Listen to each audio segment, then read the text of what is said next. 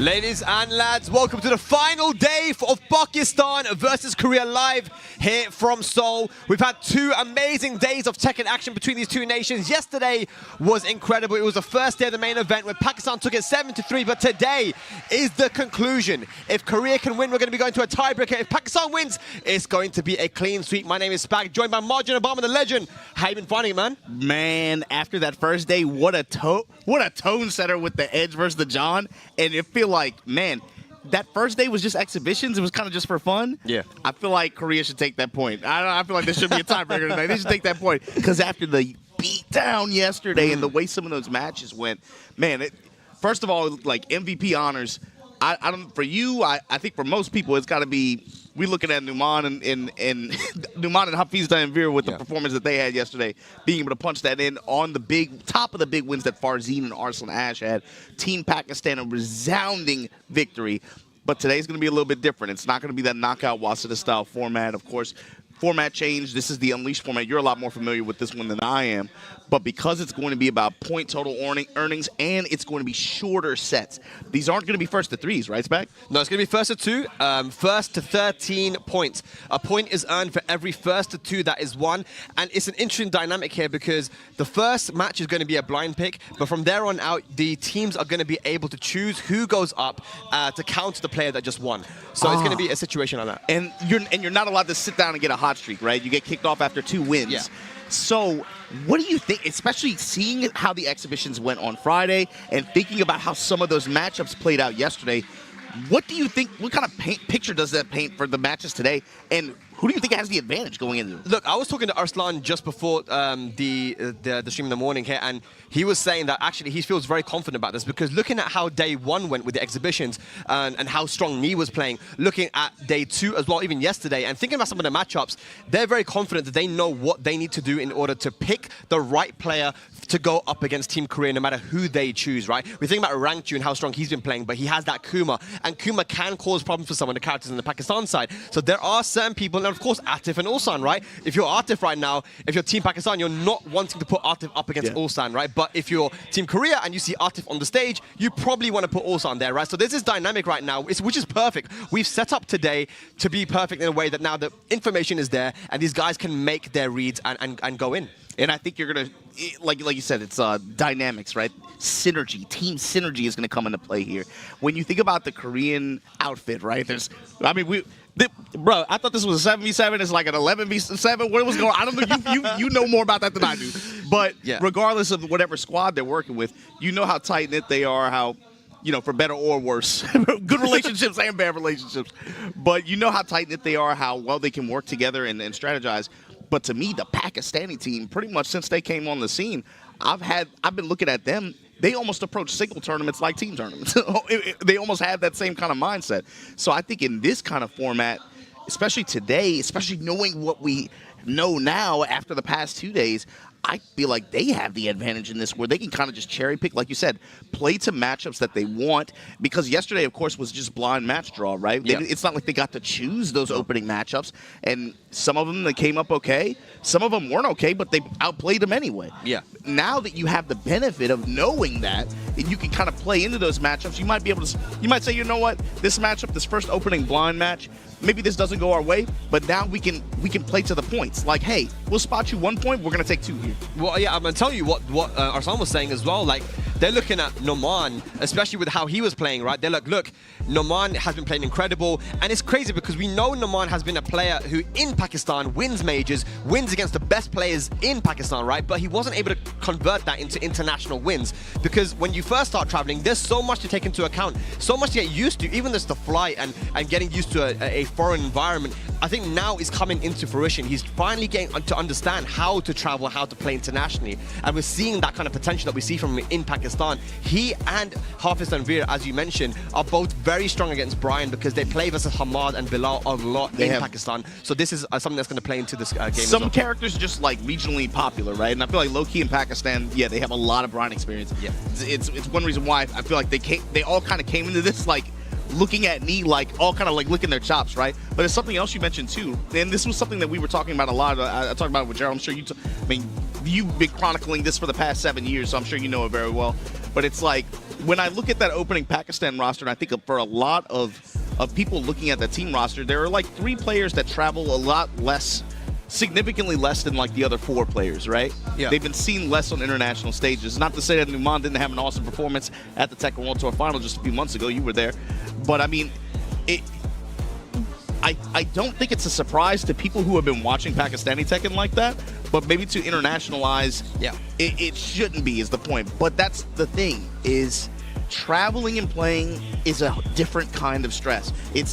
I don't want to say it's easy to win at home, you know? It's not that it's easy to win at home, it's just you're dealing with different stress factors that can all compile themselves into a performance, and being able to manage that, learning to deal with that, and then still play to your game and play to your potential, that's difficult. That's just difficult, man. And that's not something that everyone is very good at doing very quickly. That's something you might, like, some players have to get used to that, and it takes them a long time. Yeah, you have to. The only way to be able to get used to it is to do it, right? Yeah. And it is difficult. And, you know, thankfully, you got Fate Esports there supporting him. And these lads have been sponsored now, so a lot of them are going to be able to travel, especially coming up this new season coming up. But as you can see on the screen right now, the Unleashed format, guys, if you're not familiar with it, getting 2 wins or 1 loss will get you eliminated from the wave. Once all players are eliminated from the wave, it resets and all the players are back in it. And this is gonna reset and repeat until one team reaches 13 points. 13 points meaning you need to win 13 first to 2 sets. If Korea wins today in the Unleashed format,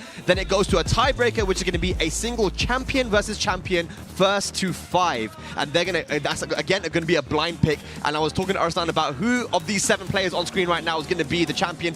They seem to think it's going to be Ni, but I think that Rangchu or Ulsan are also contenders for that. Yeah, so that was the question I was going to ask you, is like, in this kind of situation, do you go with your captain? Do you go with your gut feeling? Or do you go with who's hot on that day? So I'm thinking, like, even for Team Pakistan, right? I think most people would just be like, oh yeah, throw Arslan up there or throw Atif up there.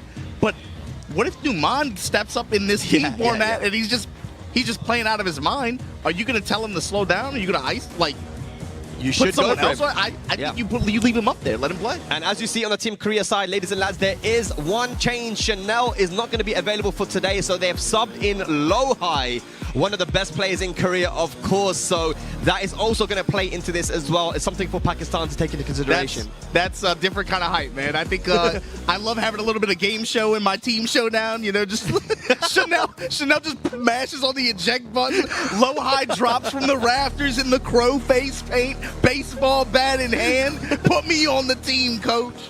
But we've got a different DRX member here, man. Of course, LowHigh is one of the best players in the world. I mean, he started off Tekken 8 last year, that Evo Japan Grand Finals versus Chikurin. I mean, a lot of people were looking at him, and then he kind of fell off a little bit, right? But he has multiple characters they can play. That is also going to be something for Team Pakistan to consider. He is a Brian main, but he has the Steve and he has the Shaheen there in the background as well. He like competes in waves, it feels like, especially since Tekken 8 dropped. I want to say, you know, he had that comeback. Came on kind of strong towards the end of last year. Yeah. But, yeah, his character pick, I think, you think he commits to Brian in this? I don't know. It's hard to say. What are the character are there character lock rules or anything? Yeah, there's no character lock. Of course, this is just first to 2, and if you lose your game, then you can obviously switch within that first to 2 as well. So there is no character lock. Then Mokujin players are enabled in for this, sure. Right? Yeah. And there's a lot of these people that know how to play multiple characters. LowHigh, though, is one of the few players from Korea that's actually been to Pakistan. He was there last year for the Bars Gauntlet and alongside Ni. And unfortunately, wasn't even able to make it into the top 8. So, I mean, he did have some trouble there in the tournament itself. But he then went to the boot camps, the various boot camps around Pakistan, and was able to play against a lot of the Pakistani players. So I'm sure this is a big change for Team Korea, because not only is he a strong player, but he has a lot of experience against Pakistanis. And of course, we remember, man, LowHigh, that famous Rajar in 2019 finals, the way he was able to beat multiple Pakistanis after that as well. He just has a good record against the Pakistani team. That's a good point. I was saying yesterday, looking at JeonDDing as well, like, that's 2 players who on a given weekend have performed very well in this team matchup specifically. In various iterations of the game at this point, but in, you know, different countries, different continents as well. Looking at how yesterday went too, JeonDDing and CBM are 2 players who I'm kind of looking at like, what are your answers today? Because they got put into the ground yesterday, right? JeonDDing, he's hopping off Eddie, he's running Clyde, and CBM, I think that Hafiz Tanvir just showed such good control and comfort and he just never really got a chance to get started like that. So my thing is, in this kind of format where you're not permanently eliminated, can they show rebound? Yeah. Even if they lose initially, can you still come back and give me some points for my Team Korea differential, you know what I mean? Exactly, and CBM, you know, I was talking to him earlier, he said he's not happy. He goes that there's a lot of stress on him right now because he's not performing, and this happens to him sometimes, right? But this is where you got to show what you're made of, right? Like a lot of people say, you know, pressure makes diamonds, and it's at this point right now where CBM, you know, he didn't have a good day yesterday, but he needs to show what he's made of, because this is where he needs to show that, you know, Team Korea is still in this, and potentially, look, Team Korea could win this entire thing if they could win this Unleashed format. And every player, because of the way the format is, every player has to put in their work. You got to think about it, too. Like you said, pressure makes diamonds, right? This is the Adam Sandler Uncut Gems type stuff. Because, look, it's one thing if I compete in a tournament by myself and I step up and I don't perform to my expectations. I have to look in the mirror. It's the man in the mirror that I got to deal with on that one. Yeah. In this kind of team format, especially one with national pride in a rivalry like this, riding on it, it's not just one guy you're letting down 9 other dudes, and and that weighs down on you, like you said. And not just that, man, it's the crowd as well, man. Yeah. You've got a massive crowd there. You're in Korea, the first time Pakistan versus Korea happening in the home country. You do not want to let your country down. But here we got Team Pakistan coming off a lot of momentum from yesterday. Margin Obama, it was 5-0 at the start until Knee, and also tried to pull it back. Look, I know y'all in the chat typing all kind of crazy shit right now. I need y'all to just type all caps, I apologize. Y'all were roasting them so bad after Friday until they came in here mad as hell and did what they on random match draw, right? Like they didn't even, some of those matchups weren't even necessarily ideal for. Some were, don't get me wrong. Yeah. They were very excited when they saw some of those match draws.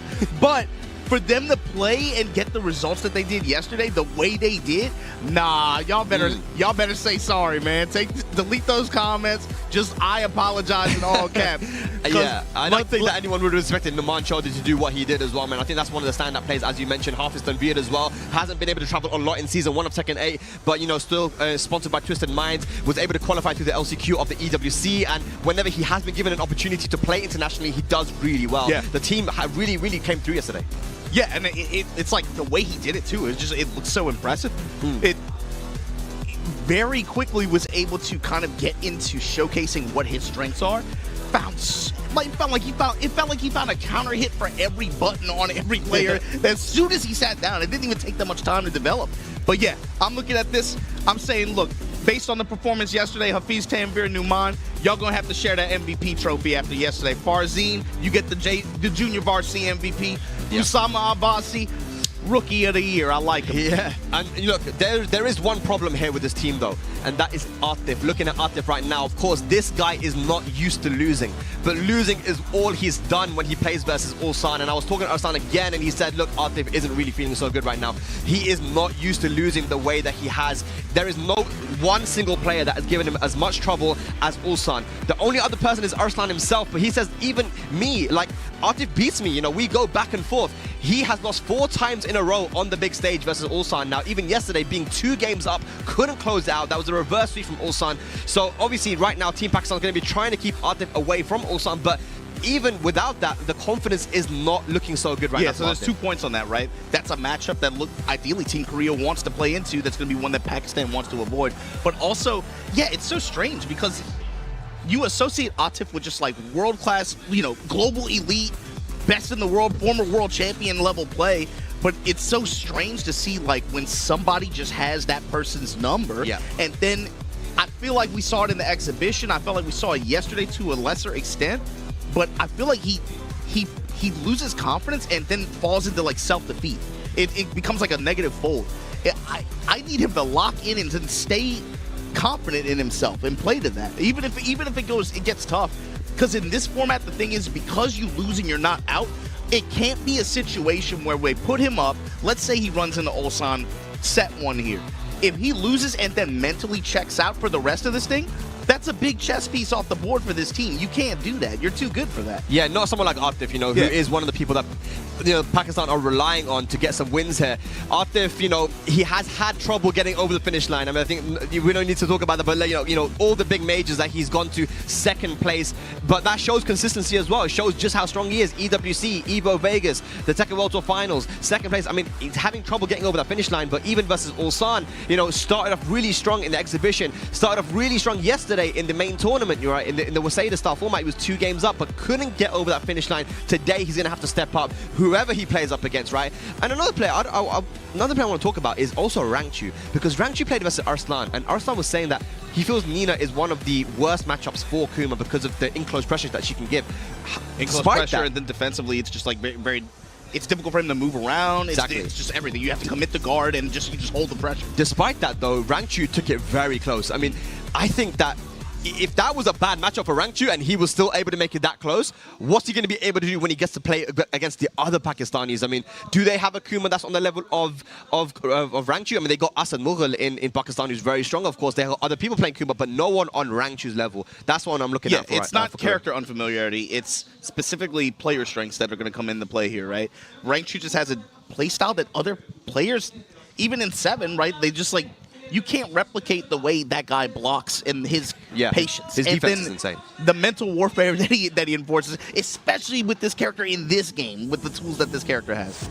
Oh man, team match Korea versus Pakistan. Guys, the Unleashed format. We could be in for a long day today, man. I feel like it's going to be very close. We're going to get potentially up to 25 or more first to twos here, Marjam. There's going to be a lot of Tekken today. I was thinking about it, especially after yesterday. I was like, yesterday was a quote-unquote blowout or whatever, right? But that still went the distance in terms of time. So I'm thinking, shit, if this one goes into, like, let's say 4th quarter, you know, and it's a close one. Go ahead and lock in, man. Get some popcorn, get something to drink. Say, go ahead and make your delivery orders in advance, because this one could be a long one. We'll see. For sure. There we go. The teams are coming up to the stage. First of Team Korea stepping up. Of course, like we mentioned, LowHigh going to be replacing Chanel. Chanel not able to make it today due to some prior engagements. It don't matter. It's not a 10v7 anymore. It's a 9v7. they'll be all right, I think. They'll be all right. Yeah, that they are, man. Oh, boy. Y'all should do that for the next NA versus EU. Just like, because you know Americans ain't going to travel, so you have to go to Chicago anyway. We're going to have to go to Chicago. So it should just be like, let America have 10 people. Just like, let them, y'all get on a plane, show up at ORD, and they just jump y'all at the airport. That's okay. We'll win anyway, man. It's fine. But there he is, man. The CEO of the DNF team. Looking very proudly at some of his boys up there, man. CBM, Ulsan. Yo, he was hitting us with that ill English yesterday on the intro. They said there was going to be subtitles. I was like, all right, English subtitles. He's like, no. He's like, hello, thanks for coming. He's like, oh shit. He got that. Okay, all right. I rate it. But have you got Team Pakistan energized from yesterday coming up to the stage right now?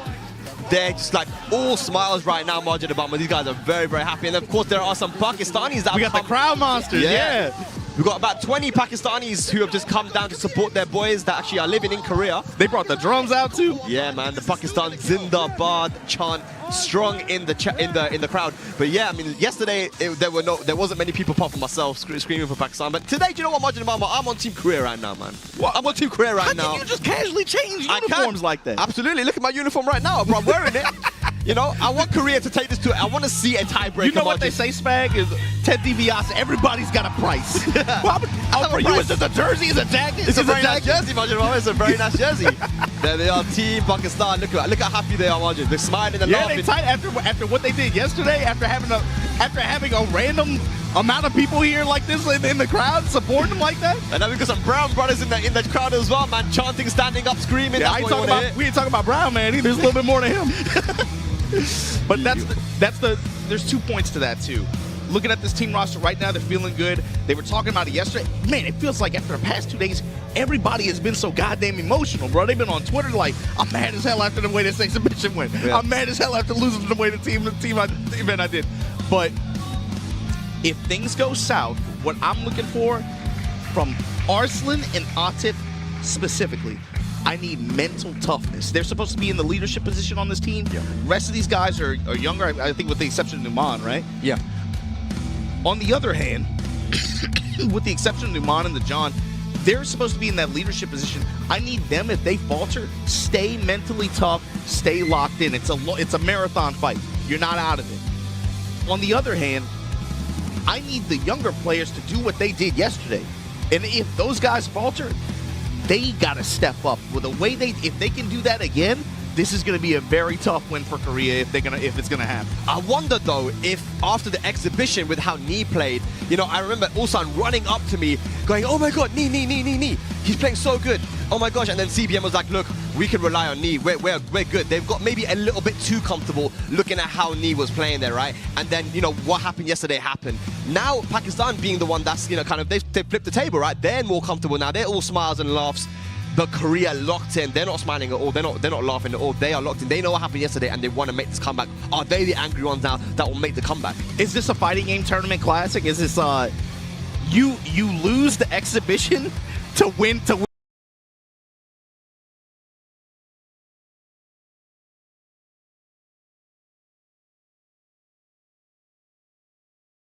tournament? You know what I mean? Or I saw some people saying, some people were sandbagging. I don't think that's true.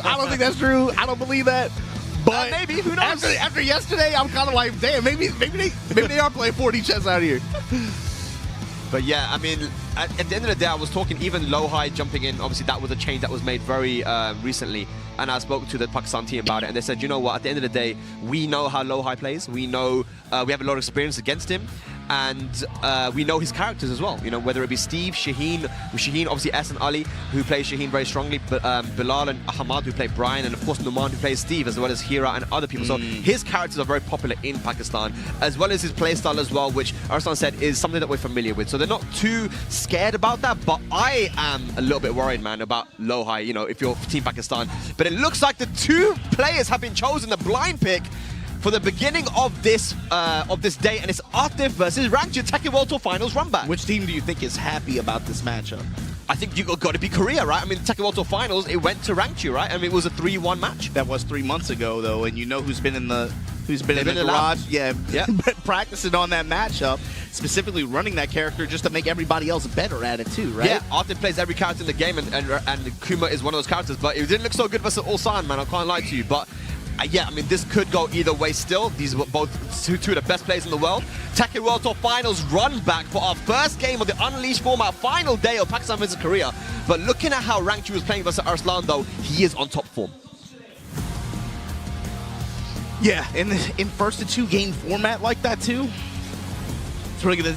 it's really gonna depend on who's coming out with all cylinders firing. I'm trying to see, like, how is Atif going to break down Rangchu's guard? How is he going to deal with some of the heat pressure? And just Rangchu has different ways that he likes to use heat as well against different players. So I'm curious what kind of tactics he's going to be using against Atif, how he's going to try to seal that win condition. If you notice, like, sometimes he'll actually just open up the heat and then try to just poke with Hunting Bear stance a little bit. He'll try to, you know, do some stuff like that. Yeah. But then in the other cases, he just relies on Kuma's base damage, and he'll save the heat just to steal a turn back and then do force a guess for game scenario right after that.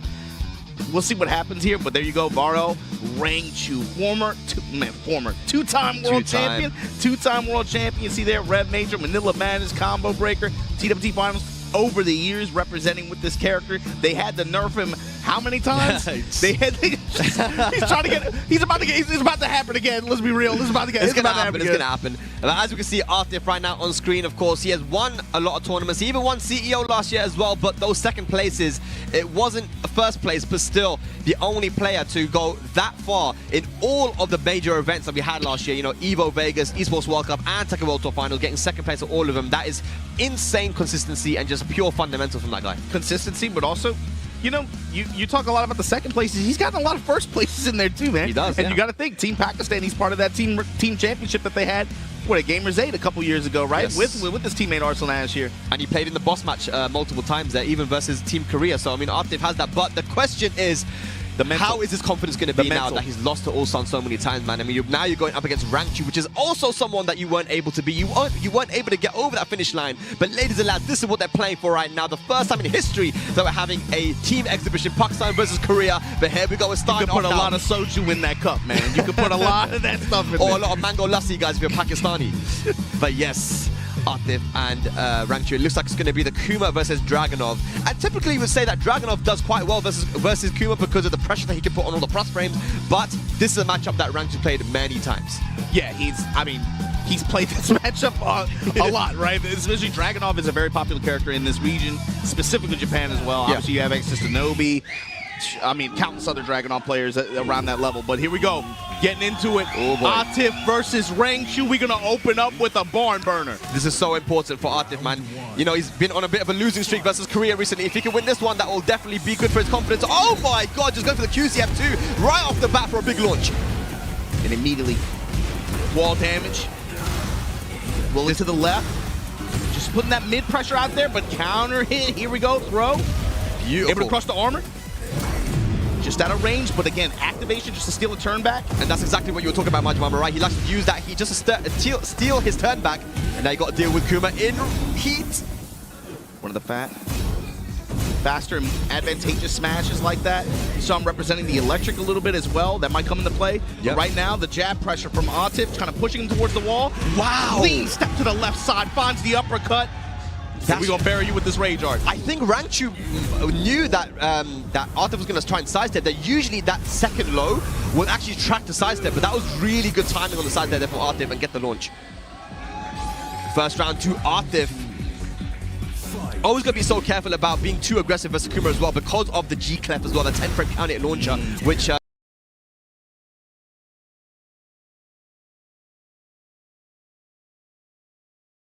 Rangchu uses so well.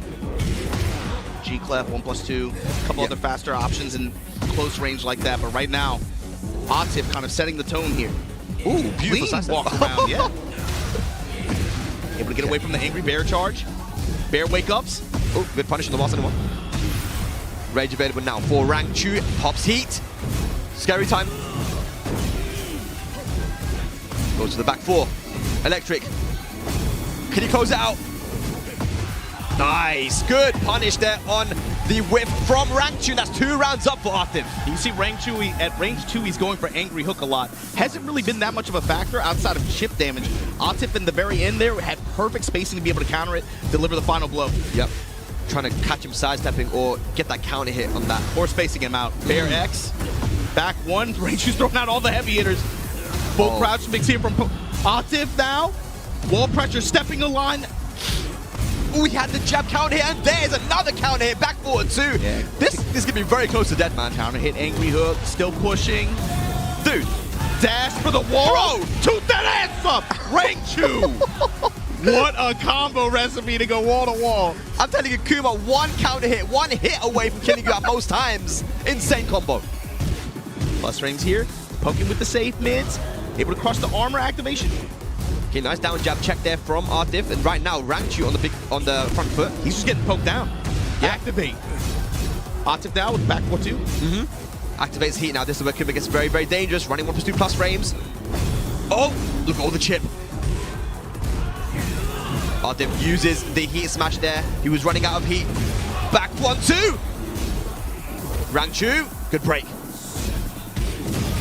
Angry hook. Oh, could have get more there, I think. Atif, no break on the throw. I think that might be dead, and it is a rare missed throw break from Rangchu. Gives Atif the first game. But again, first to 2 guys, it's not over yet. Atif has had trouble getting over that finish line, but can he get over right now and start with a win? The Pakistani crowd getting very loud for their boys in the back. You saw too, most of Rangchu's heat usage, he wasn't going to a lot of the charge options as much. He could kind of, he'll diversify that throughout the set, I believe, but a lot of times it was just about him, you know, he'll represent it a little bit. I'll show you the bear electric a little bit, show you 1 or 2 charge attacks, but really I'm just trying to go in that heat smash or heat dash, take my plus frames, take my mix. See if that changes up at all in this game too. Let's see what he goes for. You see Atif on the other end, not really going for Tundra Slasher, just going for the back 4-2 series, and then trying to just continue and apply pressure with the mental frames after. Yeah, you definitely can't test Rangchu when it comes to some of these strings or even punishment. And look at that setup, beautiful, but he drops the combo, unfortunately. The dip and scoop. Wow, that was such a good side step. Massive whiff there from Rangchu. And there's going to be huge damage now, and of course got to deal with Atif in heat. Bam, bam, bam. Special bear combo. Tried to press buttons to get hit by the heat smash. And that was just a really good read on Rangchu's heat smash timing. Clean clockwise rotation there just to be able to open up for that huge whiff and positional change. Big whiff on the full crash low. Once again, no punish from Atif. Down to the counter hit. Another salvo combo at the wall. Break this bear down. It's going to hurt. Special bear combo. Oh, Wildlife Service is not going to like this. Oh, they ain't going to like this. God. That should be dead with the right combo, right? I'll keep it simple. Atif now on set point to take the first point for Team Pakistan. Not looking good right now for Rangchu. Once again on the back foot. What can he do? Attacking the legs. Salvo combo now to engage. The natural bear legs. Those bear legs. The stubby legs. Here we go now. Atif with the life lead. No duck in the back 4-3. Punish there on the power crush. Yo, Atif was swinging. Back 4-3 had the immediate power crush after. He really wants to finish this off, man. He wants to get a win on the board. Bear electric just to create some hesitation. Has to walk around. Smash for the advantage. Low swipes. Oh, the counter here with a down forward 1-4. And Atif is going to take the first game 2-0 over Rangchu. 1 point. Atif, you got to stay mentally checked in, though. Yes. That's going to be good for his confidence. I think that's a very, very big win. And an interesting choice from Team Pakistan as well to go for the guy that's not really been on a high. What do you think about that? Give him a chance to get a point on the board. I think long term that's an okay play. Take the chance on putting him up there. If he's not performing as well as you expect, like to his expectations, I guess, like yesterday or like the day before or whatever, right? Fine, okay. You sit him down there, he's out. You're able to talk him down. But if he gets a win like that and he's able to build comfort, that confidence instilled in him, change his attitude up a little bit and get his engine revving. Yeah. This could be some good point return for Team Pakistan. It's not a terrible decision. Yeah. I mean, it's Atif, man. Like, bro, he's like a world champion. Like, it's not a bad pick. Yeah, no, for sure. I mean, that's one of the guys that you can trust to go up against any of these guys on Team Korea. So it was a great choice. It worked out for him. 2-0, getting his... That's kind of risky still. Yeah. Maybe they just feel better about Mulgold's consistency overall. Okay, as you can see, guys, Atif against Rangchu. First win going 2-0 for Team Pakistan. It looks like the only time I can see that they've played is at the LCQ back in Tekken World Tour Finals in Thailand. Mulgold versus Atif, and so I don't think they played in Tekken 8 if I'm not mistaken. So interesting choice there, but it looks like Mulgold. Maybe it's just Mulgold saying, "Hey, do you know what? I've got this guy. I can do it." You know, sometimes it's about the confidence on the day, and the players sometimes they've got to have that confidence to go up, especially versus someone like Atif. Facts. In a team battle like this, especially. Yeah. Mulgold, though, man, many achievements. You know, last year, one of the few guys that won multiple master events. He won the one in Korea and then went to the UK, winning that one as well in style. He wasn't able to really step up when it comes to the big majors, like the kind of Esports World Cup and the big, Evos and stuff. But when it comes to some of these other big majors, he was able to get those wins. Oh yeah, I mean, he was like one of the top points leaders of last year, right? Yeah. And even tail end of Tekken 7 had a ton of momentum. Saw at that very last Tekken 7 event here, he did pretty well for himself. But Tekken 8 made a very smooth transition. Obviously one of the top-seeded players going into the final last year. Won Master Cup with JeonDDing a couple weeks ago. Coming into this event, though, yesterday was rough. Hafiz shut him. Oh, man. Yeah. The way yesterday went down, he got shut down. What was it, Usama that beat him, right? Usama, I believe. Yeah. So, again, not a great start, but... You got to imagine that these guys are not the type of people to lose and just sit down, man. You don't take the loss sitting down. You gotta be able to stand up. I'm sure they got less sleep than we did reviewing tape and going over match reviews. For sure, man. And this is an interesting choice. Like I said, no Ulsan to try and take out Atif early on and get a point on the board. But, Mulgold, he can definitely get the job done as well. Here we go now. It's going to be Dragunov versus Claudio. Main versus main. Can Atif get another win on the board for Team Pakistan? And let's see the momentum. Who sets the tone here in this matchup like this? Atif's going to likely try to just get in jab range like that, poke him down a little bit, get some plus frames. But can Mulgold create enough space to get the Claudio engine started with the running threat of running 2, the knee, And the back one, yeah. back 1, then run the Claudio classic, sidestep 4, find his heat activation, and then just make the pressure that much scarier, especially with a wall to support him. For sure. Plus frame, more plus frame. Look at the confidence here from Atif. Catches Mulgold pressing buttons and gets counter hit by the back 4. Dashing forward in his face as well. Atif feeling himself. Showing back 1 in round start, back 1 going to the classics. This is the redemption arc for Atif right now, man. Trying to do it for Team Pakistan. Another down forward 3, but no confirm from Mulgold. Yeah, and you see Atif's approach too. A lot of dash feints just in case he steps to realign, but he's just trying to get into close quarters, play compact, keep Mulgold locked down under his terms. But there you go, the Blue Moon Burst. Oh, dropped the combo unfortunately, but nice jab check there. Rage available, and he, up forward 4. Wasn't it 2? The trade. In Mulgold's favor, back 1. Wow. Wow.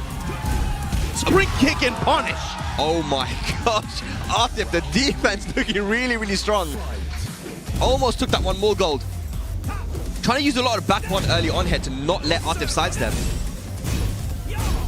This is where Claudio can be very dangerous, but back 4-3, the timing on that from Atif again. 1-2-1 count hit. 1-2-1. Plus frames. Push towards the wall here.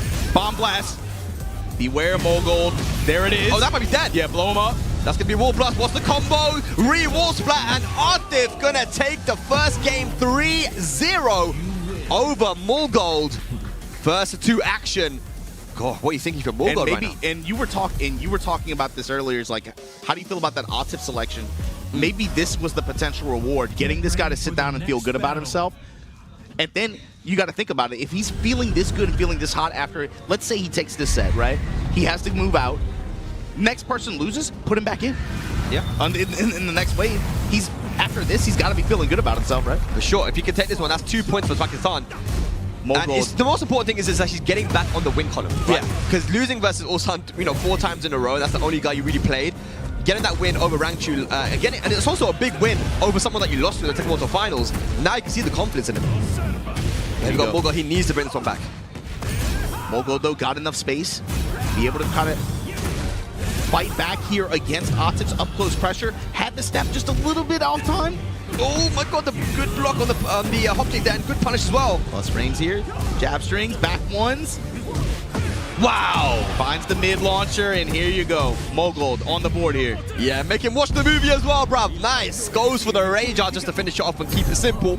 But I like that down forward 1 usage there from Mulgold. As soon as he saw a little bit of a whiff from Atif, down forward 1-2. And that's what happens when you're someone as aggressive as Atif is. There will be openings for those whiff punishes.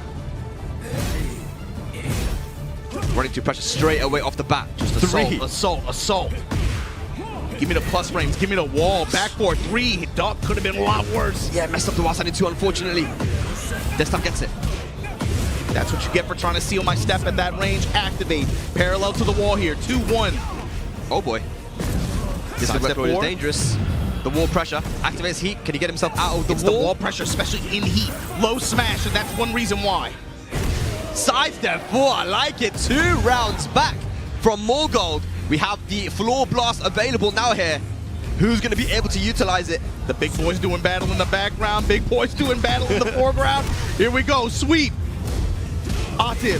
1-2-1. Salvo combo. To engage here. Plus frames. Sidestep 4 activates heat now. Here we go. Both guys in heat. Back 4 didn't commit to it though. 1-2-1. And that should be the round. Good stuff there. The floor blast still not used. You see now Mulgold's trying to open up a little bit more in neutral too. He's not even really that worried about the wall. He's like, to hell with it. I know you're going to sit there and you're going to block mid. Sidestep 4 and raw just open. Oh man, Mulgold's being very patient at the moment. You don't want to be too patient though. Back 4, what a punish there from Atif. Should be able to find the wall head with his combo as well. Great vision from Atif here. Oh my god. Wall with the spin, with the blast. Big boy combo. Are we going to a final round? Activates heat. Can he get some of that health back? Yeah. Oh! Blue Moon Burst, you gotta always be wary of it. This character, this player especially, once he has heat, it's about how many times can he get some of these options off. But there you go, Atif bringing it back anyway. Looking for the reverse sweep here. Atif, can he close out this set? Trade in his favor. UCF 4, more plus frames. The hatchet kick, back 4 counter hit. Mulgold on the back foot. Enrage, back 4-2, just pressure after. Oh! Got is the that flow, gonna be got it? the win. Atif 2-0 over Mulgold. Back-to-back wins for Atif. He has to get off, but that was a 2-point return for Team Pakistan by putting up hit Atif on the Vanguard position. Yeah. That's the man. What a call. What a call from Team Pakistan to put the guy that's been on a bit of a losing streak up there just because you know, like you said, Margin, that's Atif Butt we're talking about, man. One of the best players in the world, you know, one of the most consistent players in the world, and you know eventually he's going to make that comeback. That now means, guys, in the Unleashed format, that Atif is now eliminated from the wave. You can't have one person carry the team all the way to victory. So 2 points is the maximum that one person can get until the wave resets again. So Team Pakistan will now have to choose another player to go up, and it's going to be a blind pick situation now. 1 pick from Team Korea and 1 pick from Pakistan. But a 2-0 lead, man, that's a good start. You can see the team captain there, Arslan, up talking to his team, maybe trying to figure out who's feeling good about themselves, who wants to go up there and challenge Team Korea. They've given their pick now to the judge, just waiting on Team Korea right now. If you're captain, who would you put up? For Team Korea? For Pakistan. For Pakistan, to be honest, I would actually put up Arslan himself. I would say, you know what, go straight up there, put Arslan and Atif straight in there. I would say Arslan or Numan. Oh, Numan, yeah. I mean, Numan playing incredible as well. Just try to carry on the momentum. You don't want to get too comfortable with that 2-point lead. I think Korea could probably take a lesson from Pakistan at this point. Put up CBM. CBM. Oh, CBM. Yeah. CBM. Okay. You know, had a dry spell yesterday, right? Put him up today. And just see what he can do. See if he can at least just put you back in the game here. But would you do that if you were 2 points down though? Yeah. Still? Yeah. You got, bro. It's with him. You gotta have faith that he's gonna be able to do something. Yeah. CBM, oh, and there it is. Yeah, Margin Mama. You're thinking just like they are in Team Korea. So CBM looking to get up and get a win on the board as well. Like he mentioned to me earlier, now his confidence isn't so high at the moment, and he had that last year in the Tekken World Tour as well. There was a period where he wasn't feeling himself. He was getting too many 7th places. He wasn't able to progress any further than that. I told him to relax, just trust in yourself, believe in your practice, and he played a lot better after that. It's waves, right? It feel like he's on for a period of time. Other stuff happens, he falls out of it, but then when he comes on, he's on.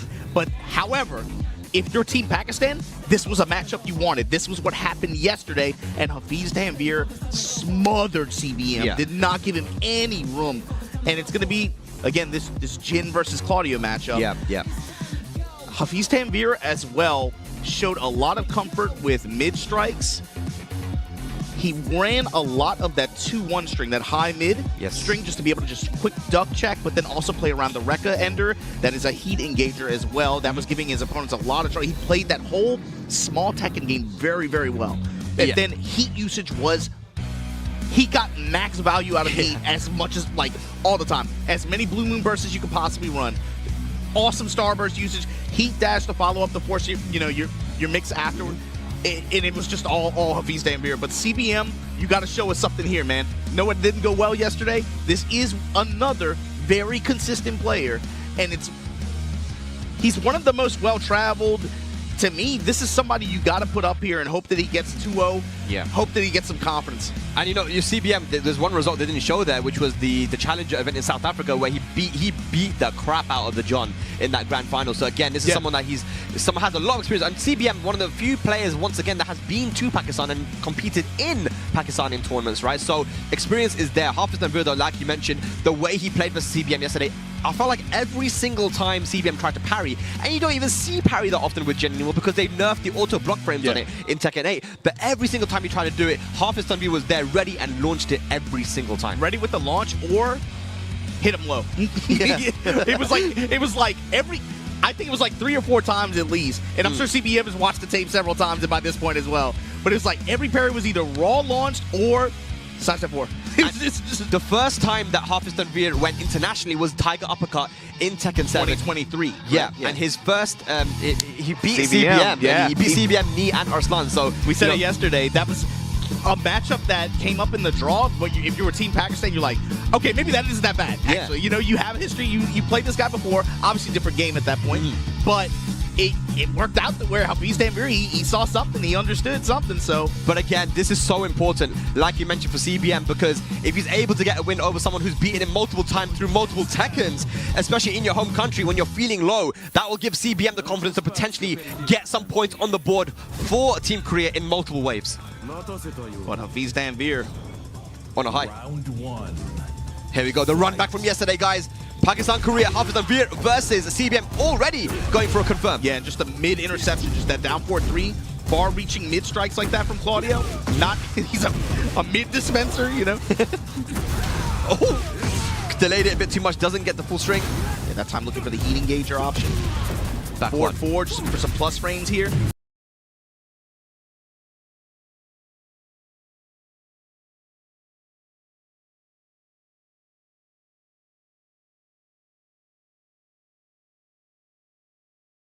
Poking him low, Hafiz Tanvir giving him a lot of different looks. Yeah, still very even though, and CBM has heat available. One heat smash and you're dead.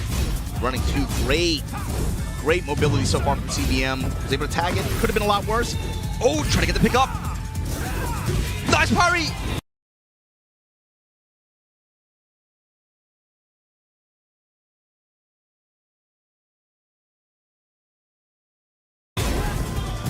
Dive kick. Okay, down back 1+2 used. One more hit's gonna do it here for CBM. Gotta be careful though! Oh boy, oh! Nice! Trying to go for the classic setup, the down back 2-1 into hop kick. It worked so much yesterday. That got scary too.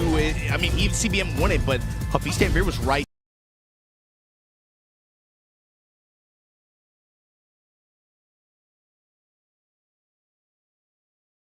There in rage, his mid-low mix and sense of timing is so good.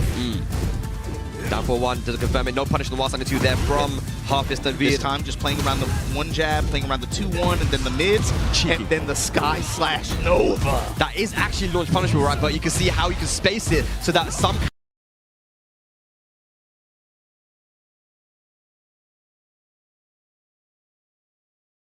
characters can't reach, and that was a beautiful hop kick punish there from Hafiz. Spacing trap, and there you go. Big burst of damage at the wall like that. Staggering his timing too to intercept, throwing CBM off, threw his hands up. He said, hell no, bro. We're picking up where we left off yesterday. Yeah, just like you said, man, using a lot of that 2-1 and baiting out that parry, beautiful. But a forward 4 counter hit here from CBM. Big damage. Savage sword. Spring kick managed to hit. Nice! What a whiff punish there from CBM on that whiff throw. 1 round away from taking the first game. Whiff throw, maybe was anticipating close quarters, being able to try to intercept one of the slower options before a step. CBM 1 step ahead. I'm chilling. Yep, punish that. Nice punish with the 2-4. Goes for the throw, nice break from Hafiz Tanvir. The defense looking nice. Counter hit into the confirmation here, into heat. Oh, this is looking good for CBM now. Has all the pressure. That's plus frames now. At the wall goes for the hell sweep. Not blocked from Hafiz Tanvir. One more hit's going to do it here and goes for the down 4 again. 7 golden layers. CBM on the board. I want him to show CBM on camera right now. That's got to be a big confidence. That it doesn't seem like it's a lot. I think for him, that one game alone has to be a big deal. Like, yo, I am CBM. I am him. He's remembering who he is, man. And JeonDDing right now coming straight up to give some advice. Those down 4s were working a lot. You know, that's something that we didn't see yesterday. Just abusing that low. -12 only. It's a complete high crush. Using it a lot just to annoy Hafiz Tanvir. Especially because a lot of Hafiz Tanvir's pressure came from that. Obviously, like, a lot of mid pressure, but he does rely a lot on single 1 jab. Yep. And then the 2-1 string, right? That high mid string with the threat of the 1+2 follow-up. That's a heat engager. You see him going for that a lot in compact scenarios. Being able to just crush those sometimes and tell him, yo, chill out, bro. Back up a little bit. Go back to fishing for mids. Let's play a little bit of neutral before you try to run me over real quick. And he has a good stage to do it on, man. We've got the Coliseum now, the 3rd biggest stage in the game. The wall's not going to be so close. Another nice confirm there with the down 4-3. But yeah, Atif giving a lot of words to Hafiz Tanvir. Of course, Atif was a Jin player back in the day as well. And CBM telling this kid to take a break. He's like, yo, man, we on PlayStation 5? Yo, you locked in too much, man. Take a break. Back up a little bit. Nice. Low strikes there in mid-range. Hafiz Tanvir. Very good. Takes the first round in game 2. And not putting the brakes on at all, man. He's still playing aggressive, playing that close game. Back 4-1, but then the heat engager from Hafiz Tanvir. Oh my god, wow. Great mix of low strikes there after. The aggression. Back 4-2, that's going to be a full launch with heat. Does he kill though? The scaling, I think even with the scaling, that running 2 is going to do a chunk of damage, and it's 2 rounds really quickly. It's crazy sometimes the combo theory in this game, how it works out. And you forget about how heat dash works with some stuff. The combos are so long, pre-tornado spin in some scenarios like that. Nasty long combo. Okay, CBM, what can you do to answer back? Oh, good sidestep into the back 4-1. That's one move we see that Hafiz uses a lot that Mulgold doesn't. Just throwing out that back 4-1. Second hit is a high, but no one's been ducking it. Again. And goes for the mid this time. Yeah. 3 rounds straight. He used it a lot, very effectively yesterday as well, against Knee too. Yeah, that's true. Yeah, he's just not really afraid to even just do it sometimes. Yeah, no one's ducking it, man. And at the end of the day, he just goes for the mid option, maybe expecting CBM to try and duck that time, and just got hit by the mid. So, again, yeah, he believes in his timing. He knows when people are going to come in. But even if they block it, no one's been ducking it. He does a good job, too. He might not be going to it as much just because of the threat of Jin and threat of parries and stuff like that. But he does a good job of mixing it up with some of the other mid strikes, like down forward 3, some of the other options that Claudio has at that range. Okay, final game here, guys. Can Korea get a point on the board? Break the glass, break the balcony too, no? Oh, try to. Just a little bit shy, goes for the mid option. Blue hands available. Oh, it's a trade. Allows him to get the can-cans there because of the trade.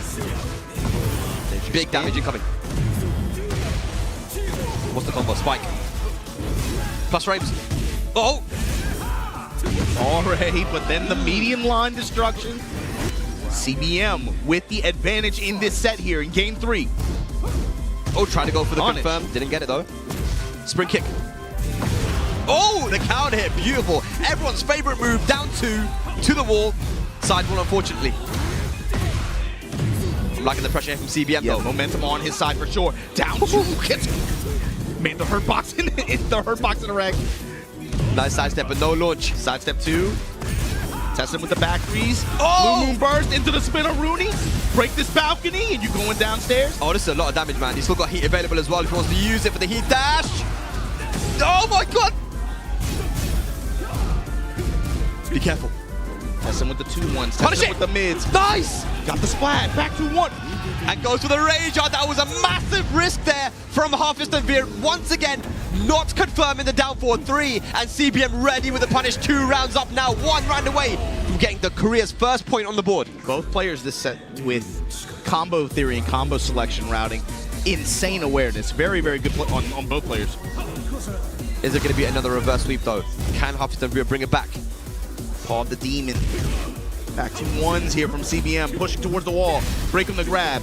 Hook fist. Hafiz Tanvir playing a lot more passive now. Good duck and punish. It's going to be a full combo, but the side wall might come into play. No, it doesn't. Should be able to get the second wall. No. Parallel to it, but going to rotate with him on the Ukemi, but here.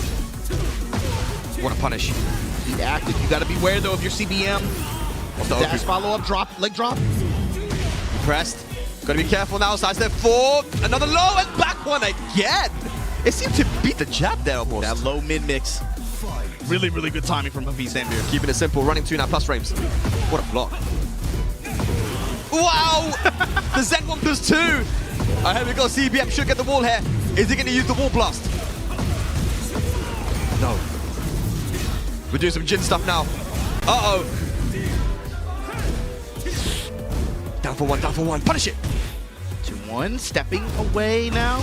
Clockwise rotation. Hafiz Tanvir has a chance if he can use this wall. Activates heat. Oh, the parry! Parry that shit!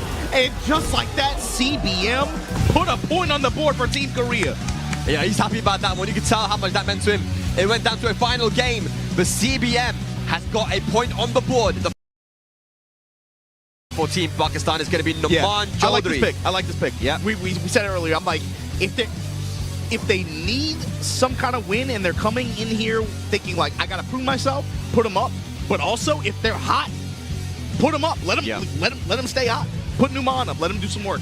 Okay, so they have chosen Numan JeonDDing to come up here.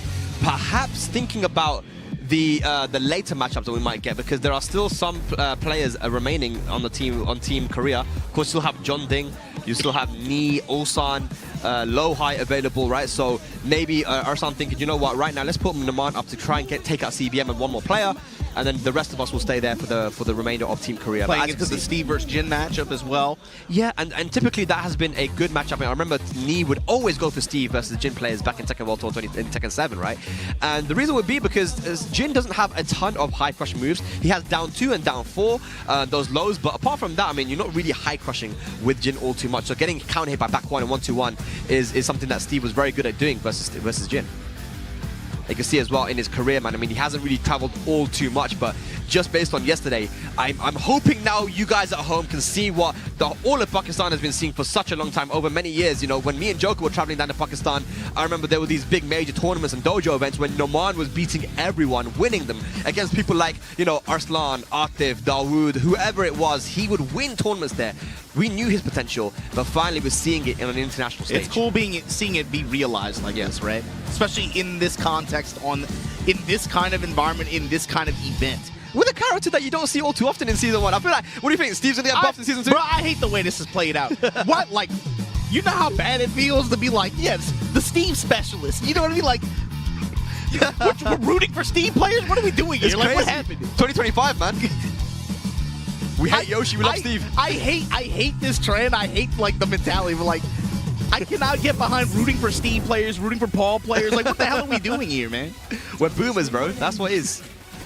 It's a new time. Here we go. CBM versus Numan Chaudhary.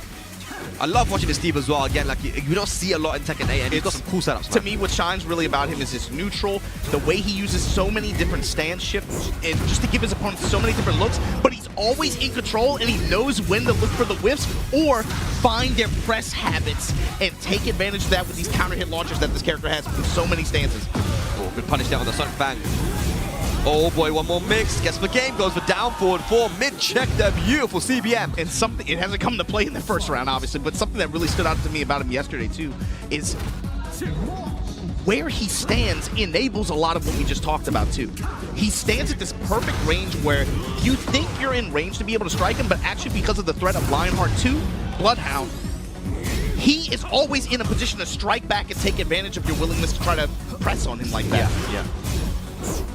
He used that over air very well there versus Ulsan yesterday. Yeah, and he converts it too, is the thing. You know, converting the, oh my god, taking the camera. Dude, the sidestep on the heat smash. Oh, back one, counter hit. The haymaker. Side to the jaw. The great equalizer. Bomb blast wall behind him.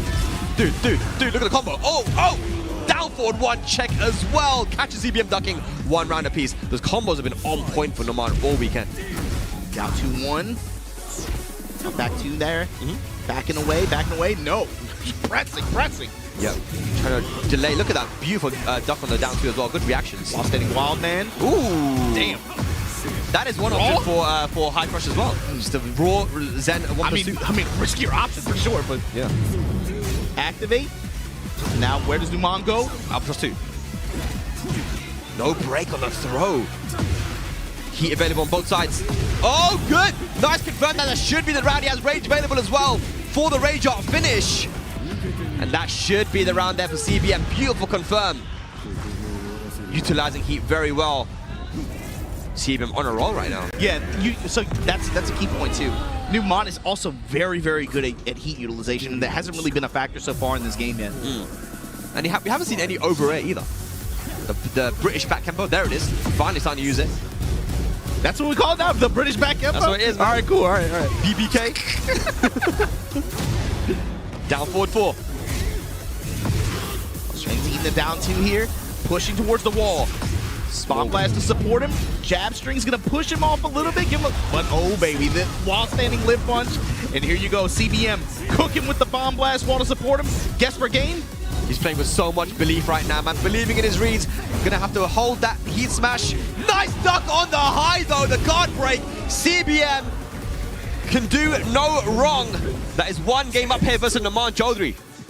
Kind of surprised that Numan committed to the Lionheart, especially the you know, going for the high option there as well. I thought for sure he's just gonna try to just use it, just take the pressure after. Yeah, I mean we saw him go for the mid so often yesterday that maybe he was thinking CBM surely won't duck in this situation. Won't duck, right? yeah. Because the mid is so dangerous as well. But no, he was 1 step ahead. Now we go to the Yakushima. Here we go. Can Numan bring it back? Round 1. What a crazy start this would be if CBM can bring it back to 2 games apiece. 2 points apiece. Yeah, and we touched on it earlier too, but heat has not been so much of a factor for Numan in this set so far, and it was in the sets yesterday. He was running a lot of two-phase, getting that mix-up with the clinch, and being able to get wall situations or just taking the confirmed damage with the two up. Yep. Down 4-2 into the Sway launcher. Here we go. Still have the life deficit though. There you go, working it now. That's guaranteed. And again, a duck.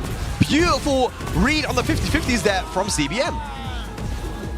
Maybe expecting a parry or something there. I'm not sure what Numan is thinking, but that's 2 times that's been ducked. Forward 4. Dive kick plus frames. Down 4.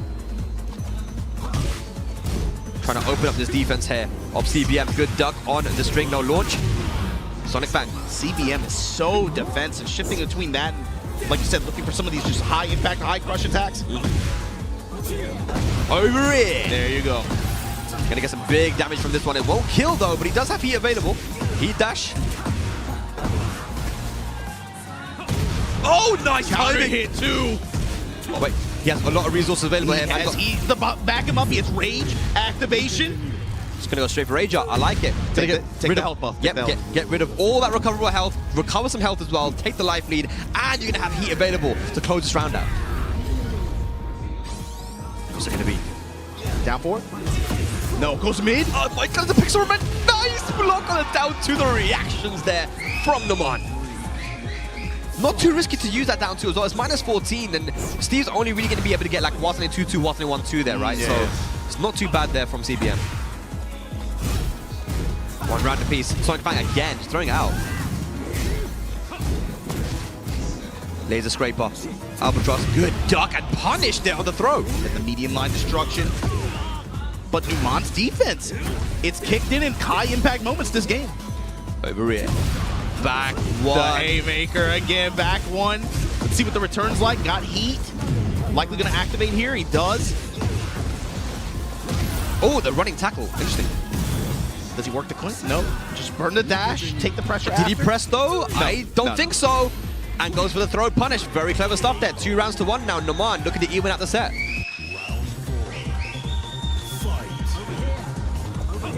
Oh my god, he's finally starting to use the overread. Look at that, using the weaves and ducks like that. In conjunction with Lionheart stance. Yep.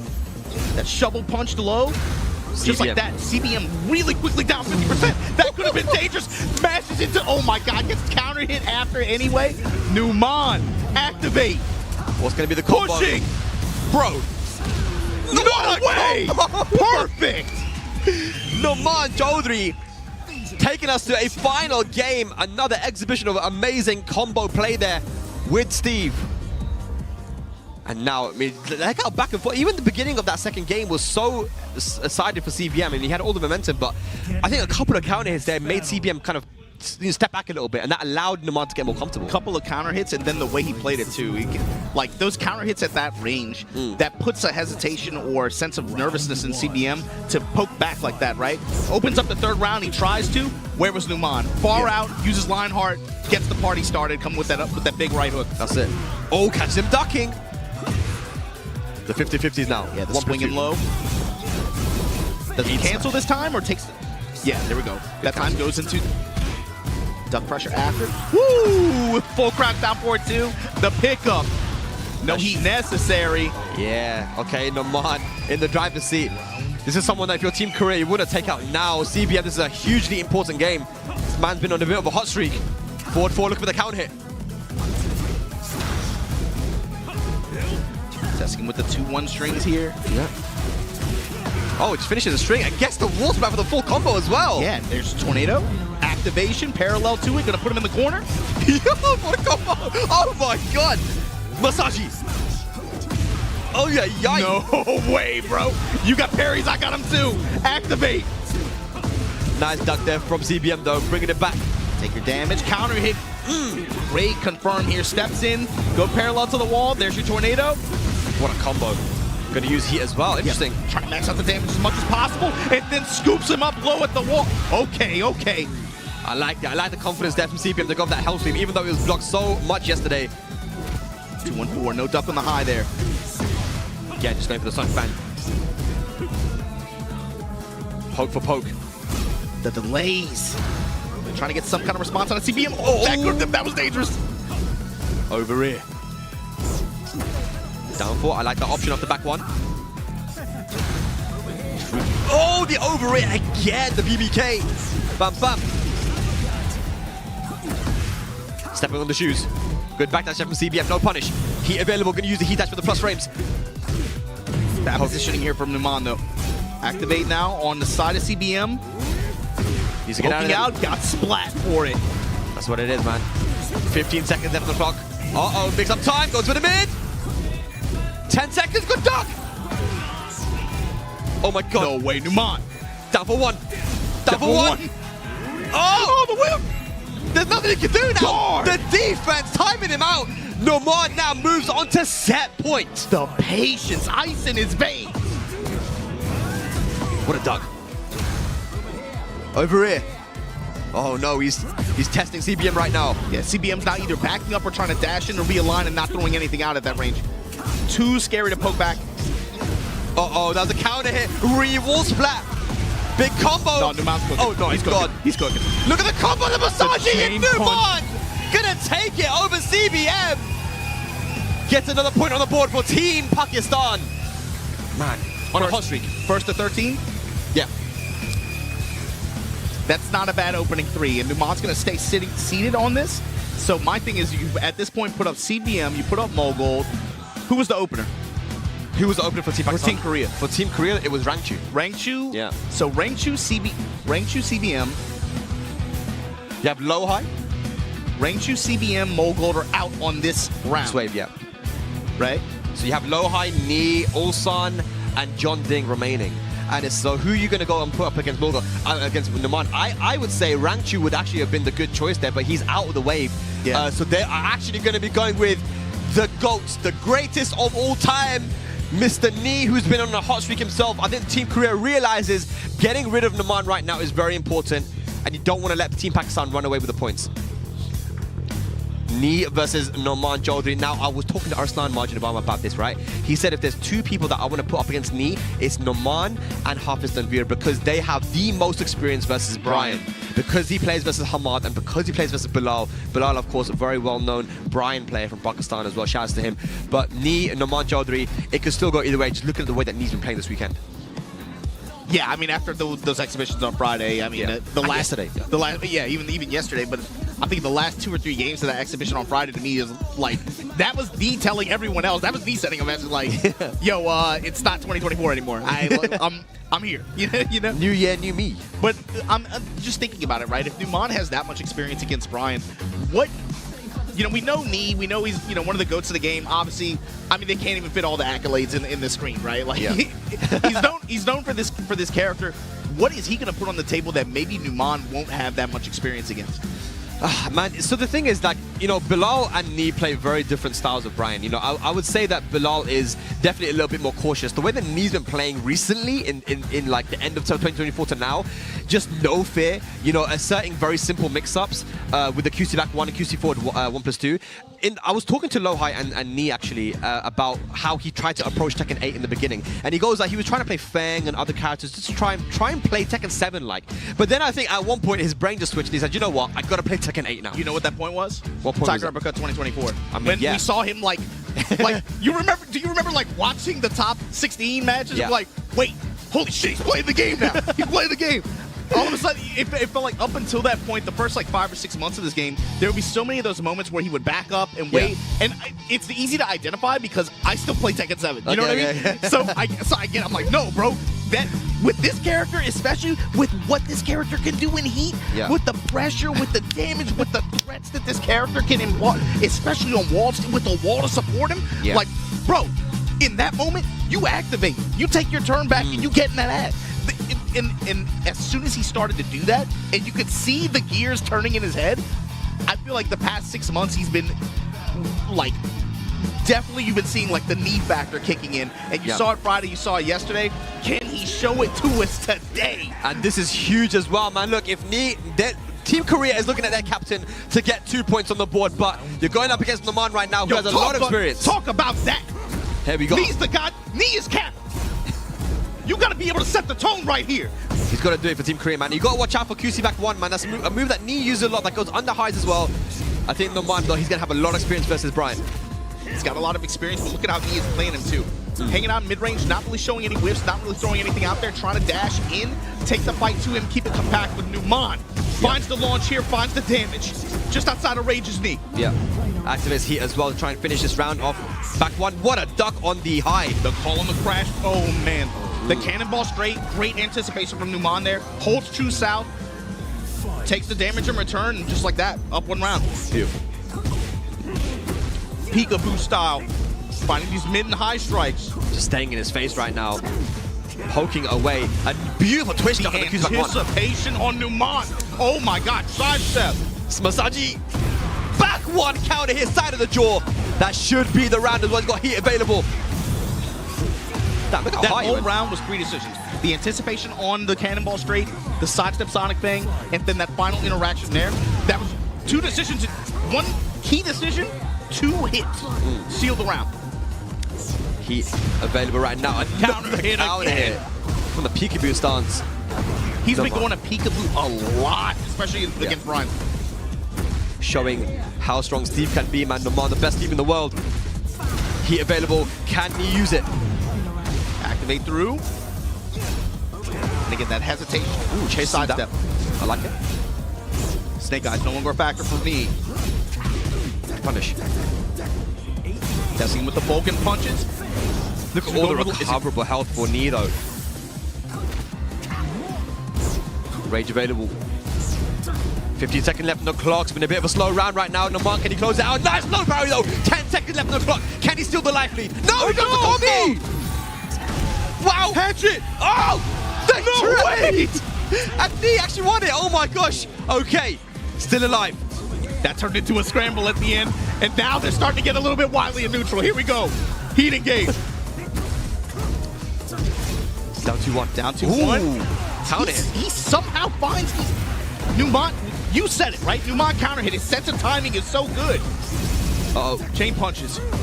Back 1. Trying to Cannonball straight. They go for the mid. What a sidestep. Good break. And a rocket punch to finish it off. Numan, 1 game up versus Knee. Oh, you can see the stress on his face, though. And even though he's winning, you know. Like you said, though, it's not. It's his sense of timing. It's easy to get distracted with. Like, he's always finding the counter hits. It felt like he finds a lot from peekaboo stance in particular. Yeah. But it's also defensive timing as well. He has such a good read on whenever Knee wants to approach with cannonball straight. Yeah. I feel like it hasn't even been a factor. He's ducked like all of them. Yeah, he's been twitch ducking so well at certain timings that every time he's trying to go for that QC back 1, it's been ducked and he gets a small punish on it. And the best part, too, is he's playing the layer 2, where what does every Brian player do?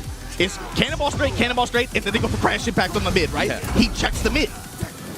That's what happened. A beautiful whip punish there on the 3+4 as well. Numan looking very strong, but 3+4 once again finds the counter hit. Knee. Brian Classics finds the counter hit here. Gets the eyes active, gets the heat active. High wall parry. Ugh, bro. Dirty combo. Put knees on your chest. Smash. Oh, no. No way, Numan. Straight into the Ranger. Because of the scaling, that should be dead as well. Numan somehow finds the round. Good night. Good night. 1 round up here, second game. Oh wow, Sonic Fan guaranteed. He engaged. Clinch. Uh-oh. Guess is wrong. This time takes 50 damage for his trouble. Over here. A nice punish. Yeah, crash impact, max range there. Hatchet kick, not running the 4-3. Look for a counter hit.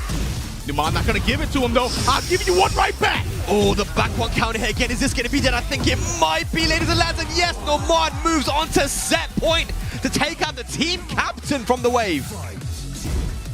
Potentially big plays here in Wave 1 from Team Pakistan. You saw him looking for the Lionheart too. Stepping on the shoes. Good punish down the whip forward 3. Uh-oh, guard break. Guard break.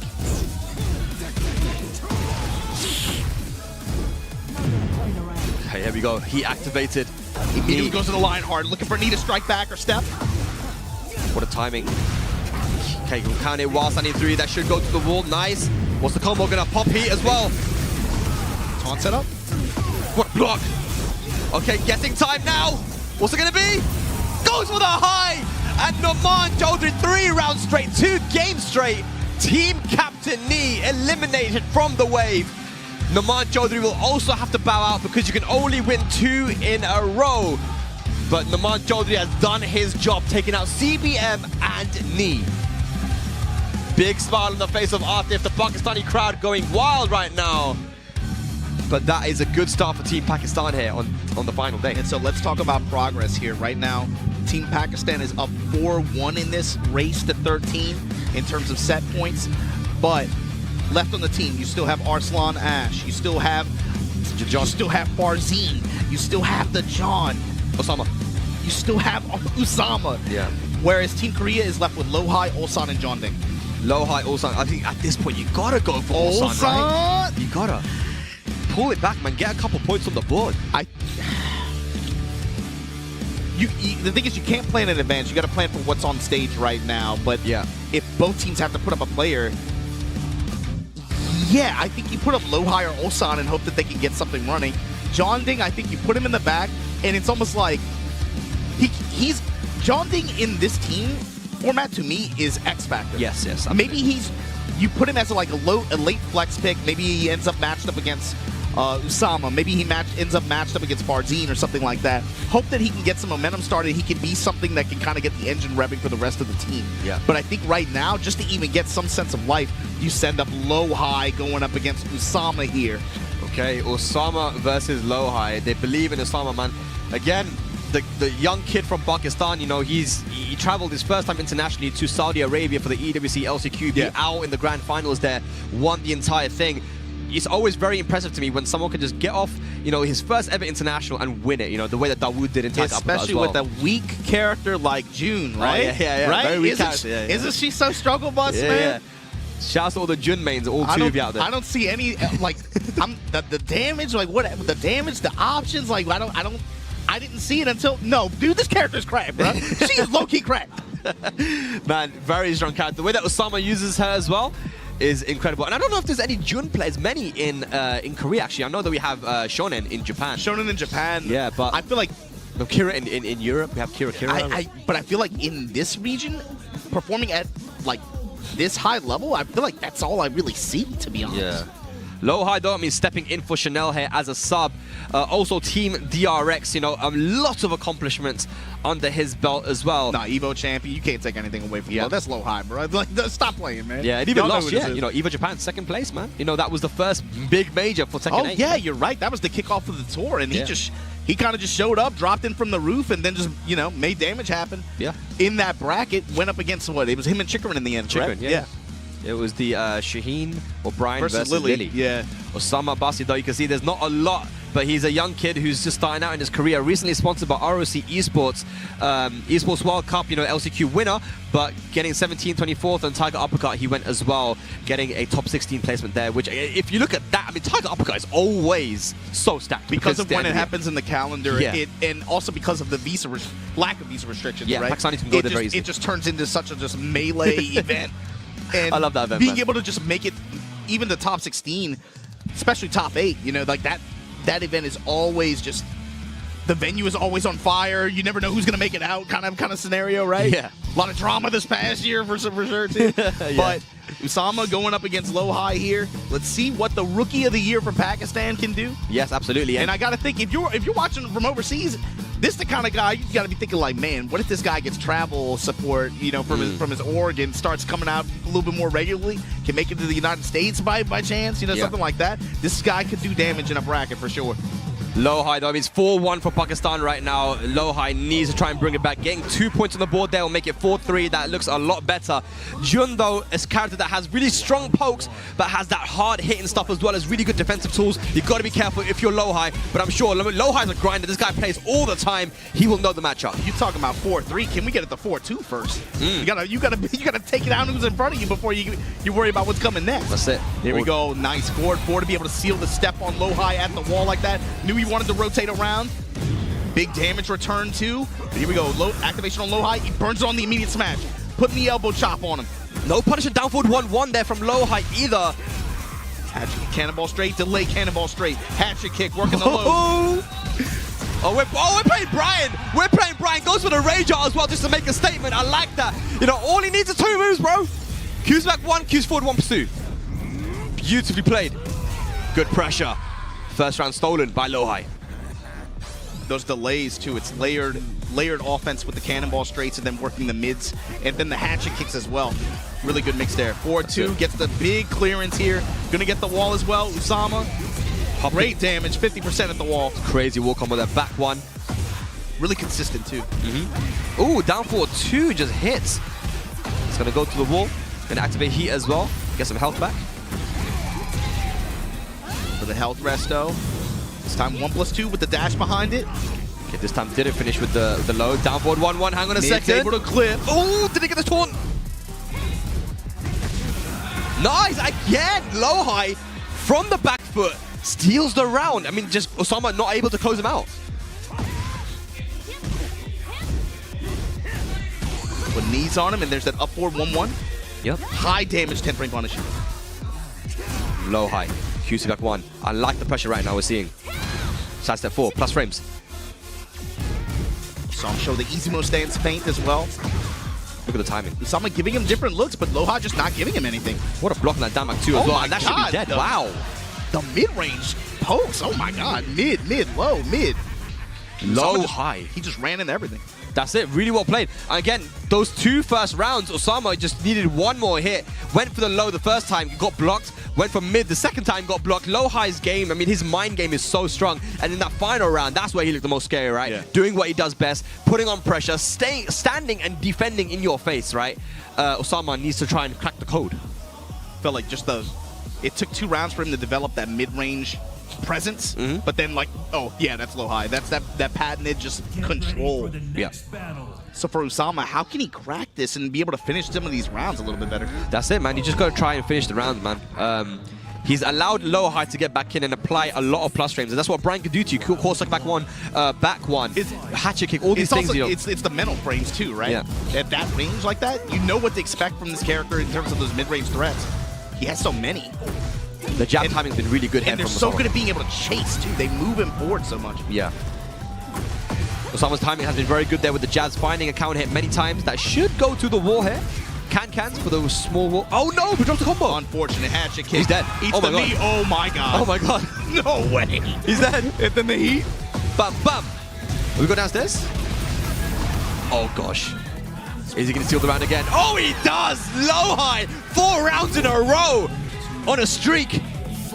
4 rounds in a row, and that's the 3rd round like that where Usama gets the head start, and then LowHigh just turns it around. All it takes is 1 interaction. Yeah. Activate. Okay. Oh my god. Taunting on him. There we go. We're going down there. Taunt, he smash. Get a full combo on that floor break to the wall. Tornado. 7 golden letters, and there we go. 5 rounds in a row here versus the young rookie from Pakistan, LowHigh. Teaching him a lesson. Good sidestep. Mid strikes from Usama here, but right back at you with the Vulcan combo. He's also blocked every single down back 2 as well. He's reacted to those. Nice. Once again with the life feed, man. But forward 3 counter hit. Golden skeletons. Full combo incoming. Activate again. Now how does LowHigh play this? High splat. What's it going to be? Here we go. Oh, the heat smash. And LowHigh getting another point on the board for Team Korea, looking so calm and composed. And Usama is going to have to bow out of the wave. Very well played, man. And you know, you said it yourself, Majid, about maybe you put LowHigh up here, man. Maybe you get him with Ulsan up to try and get a point on the see how he's playing as well, because he wasn't involved yesterday. Subbing in for Chanel, but that's a good start for LowHigh. That whole set was LowHigh like, I know how to use heat with Brian. It felt like all the rounds that he stole, he leveraged heat so well. His combo routing, combo theory in conjunction with walls, and heat usage.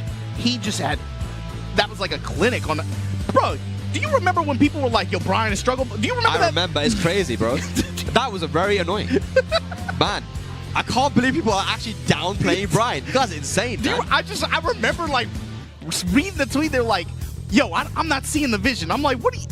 Like, the thing is, Think about where we are now. There's two things here, Majmo. There's either that they're downplaying on purpose, knowing that the character's really strong to try and get buffs, or they're just stupid. It's one of those. It's going to be one of those two. I don't want to say stupid, but it's like, no, they are stupid. Sometimes I'll say you can take time to see the vision, right? No, man. But you don't need that long, bro. But the thing is, if you gotta know that you're in that phase, and you can't be like, yo, you can't make the declaration like, yo, this character's. I'm not, it's done. It's not gonna work, right? Like, no, you just don't understand it yet. But there you go, Farzeen. We were expecting maybe some flex pick options from him yesterday. Is he gonna run Yoshi? He's only shown Victor so far, but he ran Victor and he had all the success in the world with it yesterday. High impact win to be able to remove a key chess piece off that. Who did he beat yesterday? He was part of that initial 3 set, right? Yeah, he did really well with that Victor, man. I think he took. Was he playing against Mulgold? It was Mulgold. Yeah. He took Mulgold off the chessboard. That's what it was. Yeah. And Farzeen, you know, he's one of the guys that was early on beating me quite often. Is when he went down to Pakistan, was able to take him out of the bars gauntlet, took him out at another tournament as well, doing a key charge setups and certain things. He's a very crazy player. And a lot of people were saying that Farzeen wasn't going to play well. He's an Akuma player in Tekken 7. He's not going to be able to play in Tekken 8 very well. But man, he definitely stepped up in this game. Awesome adjustment to this game. Yeah. And that's what's so fun about it too. Is like, in my mind, with the way that you've always sold this too, is Farzeen is like the Pakistani wonder kid. You know what I mean? Yeah. And it's cool to see him mature and develop as a not just as a man, but as a competitor. The way that he has, he's, to be honest with you, you know, for as young as he is, look at this. I almost look at him and like he can kind of be a leadership role in like a kind of battery for this Pakistani team, sure. you know, in a way that maybe some of the other players can. He's very experienced as well. He traveled all around the world. One of the more well-traveled players, aside from Atif, aside from Arslan. I'd say like him and the John are probably in the Class B in terms of have been around the world the most behind those two players. 100%. All right, here we go, man. Victor versus Brian, LowHigh and Farzeen. And, you know, Farzeen is not the type of person who's going to allow LowHigh to be putting on too much offense. He's a crazy kid, man. He loves to do those power crushes, random launches. He's going to make LowHigh think. Yes, immediate jab float here into a wall conversion. And like you said, I like that you brought up the power crushes. That was how he destroyed Mulgold yesterday. He just had to read that. Man, this guy is not going to duck. He's going to be pressing. Yeah. I'm going to be pressing too. Power crush every time. And of course, when you have the reward that Victor does on his, what a read, bro. The timing of the cannonball straight comes up with the while standing 1 launch. It's just like that. Caught him. Nice, beautiful stuff. And I was talking to Farzeen as well. I said, what do you think about Tekken 8, man? Like, how do you feel this game is for you? He goes, you know what? He goes, this game really suits my style. My style of playing crazy, making hard reads. Yeah, I agree. Right now it's working out for him, man. Beautiful combo there with the Victor. Running 2+ frames. Naturally active, naturally aggressive. He made a very smooth adjustment in this game. Yeah. Counter hit here from LowHigh. Trying to put some knees on him. Stepping with, counter activate. Nice jab check there as well. Forward pursuit into the heat dash, down forward 1 to catch the sidestep. And goes for the 1-1. You see that Farzeen does not respect the frames, man. You know, in that situation after Wastan 1+2, you know, if LowHigh thinks it's his turn, no, jab, interrupt. You like how he slid that nasty little delay in there, just a split second too. Yeah. Wastan comes up with the Wastan 1+2 and then just immediate, just like you said, no respect for frames. 1-1. Oh, going for the throw, trying to get that floor blast. The floor is lava. 1+2, hang on a second. Maybe tried to do it again. Whoa, the sidestep. But got the back shot. Mid strikes. You see LowHigh changing up his timing a little bit. Plus frames here. Farzeen, hit and run. Nice. Dipping. Okay, trying to press again after the power crush. LowHigh this time with the answer. Counter hit. Spike. Explosion. Should be dead, right? Yeah, down 1. Beautiful combo there. Putting Farzeen on notice that you can't press too many buttons. That's what Brian can do. Brian pokes with counter hit launches, man. You gotta be careful. Yeah, no shortage of those on this character package, but down 2. Down 2. We got engaged, we got plus frames, giving you some different looks in storage stance. Ooh. The guys are doing a lot of chip, the sweep. Plus frames. Gonna clean up some of that damage, pokes him mid, but the orbital strike. Beautiful orbital with his back to the wall. No fear from there. LowHigh, activate. High splat, got it. Look at the wall carry. Bloody war. Spring kick. Oh! Torn, heat smash, not dead though. Wow. Oh my god. No, LowHigh, not like this. Bro! Whoa! Farzeen, oh my god, the gut shot! What game are we playing? Bro, it's a 10v7 and he got guns! He got guns! What are we playing? Gunshots here from Farzeen. Bro, it's supposed to be a fist fight. He got swords, knives, and guns. What is he doing? It's only fair, man. He said it's 10v7, man. It's all good. That's against the law out here. You can't be having that stuff on the street. 1-0 for Farzeen, feeling himself right now. We're going to the arena now. Here we go. Can he take out LowHigh? Locked and loaded. Think about what this would do. Oh, man. This would be a hell of an opening wave for Team Pakistan. It'd be consistent with yesterday. Beautiful sidewalk into the down 4-2 launcher and should be able to find the wall very easily. Activates heat. Oh yeah, we activate. You better believe it. Geyser, give me that chip damage. Oh, give it to me, give it to me. Look at all the great health. But here we go. Lifting punch here from LowHigh. Yep. Oh, he drops a combo. Crash jab to offset. Crash impact. Give it a wall pressure. Good punish. Okay, mid, sidestep into the background. Yep. Trying to rotate around. Nice. Good And it falls timing. straight, baby. Yep. Interception. That is the danger of utilizing heat at the start and getting all that chip damage, is that if LowHigh was then to pop heat, then he can get all that back, and that's exactly what happened. A big whiff and good punish there from LowHigh. Both these guys just putting their mid counter hit launchers, mid engagers out there just fishing. Oh, both guys activate heat. But counter activate. Trade on the mid, bloody war again. The knee whiffs though. Back one, plus frames. What are you gonna do? Plus frames again. Good defense there from LowHigh, big whiff. Dangerous. More plus frames, oh my god. Good pressure, nice sidestep. One more hit, gonna do it. Down 4, quarter block. Oh, the confirm. Core circle back 2-4. LowHigh, so clutch. Getting dicey, man, getting dicey. Dangerous game here. Punish. So hard to close him out, man. Break. Okay. Both of these guys just dance. Counterclockwise. Okay. Step it, rotate. 1-2-1, down 2. I'm locking the pressure Jam again. strings. I'm locking the pressure again, trying to find that counter. LowHigh looking for a counter hit so bad. Pressing on me, fine. Heat activation. Smash. Uh-oh. Give me the wall. Are we going to a final game?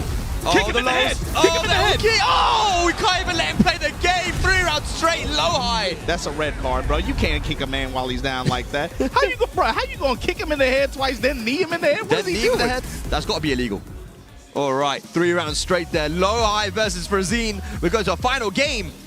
And like we said, right, that now makes it 4-3. If LowHigh can win this final game, this is very important. Mentally, Yeah, you know? for this opening wave, this is a big game right here. Knee coming up to give LowHigh some advice. LowHigh's like, oh, okay. Looks like that meme, you know, what was that meme, bro? Of someone on their laptop. You talking about Lil Yachty in the iPhone store? like, oh, press the 2 and 3. Okay, all right. All right, we're in space, guys, to finish this one off. It's a potential floor blast here, right? Going in the climax round, but let's see what changes for Farzeen. If he can try to space out LowHigh at all, somehow counteract these mid-fishing pokes that LowHigh is putting out there. You got to think it creates some hesitation on the part of Farzeen, right? Yeah. Counter hit hatchet. Oh, tries to go for the pause by 4. The jab strings here from Farzeen. Counteract. They're so crazy, good. Bro, it's like they're saving heat just for when the other person activates just to counter-activate. Down 2 with the dash behind it. Pick up here. Looking for the wall. And we got it. Easy wall splat. EMP blast. Go to the mid. Hang on a second. LowHigh so good at getting in those final round scenarios. Action. Nice there from LowHigh. That's beautiful. And how many times have we seen him, even against Usama, where it's literally mid or low to kill, and he guesses correctly every single time. Yeah, he's got a read on Farzeen's press patterns too, especially on minus frames. You can see he's been getting a lot of just some raw activations, raw heat smashes in some of these scenarios. Yeah. He's just betting on Farzeen pressing. Oh. Nice. Frame trapping him there. Down forward 1. Punish that. Farzeen. Good activation to steal the turn back. Jab string in return though. Take chip damage. Nice. That could be dead. Heat smash. Not quite. Farzeen got to make something happen here. Drop dab in the slow smash to save his life. Oh my god. Down 2 into his smash there. LowHigh tried to swing. 1 round apiece their final game. 4-3 lets the whole string rock. Pokes, nice. Great rotation around on the geyser attempt. You want to take my life for free? It's not that easy, kid. Activate. Tries to get close to that wall now. Gotta be careful. He activated. Beautiful sidestep, but no punish. But hang on a second. He still gets something. Blast. Hatchet kick at the wall. Comes up with the wall standing slash. He's so and good. This is a big launch. What's going to be the combo, because though? of the heat activation after? Potentially? Yes. Does he get the wall, though? Does he get the wall? Oh, yeah, he's got that. It's going to be a low wall splat. 4+2. Guess your game? Delay? Again? Cannonball straight. Looking for the mid. Jab after the intercept. Oh, my God. Farzeen. Final round potentially here. The floor is lava. Floor blast available. This kid is brave, man. Oh, come on. LowHigh is looking so strong right now. You've got to take him out. Gunshots. Punish it. Knees on him. Side kick. Oh. Break the glass. Daryl Dawkins. Plus frames. Chip damage. Chip damage. Mid-strike. Is that going to be Blow dead, him up. Farzeen. Gonna take it. Beautiful play there from Farzeen over LowHigh. Went all the way down to the wire, but takes out LowHigh there, Marshall. So think about what this does for this round 1 wave. 5-2. So at minimum, they matched the consistency yesterday, able to score 5 points in set play here. Yeah. Wow. And the thing is, Farzeen, that's his first win, right? So he's still going to sit down. He's still there, yeah. Seated. He's still seated. LowHigh now out of the equation. You got to think, it's all the Ulsan and JeonDDing to try to save this wave 1, be able to try to get any kind of point return. And this is going to be tough now, man. It's already 5-2. You got to think, if Pakistan is able to close out this thing with even like 2 more seconds, they're halfway there, more than halfway there. Yeah, yeah. Like I said, it's all like mental games right now. If it was 4-3, you know, you think on the side of Korea that, you know, it's not too far, man. We're close. We only need 1 set to tie it up. Now it's 5-2, right? So now you need 3 sets to tie it up, right? So it's completely different dynamic here, man. But you still have JeonDDing and you have Ulsan. And you mentioned that JeonDDing is your X factor, right? But what are they waiting for to put Ulsan in? Are they waiting for him to go up against Arslan or something? Like, I'm not sure what's going on here, but I mean, they still need to. Both teams will now have to. Well, Farzeen's up now. Korea has to make a decision on who goes up against Farzeen. I think you want to save Ulsan for last now. That's a lot of pressure on his back. Yeah, well, I mean, it's going to be pressure either way at this point. And wave 1 for Korea, you have to, like, you've lost this wave, so now it's about mitigating damage, mitigating bleed as much as possible. But I think you still got to take a chance on somebody like JeonDDing at some point. He's going to have to go up at some point, right? Yeah. So I think maybe you kind of put him out there against Farzeen because Ulsan and Farzeen have played each other. That could go kind of either way. Farzeen has beaten Ulsan in tournament before, especially in 1st-2. So the thing is, maybe you float JeonDDing out there, see if he can just get some mix, get the party started, let him mash against the kid a little bit, build some momentum maybe. Yeah. All right, ladies and lads, that's 7 sets in the book right now, guys. 5-2, advantage Pakistan. Absolutely, man. That's a great start for Team Pakistan. And the first wave is not over yet. But ladies and gentlemen, we're going to take a small break. And when we return, more Pakistan versus Korea on our final day.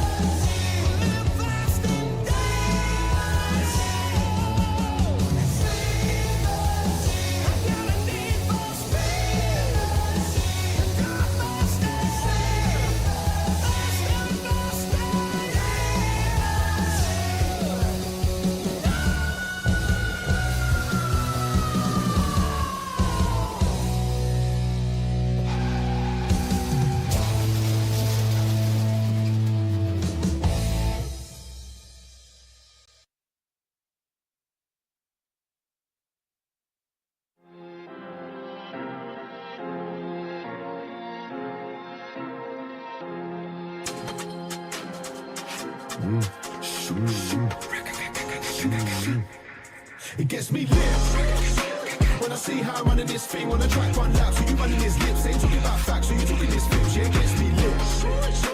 When I see a hot clock, that it's times I'll take it on top. When you slip and I find you in my watch, it agrees when it slide up, it gets me lit. I really done found my lane. I seen some things and I crowned my pain. I took it in stride and ran out the gates. You thought you could stop me, I found that strange. Find that button to press that makes me run up and cover my face like vein. One of those that I will make that.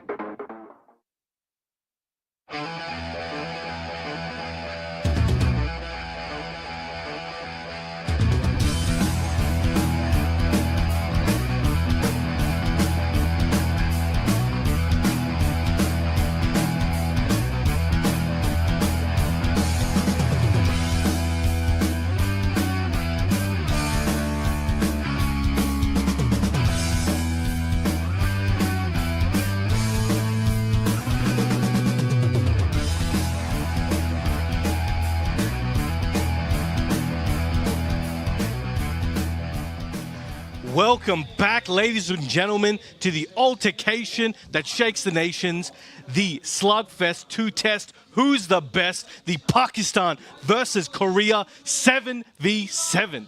I am the ever-hydrated brown man, joined here today by the ever-generous Gerald. How you doing, my man? Doing great. Glad to be with you, brown man. Likewise. We've had some crazy matches so far today. What's the score right now? Yeah, score is 5-2. Pakistan in the lead. Pakistan doing very, very well right now. It's kind of looking a little bit like yesterday, but I think it's going to be more even this day in this tournament. The format is a little bit different, of course.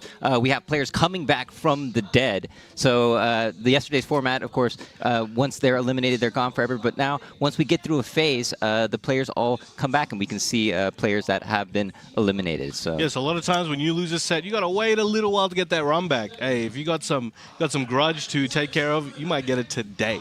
Yeah. And so I guess the situation right now is that I think there are only 2 players left on the Korea team. That will be Ulsan and JeonDDing, right? And they're going to be up against Farzeen on the Pakistan team. Farzeen won against LowHigh right before, and so he gets one more game before he gets cycled through. That's right, yeah. So for those of you guys who have just tuned in, the format works in a way that you can go up. If you win, your opponent goes, they lose a life, they have to sit out until we restart. But if you win, you only get to win twice. So if you win again, you got to go back to the bench and you're out too. So that way, you know, it's not a super one-sided thing where somebody comes in and just wipes everybody. This gives everybody a chance to carry a little weight for the team. And I think so far it's really shown it's a very entertaining format. And we've seen some really crazy action. I think we've got JeonDDing on the screen here, you know, rocking that Eddie quite often. Known for rotating characters here and there. He was using Rainer for a little while as well. But right now, as always, the Eddie specialist had some very good results last year with coming first at the mix-up. That's a very stacked tournament in Europe, very popular tournament, and you can see he's been playing for quite a few years. We've got some results here going as far back as 2018, so a very heavy legacy in Tekken 7. Yeah, I mean, JeonDDing has been around in Tekken 7 for a long time, playing so many tournaments and has so much experience. And Farzeen, of course, newer on the scene, but doing a lot of damage on the circuit and really proving himself in this Pakistan versus Korea tournament. And looks like they're at the character select screen, chose their respective characters, no surprises, and we're going into the match. Let's get it going. We got Eddie versus Victor.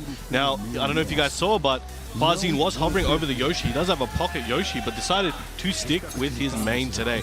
Both character specialists, you love to see it. I want to see what they've got in store and what players of these characters can learn here today. Oh, and starting off the down forward too. You get the first damage here. Should be taking this one to the wall. Stop him by the hot dog van. And a great start from Farzeen. Spikes him down, gets a chunk of damage there, and as he uses some of that with a little tornado kick, And he's about to roll into the wall, hitting that Oh 3-3. wow! How many more times? That took like 2 separate buttons to do. Yeah, and he gets the heat smash, and that's going to close the round. First round to JeonDDing. Excellent work. A big statement for that first round. Oh, just out of range. Interesting yeah. pushback. Got to be careful. He might be planting that seed for the future. Oh. Excellent punish. All right, relax, mix up. Oh, he's a sidestep 3+4 here at the wall. Okay, using activation. And what's the mix up here? Goes mid and gets a perfect 2 rounds up for JeonDDing already, so fast. And in both rounds, we can see JeonDDing taking advantage of these 80 strings that, you know, if you either press or don't block or even try to step, you will get hit. And he's doing it at the wall, so he's getting a big return on investment on these string plays. And of course, that down back 4 that Farzeen just showed is what resulted in this. And here comes JeonDDing right now. Oh no, but gets wall splat. The AoE there for the tailspin. Now it's taking him back to near the middle of the stage, but uses that heat dash. Trying to take him to the other wall, going wall to wall. And he has resources here, though. He's got rage, he's got heat. Oh, he just goes right into rage art, but does not bite. And Farzeen puts himself on the board. Excellent work, 2 rounds to 1. Now, we're seeing both players really test each other. There's a lot of knowledge checks that are kind of maybe not that noticeable, but if you know these characters, there's a lot of mini knowledge checks that both these players are employing, and they're not always both passing those tests as well. Oh, gets the grab, and huge lead for JeonDDing in this round. Great positioning as well. Okay, use the activation to get a little space, down back 4. Oh, nice! Goes under with that stance. Oh, big block! And punish here, and looks like JeonDDing is going to get the first game. Remember, this is a 1st-2 in this team tournament. All right, let's see what Farzeen has in store. I think we're gonna see him stick with the same character. We got Usama on stage, giving a little information, giving a little coaching. Maybe he's like, hey, yo, what do you want for dinner though? You know, you gotta break fast soon. You want chicken? Yeah, chicken? he's like, oh, why are you telling me this? You need to tell me, help me with the match here. Why are we talking about dinner? Don't worry about that. Dinner. It's dinner, right? All right. Okay. Okay. Oh, might we see? He is. Oh, okay. Oh, when he goes for the Tekken 7 Squid Boy costume. All right. This is, yeah, like you said, he has the Yoshimitsu, and this is one of the situations where he can use it. Remember, this is a 1st-2, so, you know, when you switch characters, you know, it's not like you're locked in for many, many more games, right? So it's yeah, changing your character is a good strategy in this format. But it can also cost a lot. So it's one of those things where now Farzeen has to win the next 2 games with this Yoshi. Definitely possible, but will it be something he regrets? Let's see. We'll find out. But if he's pulling out the Yoshi and he has the confidence to do that, and potentially his teammate Usama maybe advised him to do so, they also may have faith in what he can do with this character. Looks like he tried to flash there, but got heat activation for his troubles. Ooh. Oh, where are you going, man? He put an air tag in his pocket. Yeah, oh, that was just relentless, and a perfect from JeonDDing right now. Maybe Farzeen's regretting this a little bit. Don't listen to your friends. First, I mean, well, you listen to your enemies, man. maybe that's the meta. Maybe. Oh, okay. Gets the 4-4-3 counter hit here, and again, moving in, yeah. He's catching him, not blocking. I know it sounds so simple, but it's one of those things where, you know, certain situations. Oh, he's gonna get a wall grab splat. And the splat. And this is just wow. Hey, JeonDDing 2 rounds up now, threatening to make it 3 rounds in a row. It could be. Sidestep 34. Here we go. And Farzeen not really able to get anything started right now. Where are you going? Where are you going? Yeah, we're trying to escape. Oh, the pressure. Wall explosion, there it is. It's not looking good. I don't want to jinx anything. Oh, he's not going to be able to kill here with the scaling, but still, great situation to be in. Yeah, 7 golden letters. What? JeonDDing. That was very dominant right there.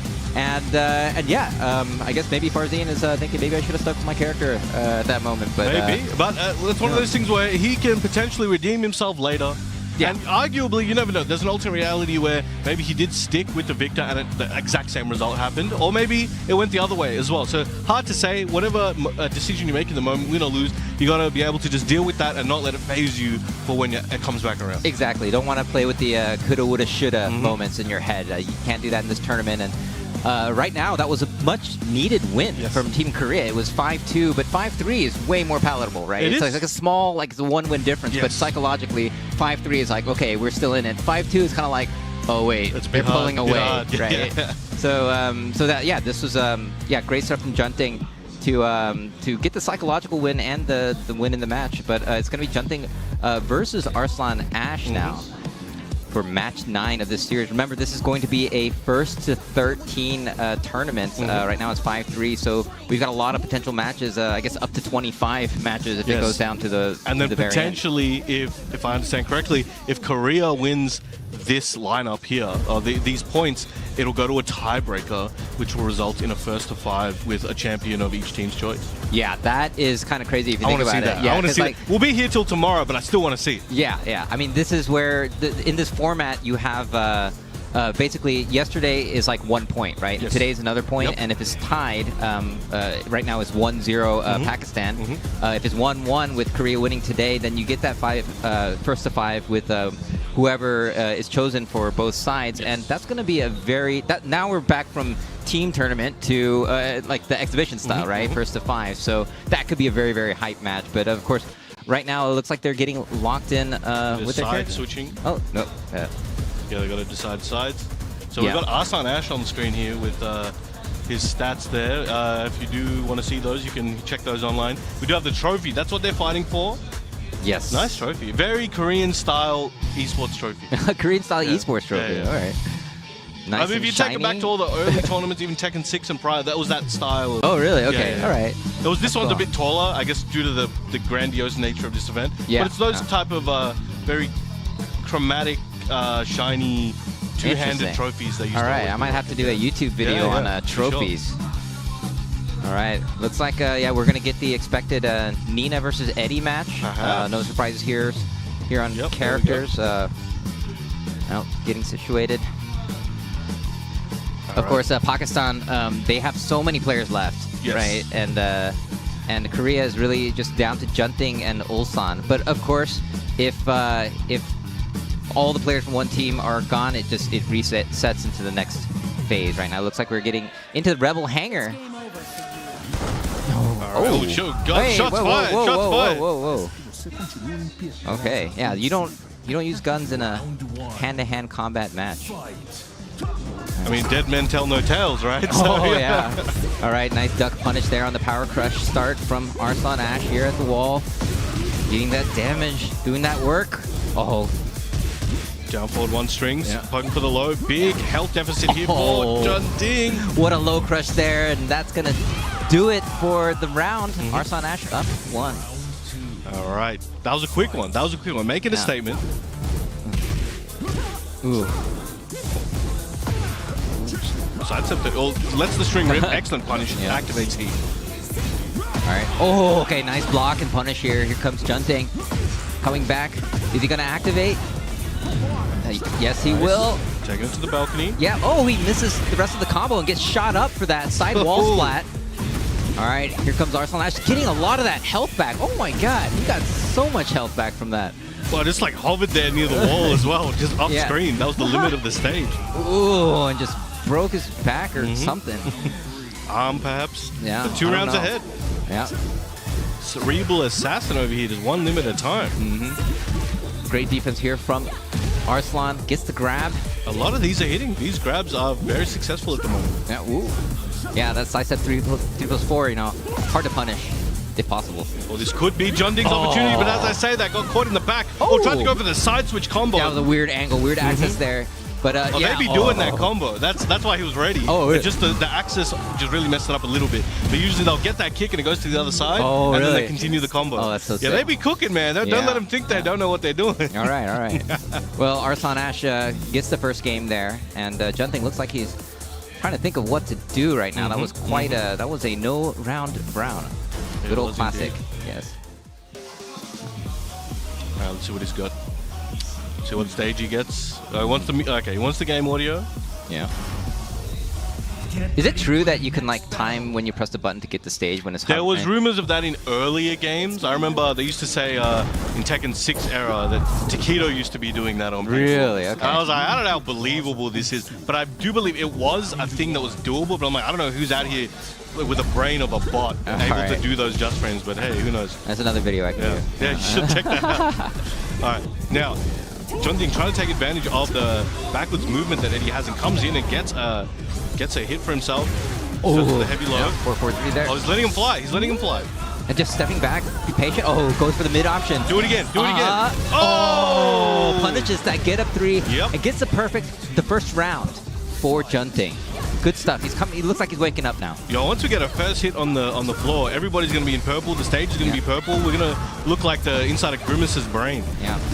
And of course, Eddie can be interrupted on a lot of those transitions and get floated. That's one of the risks with this character. Oh, how many more lows are we gonna do? Like, yo, you got lows? Check out these. Yeah.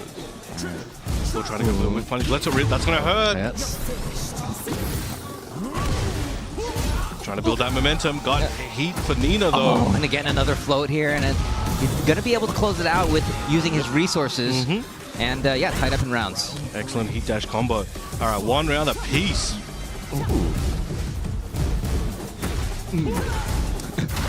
Oh. It's a little bit of plus there on that punish. Whoa! Okay. The counter hit. I don't think either of them expected that. Yes, very poke heavy at the beginning, but JeonDDing getting that opening, but Out of the reverse air. activation. Yep. Okay. It's gonna be a full combo here. Yes. All right, both with heat engaged. Oh, No. slamming on the ground. Yeah. Here we go. We got the the rage art. Yes, Rage Art is good. He's gonna get some life back from this. Takes him to another dimension. Yeah, that's And his ancestors there playing some instruments. a really trippy yeah. Rage Art. Yeah. Oh, run up beat smash! Good option. JeonDDing, yeah, looking good right now. Looking to try to tie it up in this first of 2 set. A big scoop up there from Arslan. Nice combo. We're going to see it go downtown. No, Blonde Bomb Ender. Trying to keep the pressure up back to the wall. Chipping it quite a lot as well. And there we go. Downtown we go. Yeah. Does have the tailspin in store still. There we go. Oh, where you That going? might cost him there. Excellent punish. All right, good punish there. Rodeo spin. Rodeo, yeah, no break. One more mix hit. That's all he needs. But Arslan fighting back. JeonDDing looking to tie it up in rounds here, but Arslan not going out. Oh, the interrupt! Oh no! Oh my God! This might be, a rage art perhaps. He's got rage. Yeah, he's got There rage it art. Yeah, is. it's just that's all he has to do. Oh, wow. Oh, tying it up in rounds right now. Not just yet. Arslan. That may have cost JeonDDing the set if he cannot take this following round. That was a mental damage there too. You don't have to gauge for that. He can't let it phase him. He's got to keep this one going like that never happened. Double trade. Oh. All right. JeonDDing not looking phased. Gotta keep it going. All right. Got to believe in his reads. Gets clipped on the second hit. Yeah. Patience here. Yeah. JeonDDing looking for an opening right now. These boys are trying to play some Tekken 7 right now. Yeah. Goes for Like plus it. frames. Sidestep perhaps. Oh, he gets a sidestep 34, and is he going to be able to finish it with his resources? Yes. Dash into the while standing 3. Okay. Right. JeonDDing getting back on the board. 1 game apiece. We got the John stepping in. He's asking like, you want lamb or chicken? You know what I'm saying? Yeah. I wonder what he said. It was a quick comment he made. Yes. It may have been a strategic in-game comment, or it may have just been like, oh, Atif's coming too, and we got Chanel. Where'd Chanel come from? All right. Hold on a minute. He came from yesterday. Yeah. Okay. Wow. May have just cast like a goodwill spell on JeonDDing right now. Okay, with his external abilities. Oh, Let's see- yeah. No, let's he see if it has worked. those abilities for sure. All right. I don't know. Is that against the rules, or I mean, they didn't stop it. This is home territory. They'll make the rules what they want. All right. Fair enough. Ooh. Nice follow-up. Gets the mid grab. Boom. All right, great start from JeonDDing. Ooh, get up 4. Oh, the interrupt, but goes the other way. Okay. Ooh, yeah. A little bit of heat left. You might want to try to use it before he runs out. And there we go. He does. Just going all in, but Whoa, where are whoa, they whoa! going? Is this tool assisted speedrun footage? That's crazy. All right, both about even on life. Oh, quick! He walked into it.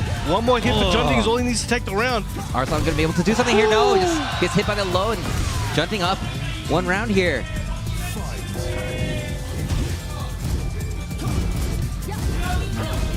Okay, didn't take the bait there on the last hit, Yeah. but with punish. A little bit of damage from that. I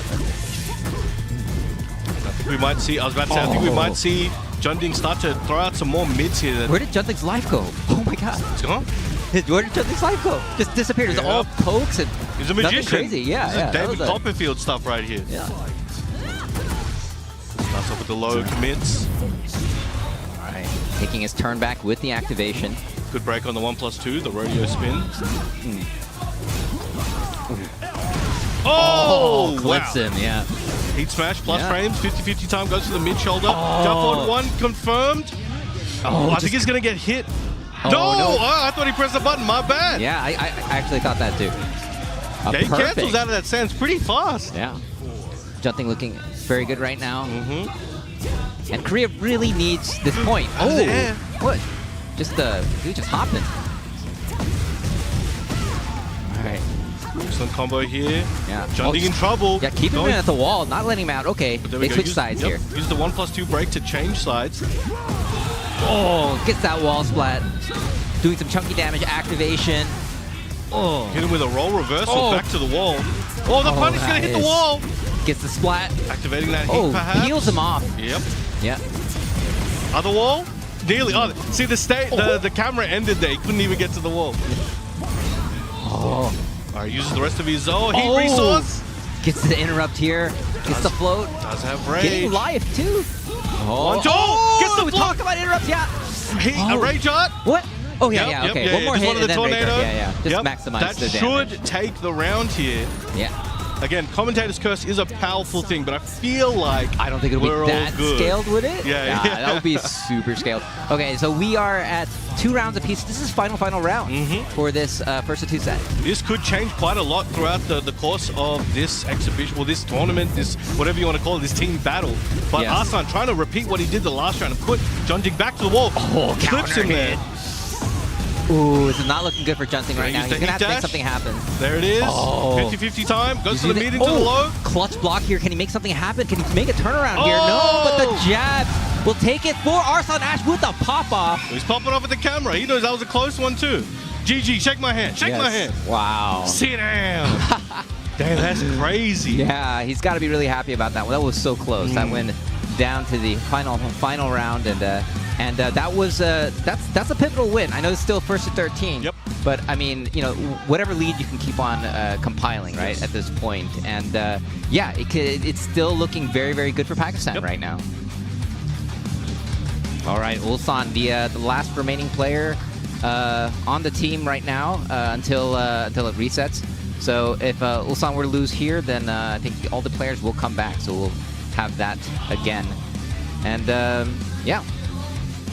You know what's interesting? I know it's super random, but the way Ulsan throws out his option is very different to the way I see people usually do it. So if you imagine at home, you're doing rock, paper, scissors, right? You got one hand down, and you got your other hand on top, and you do like you're bouncing a rock, paper, scissors, and then you bring it up, and then diagonally 45 degrees forward to the other person, right? What he's doing is like a Yu-Gi-Oh! Yu-Gi punchline where he brings it forward. Okay. So he does like 1, 2, bounce, and then forward. Just imagine like you're I don't know, dealing cards or something, right? Yeah. He's doing it like that. I know this is super random and only a few people at home will care, but I just found that very interesting because I can't remember the last time I've seen someone do that. Well, yeah, I mean, Ulsan's a very difficult, player to read, and his patterns and his, I mean, he's, His execution on rock, paper, scissors is very unique. yeah, definitely, Ulsan's not very predictable in his patterns. All right. All right, are we gonna see a Dragunov versus Nina match? That is the expected match. Let's see. We are in the character select screen right now. Yo, this track kind of goes hard that we're hearing. All right, here we go. We got Ulsan's player card here. Ooh, yeah. Most recently winning STL champion. Too much stuff here. 2024. We'll just keep it to 2024. So STL Champions 2024, Red Bull Golden Letters 2024, Esports World Cup. Esports World Cup 2020. You can't. That is. That's some of the biggest prize money in a tournament, I think, in Tekken history for one tournament. Crazy work. That was crazy, and that was him, Ulsan versus Atif in the grand finals, and that was a clean sweep, 5-0, and that's where this Atif Ulsan Dragunov mirror rivalry kind of started from, I think. We got the Pakistani guys, and I don't know if you guys can hear it, but there's a section of Pakistanis in the building, about 2 to 3 rows of them, and they're making more noise than everybody else in the entire venue. They got bongos. Yeah, they got traditional drums in there. Yeah, and they stuff. got the Donkey Kong bongos. Yeah, Donkey Kong, but they do be drumming. Yeah. So yeah, they are super hype. And they're ready to go. Some people are, they work for the Pakistani embassy. There's actually some TV celebrities there as well. Oh yeah. So it's getting pretty wild. So Team Korea, they gotta get inspired by that and make even more noise to send energy to their players. You guys at home as well, make some noise. They'll be able to feel it here in Seoul, South Korea. Send it over for who you want to win. All right, Arslan Ash versus Ulsan, the first game. While standing forward. Back it up a little bit. Look for those plus frames on the big overhand bonk. Nice walk. The game of pokes up until that one. Oh, and it's down forward 2 here. It's that first launch to the wall with heat right now. Clean splat. Oh, God, he toe kick to get out. Yeah, took that. Oh. And this is going to be the first round for Arslan Ash. Looking pretty good. Starts up with a slide. Arslan was ready. Yeah, very good. Lizard Hammer, plus frames. All plus frames.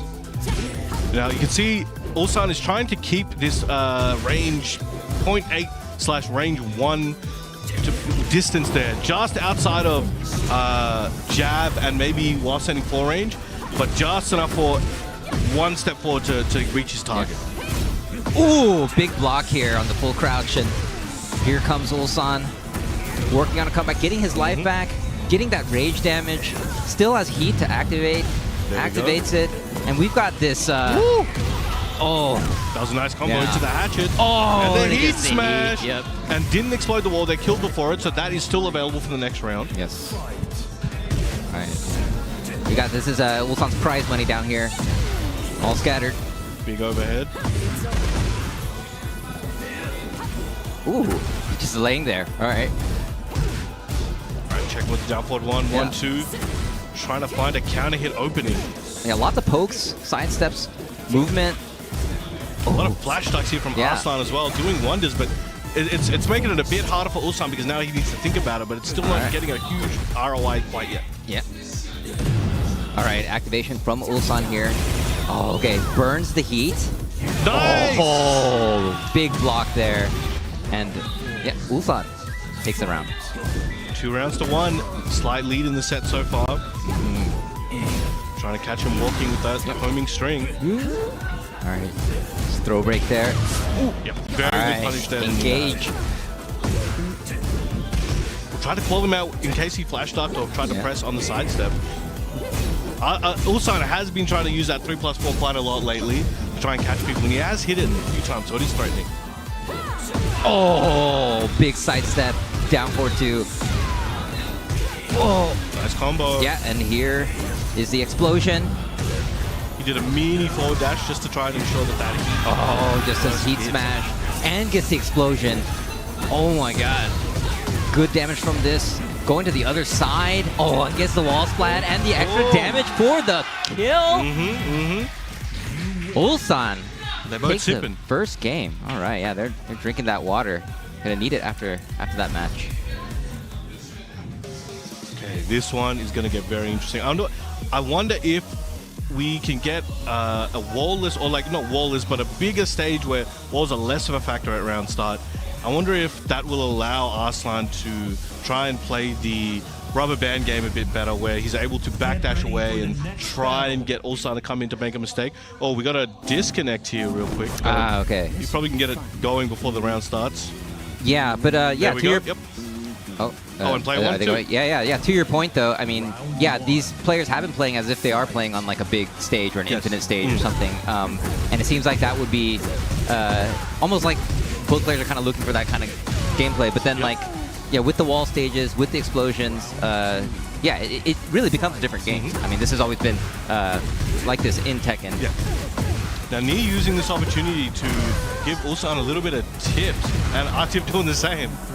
Yeah, I mean, this is a team tournament, right? I know there has been a little bit of controversy about coaching in some of the traditional bracketed open bracket tournaments because it does give you an advantage if somebody else notices for you that you know, they're not teching throws or whatever. And but this is a team tournament, so this is completely allowed. You can have like, you know, all six people come in and just have like a huge council debate, you know, on what should be done if you wanted. So. Yeah, this is one of the interesting things about this format, and it really gives that Korea versus Pakistan, country versus country feel.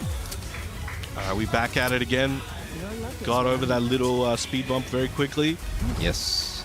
I wonder how crucial the information both players got in that additional little mini break. Yeah, I mean, sometimes I hear that players when they're coaching, sometimes they just give encouragement. Yes. Like, it's not always about that can like be very strategy. valuable. Yeah. Ooh. Oh, okay. Got some martial arts stuff going on. I'm saying some choreographed right here. Yeah, pretty cool. All right, yeah, we got the choreography with the throw break there as well. Choreography, perhaps? All right. Moving on, down forward one string, going crazy. You're gonna see some message on Twitter for that one. All right, ooh, nice trade there, and another throw break. Nope. Excellent punish. All right, and both players still with heat after that round, like we were talking about. They're kind of like forgetting about you know, the meter sometimes. It is when you're really caught up in just making sure you're not making any mistakes and you're not falling into traps or playing your own. It is sometimes easy at this stage. You know, we're still only a year into the game. It's not supernatural yet for all these resources to be used optimally, so it can be wasted at times. And Arslan still at the wall in this round. Oh, okay, sidestep launch here. All right, plus frames. Oh, Arslan fighting his way out. He has rage. Oh, activation. Oh, okay, answers back. Activation of his own. Oh, big whip there. And the heat dash. Ulsan gonna close out this round. Gonna be 2 rounds to 0 against Arslan Ash, and he's on set point. All right. Ooh. Good break. Yep. Yeah, lots of side steps, lots of jabs. Oh, and a down forward 2 here. All right, should be taking this one to the wall. Gonna get activation note, saves the heat. Oh. Ooh, just slightly out of range for that. Putting up his pressure, Ulsan now. Using his own heat there. Yeah. Gets a counter hit. Oh, the counter hit. I don't want to say nothing. I don't want to say nothing. The scaling's going to be crazy, but it still won't matter, I don't. Yeah, I think that's going to be lights out. And Ulsan putting another point on the board for Team Korea, hyping up the crowd. I think that's the loudest I've heard them all weekend. Yeah. I mean, you know, this is, you know, on Friday, things were looking great for Korea, even though, you know, even though it was a 3-0 sweep in the exhibition matches on Friday, those were, you know, close matches until the end, right? Until the Arslan versus Ni match. So, so yeah, I mean, this Pakistan coming back from that, saying like, look, we're gonna come back when it really counts during the team tournament, and of course they proved it yesterday, and I think they're doing well right now. But that win from Ulsan was much needed. I guess for every win from the Korea side is going to be extremely valuable right now.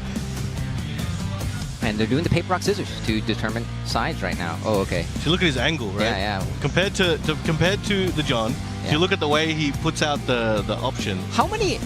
Wow.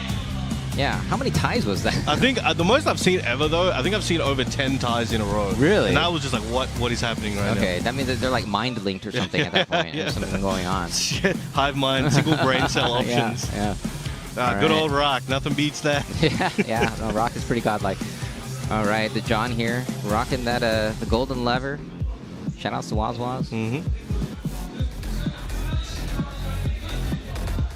Ulsan versus the John. It's going to be Dragunov versus King. We've had a lot of matches so far. We're on match 11.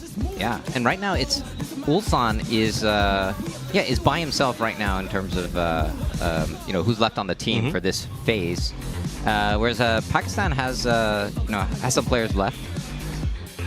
But yeah, I mean, if Ulsan loses here, then we get the reset with all the players coming back, and then we're gonna get the. If Ulsan wins, that's the same. Oh, that's right. He has to win. If he wins twice in a row, then it's over. That's right. They're still keeping up that rule. That's a good point. Yeah.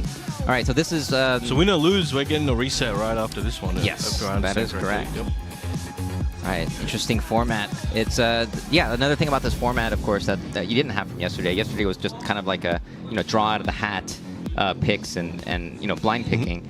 But this time there's kind of a little bit of counterplay, like who's going to be the next person up against this opponent that pivotal component, pivotal mechanic that we have for this format. Yes. We're getting to it. King versus Dragunov, I expect. Yeah, looks like they're hovering over those characters, so no crazy surprises. No surprise Marduk that just drops into the game suddenly. His Marduk was so sick in Tekken 7, the John. All right, it's like we're getting into it now. This is the John from Pakistan versus Ulsan from South Korea, and the score looking much more palatable. 6-4. Let's a rip.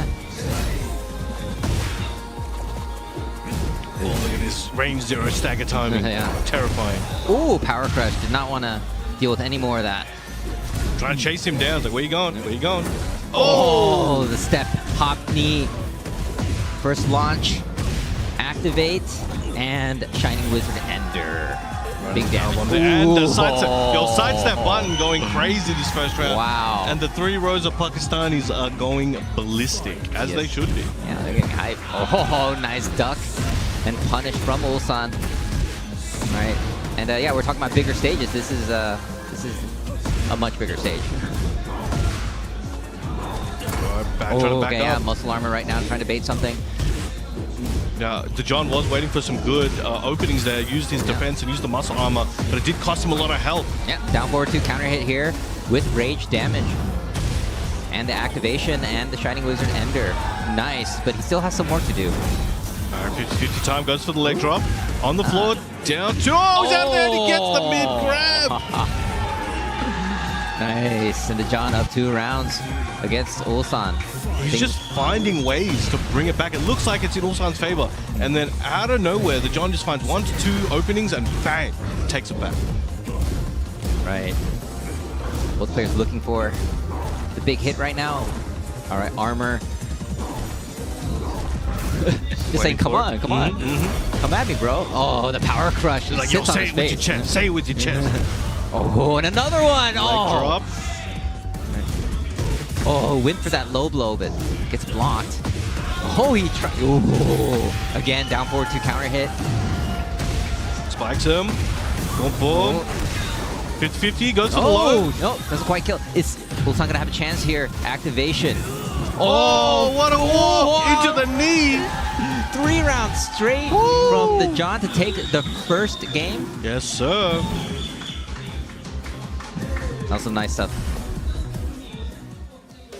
Okay, so now Ulsan's got that's the thing, we're resetting regardless after this, but I'm sure Ulsan wants to go into the next phase with the team with an extra point on the board. Yeah. 5-6 ain't that bad. No, it's not bad at all. Like, I'll just tell you guys, like, I am praying for it to go even and get a tiebreaker at the end of the day. Yeah, so that's what I want to see. That would be so hype. A lot of pressure on those 2 players, though, in the tiebreaker if it ends up happening. All right. Oh, yes. Yeah, just the counter. Nice. Running combo. And, so painful. Oh. And the homing mid into the double-handed low. All right, Ulsan fighting his way back out. Activation. Down 2. What's next? All right, burns the heat, gets him at the wall, and tackle is good. Wake up option. He's got a little bit of health. What's it going to be? And the jump forward boy goes underneath. The John looking for something here. He's got rage, he's got heat, but no, he just gets down 2. Ulsan with the round. Excellent work. Ooh. So plus frames into the hatchet. Oh, that's gonna hurt. Oh, That's a yes. big recovery move. And that's what he's looking for with those muscle armor and the hop knee. The wall got heat threatened. Oh! Oh, that's guaranteed. Ugh. Oh, he knows the timing. Yeah, He's yeah. like, yo, Okay. eat this, eat this. Ooh. Get to the wall. Oh, got a little bit of Yeah. a punish there. Down one, trying to hit him with that elbow. Lets it rip. That Oh. could have cost him. Yeah. Catching him with the mid, elbow drop. Trying to get him on the wake up. Oh, run up. That's the giant mix up. Yeah. It looks like a run up Shining Wizard, but it hit him with a run up Yeah. giant swing. Gets up and then falls back down. Yeah, that was a video game stuff. Mm-hmm. All right, tied up in rounds right now. John up by 1 in games. Oh, blocks that low blow. Oh, excellent block there. Again, trying to keep him in check with the homing. Ooh, that could have been crazy. Plus frames on the knee. Run Oh, up. yeah. Yep. Break on the giant swing this time. Oh, the timing. Oh, my God. The counter hit. Oh, that's unlucky. Gets the wall splat. Side splat, yeah. He's going to be able to finish up this round using the heat dash. Very unlucky situation there. Those kind of things can happen if you try to do normal things in these off-axis. Oh, just goes right up and launches. Great start to the round. And the John at set point right now. Oh, Shining there's no Wizard. break on the Shining Wizard. Oh, trying for another one. All right. Duck punish there, getting some space, getting some room, activation. All right, getting some life back. Ulsan. Whoa, that was Wall to wall. coast to coast, right to the sink. Oh! That was so sick. Hits it with the pedigree. Oh my God. Oh, that my would punish God. Heat smash the John, taking out Ulsan and resetting the format. This is another point for Pakistan, and they've gotten an extra point. Now it's going to be 7-5? 7-4. 7-4. Yes. So with one more go around, all they need to do is win 6 more sets, and they are taking home that trophy. Yeah, I mean, it's still looking really good for Team Pakistan, but it's, I don't think this is going to be a blowout for either team. I think we can see a lot of games today. It looks like they're discussing the reset Yep. of the players, where everyone will be back, and we'll be back to picking strategies. Yep. All right, let's Looks like see. they're already discussing it. Yep. Oh, Ulsan's stick kind of looks like from the bottom looks like a stereo or something, like a boombox. That's the wait, which one? Oh, yeah, that's the Golden Lever one. Oh yeah, So yeah. from, So Waz, yep. the Yeah, a few of them got like Mulgold over there. Yeah, I think it's like a lot of them have that with the. That's really cool. Yeah. Yeah, it's interesting to see. Yeah, of course, in Tekken, especially Korean Tekken players, still rocking the lever, the Korean lever, and yeah, and you see this with the Pakistani players as well. But yeah, the gear that you use, right? This is one of the interesting things about fighting games. There are many different ways of having input options. Yeah. Right. And there's leverless, of course, but As time goes on, there's more and more that just get put into rotation, and they all have their pros and cons. And as we're developing, some become arguably obsolete outside of just a personal preference in terms of the actual utility of it and the superiority of some input methods over the others. Yeah, some just become just far superior. Yeah.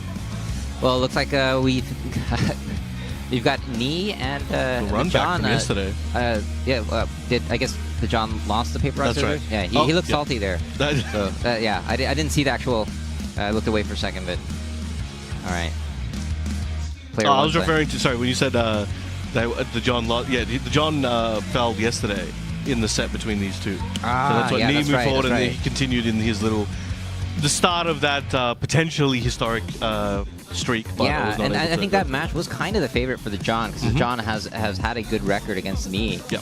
But with Knee being able to win yesterday, that was like, oh, is Knee gonna do this? And yeah, right now we are at the reset, as you can see on the indicator. The reset basically means that one team's players were all eliminated.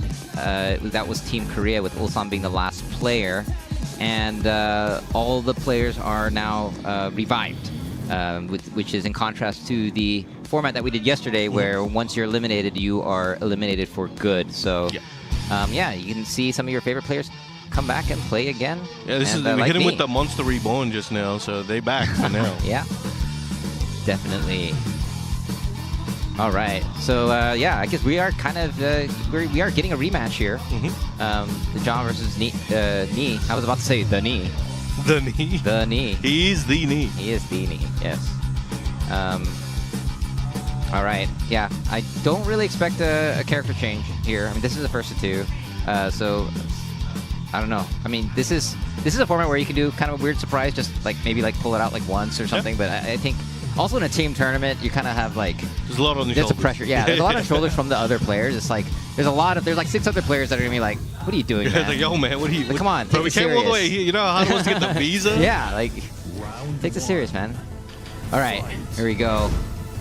The John versus Knee, King versus Brian.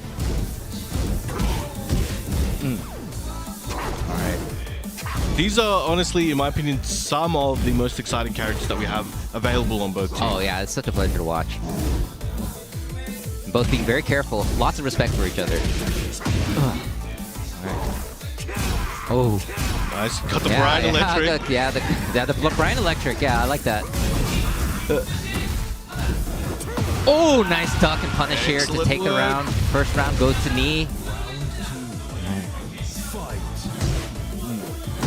Ooh, goes for the low blow. Stepping back. Yeah, nobody wants to commit too much right now. Seems it's very careful, both players. Poking away at each other. Hatchet kick. Ooh, another block on the low. Oh, tried for an orbital there. Nobody hitting each other. Oh, nice whiff punish on the Brian Electric. Oh, he's using that muscle armor. He's like, come here. Yeah, I got something for you. But he's like, I ain't biting. Oh, yeah. He did it. He did the quarter circle back one. He's getting so much mileage out of that this entire tournament. Oh, nice interrupt that confidence. And most of the time, if you time that a few frames off, you're getting sent to the Shadow Realm. Yeah. And yeah, just Knee with the patience, you know, just having the awareness to just stay back and look for options like that. Well, went for the chain grab, not fast enough for the punish. All right, already half off on Knee's end. Ooh, gets the armor punish and ooh. Excellent yeah, I was about to say excellent punish. Excellent block. The punish was minimal. A Knee with raid right now, and he threatens, burns it. Still got work to do, but has him at the wall. Threatening with that second hit. Oh, a bit slow on that one. Yeah. That's gonna Gets hurt. the armor, but Oh, the counter hit. the counter hit. Yeah, Shove. it's gonna be lights out, and the Jump puts himself on the board right now. All right, spikes him down there. 2 rounds to 1. The John trying to work on getting his own lead. All right, activate. Hatchet. Yes. Do it again. Nope. Oh, trying to hit yeah. it down 1+2, but got counter hit for it. Activate of his own and Shining Wizard Ender. All right. Hatchet. Oh, just goes up Hatchet, yeah. Ooh. Here comes the goes for heat the dash, socket yeah. kick. Oh, but gets Sui. blocked this time. Oh, both. Oh, okay. no. Didn't do that much Oh. damage. Nice block into the knee. He's been so good namesake. at blocking those low blows. Yep. I don't know how he's reacted to these things at his tenure. Yeah, and we have the hand on the chin. The classic sign of thinking from the John. Now, what's he telling him now? You know, people say, yo, this is a young man's game. And he's like, oh, yeah? Yeah. Check this out. Yeah, this is the thing about Knee. In an interview, like I remember he's mentioning, and this was even like, I think years ago, he was saying like, you know, one of the things I want to do in, I forget what tournament it was, but he's saying one of the things I want to do is I want to prove that you can be at this age and still be strong and dominant. And Knee, yeah, he's so strong. Yeah. Like, still. 1, 2, 3. Catch him with the low. Oh, in the back. That's a YouTube chiropractor right there.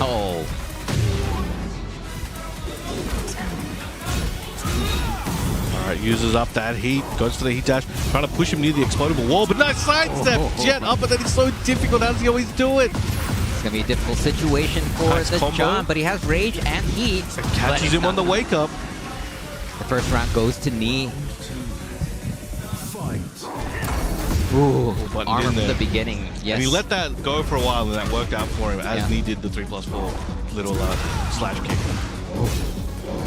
All right.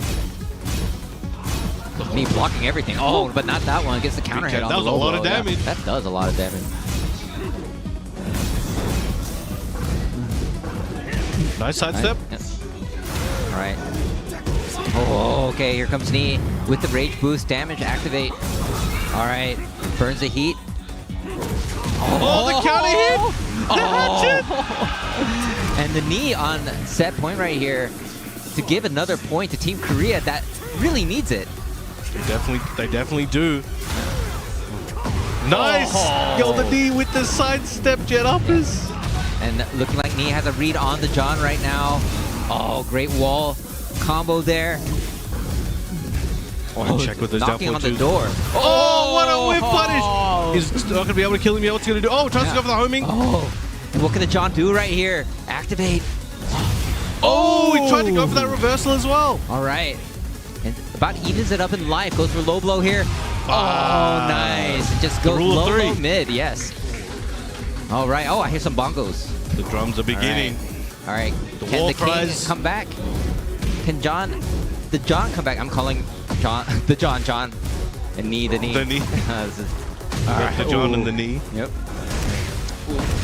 All right. Huge life lead right now. Oh, what has plus the two? wall. Tried to go for the Yeah. throw into the wall. Knee with resources and rage. But 10 still. strings! Oh, he's taking too much damage right now. Okay. He has a chance here. Can the John stop this? No recoverable health for knee. Burns the heat. And he's just going to poke him to death, right? Oh, no. Blocks. Oh, just the mid to tie it up in rounds. And the John, yeah, he could tie it up in this set. This first to two set. Excellent break. Oh, put him out of the air. Gets the Gets pick the up. float. All right, John coming back here. Nice wall combo here. What is knee going to do? Oh, gets so botted. Oh, King's hit. King's hits Oh, look are at going very wave, low. wave. Oh, A good that's break. another chain grab. Oh, nice break. All right, 50-50 time. Goes to the mid. That's going to be a splat into death. The John. Oh, the Pakistani crowd. They are getting hype. They're loving it. One more game, and they may knock out knee. Yep. And yeah, I mean, we can't forget. I mean, this is for the John. The John has had the better record in this matchup against knee. Yep. We'll see. All right, here we go. All right. Very big stage. So not as much wall madness going to happen. All right, locks it in with that down forward one string. Catches him moving or pressing. Lots of blocking right now so far. Love to see it. Yeah. It's that tense and release. And Oh, there's okay, the here we go. release. There's the release, yes. Down forward two and activation. Oh, my legs. Waiting for that heat smash to appear. Oh, he tried for Oh, it. yeah. All right. All right, realigning himself and gets the leg break again, Ender. Oh, the heat smash. It's good. Oh, just Oh, stops. nice stop. Oh, gets the float all and he's ready. All right, here we go. Getting some life back. Oh, knee has resources. Scary. 15 seconds on the clock, though. He'll try to go for that down back 1+2 heat dash. Yeah. No punish there. Threatening. Gets it this time. Oh, the power 50-50 at crush. the down forward 4. Yeah, that was... Knee was threatening with that comeback there, but comeback averted. Good stuff from the John. All right, using that muscle armor. Knee trying to walk up with that knee. Yep. Oh, Oh, it's giant fun. swing gets broken, yeah. Oh! Counter hit on the Brian Electric. Yes. Gets that installed. Lets it rip. Oh, yeah, just walked right into it. Activates Yeah, heat and gets raw the activation, installation both. right Like that. back. Oh, no, second hit didn't hit. Oh, he's so low on health, but oh, he's getting it back. He's going to be able to make a comeback here. He has rage, no heat. Oh, no break. does not The break. heat smash. Oh, the forward four got it. Sorry, no, he didn't have heat. But yeah, forward four neutral too. That's right, yeah. Had to win the old-fashioned way. Oh, nice parry on that hatchet kick. Wait for him to get up. Oh. Oh, we're getting some grabs now. All right. Gets him with that press. Oh. Going low again. Oh, gets downboard too. Not looking good. And he has the resources to close this out, I believe. 3 rounds straight from the John. The bongos are going crazy. And another point for Team Pakistan. And that's going to take out Knee for quite a while. That's going to be rough. And the only way he's going to be able to come back is if Korea can take enough wins to reset once again. Yes. Wow, that was great stuff from the John. I guess he got his run back, his record against Knees. Still very good. All right. So I guess they are doing the picks. Was that 2 times for the John? Did John win twice, or is he once? Are we going? Okay, so they're gonna try to find a counter pick to the John. It's kind of interesting. Damn, the energy is completely different on both sides. Nobody wants to go up against the John. Nobody wants to go up against that king and get giant swung. Lots of thinking going on. See, this is what's interesting about this format today. Is you have a game within the game. Yeah. The meta game. There's levels. Yeah. Conversations here. People are discussing. Hello. What they can do. Hello. This is red. It's funny here. All right. JeonDDing, you're on camera. Yeah, here we go. JeonDDing's always ready. He's always ready to be on camera. Yeah. He's got himself on his own arcade stick. Yeah. I don't know if we can show that to you, but you know. Yeah. I'm one of those guys when the camera comes up at me, I'm just like, oh, get the camera off me, please. I'm like, I'm just short of putting my hand in front of my face. Like, who we got coming up from Team Korea?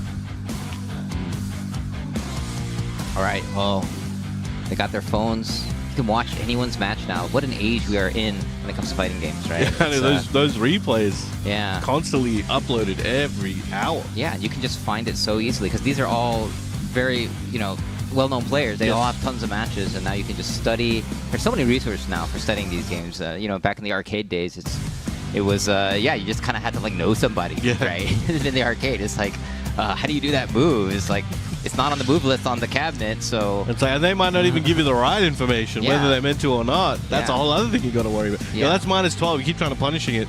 Oh, you just slow. It turns out it was 10 the whole time. Yeah, no, people sold information. Yeah. I remember. Yeah. I mean, that was like an economy. That was like a thing. There was like economy. Yeah, people who were hustling, they were like, okay, I have the best combos. You can trust me. And there's Arslan looking at posts, looking to see if there's anyone super angry right now about something that happened. I was watching. He's watching all the Korean replays right now, just in case. Oh man. This is kind of a. It is kind of funny that you can do that now, right? It's and then there's also the vibe of the social media landscape. You can kind of see what people are talking about, and a lot of people are talking about this tournament right now because this is a how often do you get to have something like this, right? It's the first time ever, as far as I'm concerned. Yeah, I mean it was difficult enough to get someone like Arslan to come to Korea back in Uprising, I believe 2019, and full disclosure, I was the one who did the visa papers for that one, actually. I actually have first-hand experience. Yep. And it's hard. Yeah, that's no joke. You have to get certain documents. It's like you got to catch them all, all the documents, and you end up going to get a document certified, and there's these places that you can go, and then some old man comes out of the door, and he walks over and he's looks over the papers, and it's quite the process. It is quite the process. So to have all these players, 7 players come, great stuff from the organizers over at Vaz. I must have misremembered because I thought the John only won 1, but it seems okay, yeah. Yep. All right. So we are here. Ooh. Right. All right. So we've got. We're gonna get a Jun versus Claudio matchup. I'm expecting. Yes. Yeah. Usama versus Mulgold. Unless something happens. I mean, Mulgold is like Claudio for life. Yeah. Okay. So the reset was we here. forgot about. I don't know how we forgot about Ulsan. Yeah. Yeah, okay, so there's been the reset. Both are reset, but Knee is out in terms of the Team Korea side. Yep. Right, and that's a huge one because, getting rid of Knee for the next, however many matches is, it was 11 last time, right? Yep. So this phase is, Knee is not going to be playing for a very, very long time, and that's a big win for the Pakistan team. All right. Mulgold versus Usama, yeah. And on the Pakistan side, yeah, they have everybody. They can bring up anybody they want for a counter pick. Okay, here we go. Should be an interesting one. Now, I don't think we've seen these guys play too many times historically. I don't think they've crossed paths that many times. Yeah, I think Usama in general is, is playing more and more tournaments now, but yeah, it doesn't have the international tournament experience as most of the Korean players. And that's kind of been the theme of this entire tournament is all the Korean players on the Korean side.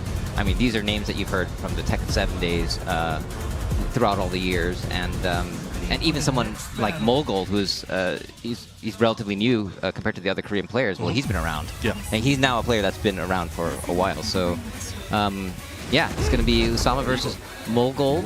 And here we go, Mulgold choosing Fang. Of course, we've seen him. He does pick have Fang. he does have that secondary Fang. Yes. So probably feels like this is definitely his best option at the moment. Yes. We'll see if that pans out. Oh, the Simpsons. That's what the Chileans call that move. Really? Yeah. It's that scene with Lisa and Bart. Yeah, that's good. Fighting, yeah. Ooh, okay. Oh, look at this pressure at the wall. Oh, tried for Can-Cans, gets blocked. Gets Activation and tries to get some space.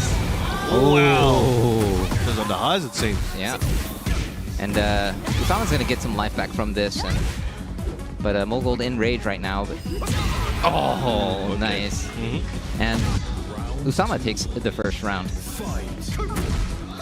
Oh, just going in. Yep, going to the low into the fish hook to check him. That's a rip, trying to test him. Ooh. Yeah, Usama very good with the threats regarding the stance cancels, the stance delay timings, and the stance options, especially in heat. Wait till he gets in heat and you see some real magic happen. Yep. But here comes Mulgold here with the wall splat. Oh, and another wall splat. Yeah, wall standing 1, wall splatting is crazy work. Wall standing 2, sorry. Tied up in rounds right now. Excellent block. I mean, excellent punish. Oh, just runs up, gets the counter hit. And Mulgold again. Gonna get that wall situation. Activation. And threatens mids. Watch all the heat smash, gets the wall splat. Right. Mulgold up around right now. Pakistan 8-4, so still that's a quite big a lead. Yep. But Mulgold doing the work here, trying to bring it back. And again. Whoa, okay, everyone's moving mad right now. Oh. Having check. Yeah. And Usama trying to get something started here. All right, activation hit, but no, just gets shouldered. Wait, tries to catch yeah. him moving over there. Yeah, that's got some good range, but not that good of range. And Mulgold takes the first game. Do you think we may see a character change? Or Atif coming up, what's he got for him? Yeah, Usama. It kind of looks more like, I don't know. Can you like read gestures? Is it? He's like, I think he's explaining what to do rather than a character change. I don't know. It could be. Yeah, it's like reading lips is one thing. Yeah. Not that we could, because you know they're Different language. probably not speaking English right now. But can you read gestures? Maybe he's, I don't know, he could be talking about something random once again. No, maybe not food. Maybe he's like, here's how the process of desalination of seawater works. Yeah, I don't know if And Usama would it's react like, like so it that. evaporates, the salt gets taken out, the Yeah. water condenses, and it gets taken somewhere else. Yeah, you get it, right? Yep. Yeah. So... All right, he's like, all right, I am smarter It's like- now, it's like, smarter yes. every day. It's like, no, it's Yes. code. It's like, oh, I get it. All right, You want me to do more can? See? all right, no character switch, but yeah, Mulgold playing with Feng most likely prefers the matchup. Maybe he just walked up and said, hey, just because you can doesn't mean you should. You know what I'm saying, man? All right, good luck. I'm man. out. That's the first time I heard that. Really? Yeah, actually, I haven't. Do I need to watch more of your commentary or? No, that's probably not a good idea. Okay. All right. Okay, here we go.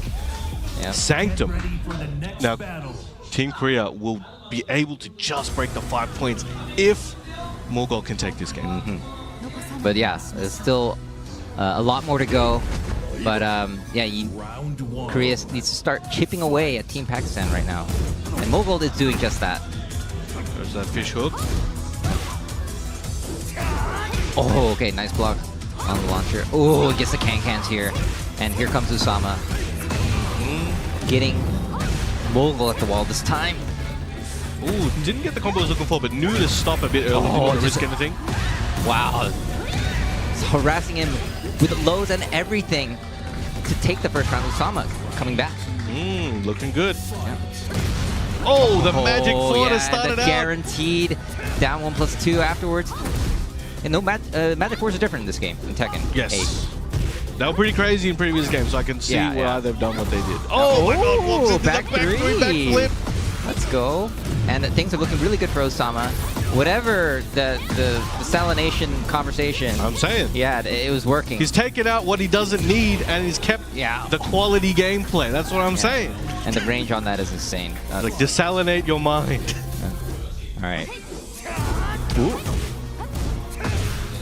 Okay, trying to check with the back one, but no counter. Okay. Had enough lows. Catches him sidestepping. Now, one of the greatest strengths of the overall perception of Pakistan's style is hard reads. And so far, Usama has had really good ones. That was a great one there from Mulgold. Let's see if we can keep it up and change the tide. And what is Usama going to do in this situation? He has resources and rage. Big close Oh, range. so much pressure, though. Oh, we have tried to parry, but that is an airborne attack. Yes. It's looking good. It would have been pretty godlike if he got it, though. If he had parry. All right.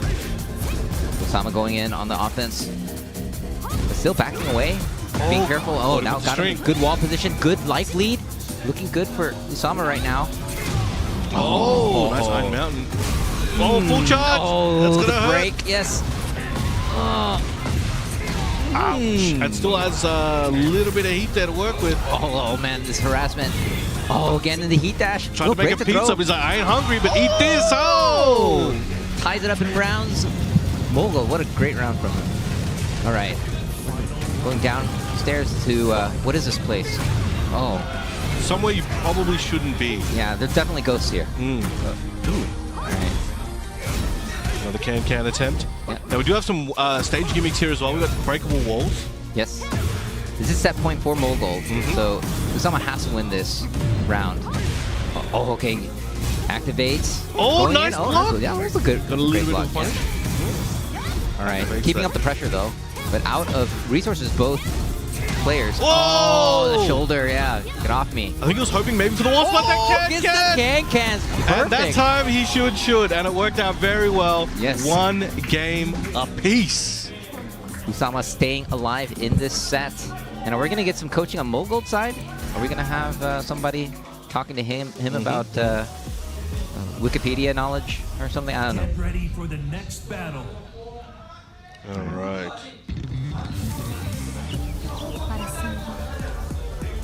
All right. They're letting this one go. Okay, very small stage, lots of explosions. We've got those. Are those what are those? Fire extinguishers?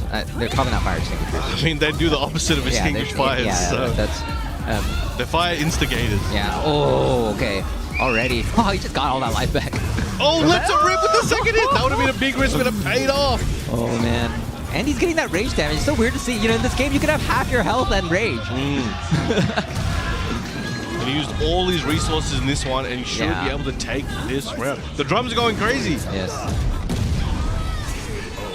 That was one of the coolest looking rage arts as well. Yeah. Like sending a pillar to the sky. Looks like how Mr. Bean came to Earth. Mr. Bean. Oh, back tempo to nice. the kick. Yeah. Looking good. Yes, he's been so good with that Mulgold. Right into the wall. The And fire explosion, instigator. The fire extinguisher. That does the opposite. Yeah. Oh, okay. Misses with that. He's ready for it. He was waiting there since yesterday. Yeah. All right. Oh, no break on the throw. Made him look like a Beyblade. Yeah. All right. Oh. The Simpsons? Yes, the Simpsons I'm move. gonna All right. use that Yeah, you one gotta for use it. that. Shout out to the Chilean players. Oh, shout out to South America and their love Yeah, for the yeah. Simpsons. Right. Oh. All right, anybody's game at the moment, but Mulgold does have resources. All right, and he used it activation and patience. Tried to swipe the leg. Oh, whoa, okay. whoa, whoa, whoa. Oh, that's not on the high. We're low on time right now, but. Oh! Into the full the charge. charge. There's flush frames, no Yeah. heat, so there's nothing guaranteed. Oh, whoa, what a snake duck cashing there. in. Oh! He stepped right out of range of that get-up attack. He just stood there menacingly and then let it rip. That was so perfect. Oh, goes for the knee. Spring kicks to get him out of trouble and start taking his turn back. Ooh. Oh, man, yeah. Back step. Plus frames, goes for the low, crushes that ankle. Another one, turning those ankles into liquid right now. One round away. Mulgold trying to take the W here from Usama and put him into the Shadow Realm. Oh, nice. Gets the launch. And are we going to see this tied up to a final round? Usama working on it. Oh, trying to mind game with that 4-2-1 string. And again, at the wall. Oh, just down back three's coming out now. Oh, nice step. Usama just about out of heat, but Mulgold has his. What is he gonna do with it? Oh. He dashed. Yeah, gets with the float. Yes. Is he gonna? Oh no. Headbutt plus frames into the back tempo. Nice duck. Trying to play those meter. mind games. Looking for. Can't get the. Oh, he gets the launch. Okay, this is gonna be rage damage. He's gonna get his health back. The mix up. Oh no. Oh, slow motion. Oh, and he gets him with the down back three counter hit. And Mulgold the pop off there. He's super happy about this. Korea really needed that win. Yes. Yes. I hope for their sake that is a big morale booster for them. I mean, none of them seem to be phased. I don't know. Yeah. Well, they're thinking about something else. I don't know. But that was a big W there. Mulgold will continue, and we'll see if he can get another win for Team Korea. Yeah. Wow, Mulgold there. Everyone's so happy for him. I believe he is the Tongsang of the group, the younger brother, I guess loosely translated. And yeah, Team Pakistan right now still looking pretty comfortable. I love, yeah. I love him always Hafiz. just waving. Yeah. Oh, He knows what to do in front of the. All right. He always getting the crowd hype for that one. Yeah, that was okay. He knows what to do in front of the camera. Yeah. Yo, keep an eye on him. He might be able to cut some promos in the future. Yeah, for sure. Knows how to run that social media game. There's so many meta games going on. Yeah, there is. Yeah, there's a meta game of who to pick next. Yeah. Oh, he's taking the shot. That's the weighted training jacket. Yeah, is Farzeen getting ready?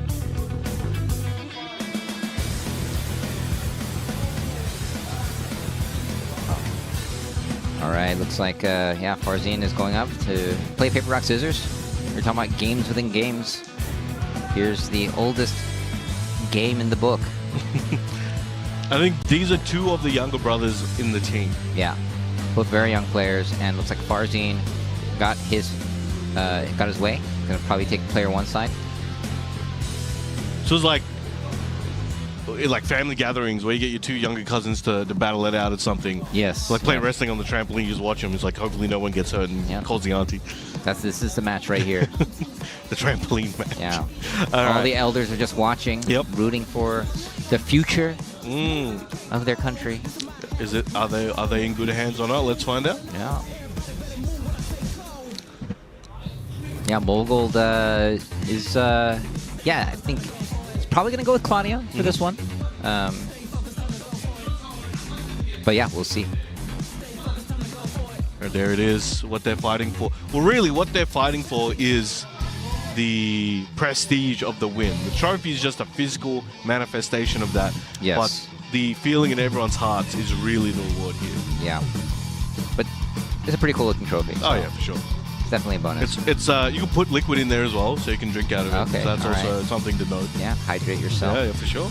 Man, if you drank out of a trophy, like, I wonder if any of these players who like have won all these trophies just did that. I want to see someone do it one day, just on stage. Yeah, pour a beer and then just I mean, like, I don't, yeah, maybe, yeah. Yeah. For some, I don't know. and then cheers it whatever with somebody co- else who won a whatever huge co- tournament. yeah, Yeah, that's true. it's like cheers, bro.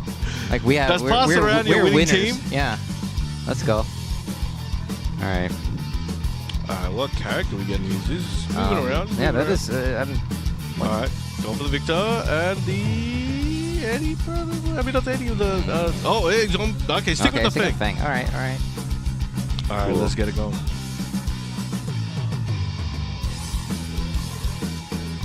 All right. All right, here we go. Urban Square. I really like the stage, but there's a lot of stuff going on. Round one. Fight. All right, we're getting into Oh, it. starts off with a big commitment. Ah, wow, right under. Wild Rising 1 to start things off for Farzeen. Let's go. Very commanding first round. Over 50%. Oh, Excellent but a punish. shoulder answer. Yes. Trying to keep out of range. Oh, wow. That's a very long range attack Oh, yes. that he evaded there. But a very long range back Kempo. Yeah. Down back 3, catching the sidestep. But impressing. Trying to make a pizza. Cancel the order. Oh, you just see him stand there. He's doing nothing. You love to see it. Yeah. Big pressure. Safe while standing 2. Yeah, no resources right now. Full charge goes to the plus frames. Get a little bit of chip damage off here. Farzeen with rage. Looking like Mulgold will be there soon. Oh, no Yes. delay on that one. Running Oh, out the of time. sidestep for the sweep. The Fang Classic. Yes, and goes right into Rage Art just because he wanted to make him see the animation. And it is a cool one, so Yes, sir. I can see why he would do that. All right, up 1 round, Mulgold. Good. All right, starts off with the back tempo instead of last time where he did get clipped. Yes. Look at that range. Yeah, We're that talking about range, it. yes. Oh, man, someone? just lets him dance by himself, but doesn't get the punish. Oh, Slice. Ooh, nice okay, nice punish little on block the there, low, yeah. Cancels Oh, the yeah. stance, but gets counter They've hit. been so good with those down back 3 counter hits. Making them count. Again, threatening. Oh, and the down forward 2. That was very clean. Launch here, yes. And he has resources. Yeah, uses it for dash. Not able to finish here, but oh, doesn't matter. Ties it up in rounds. Farzeen coming back.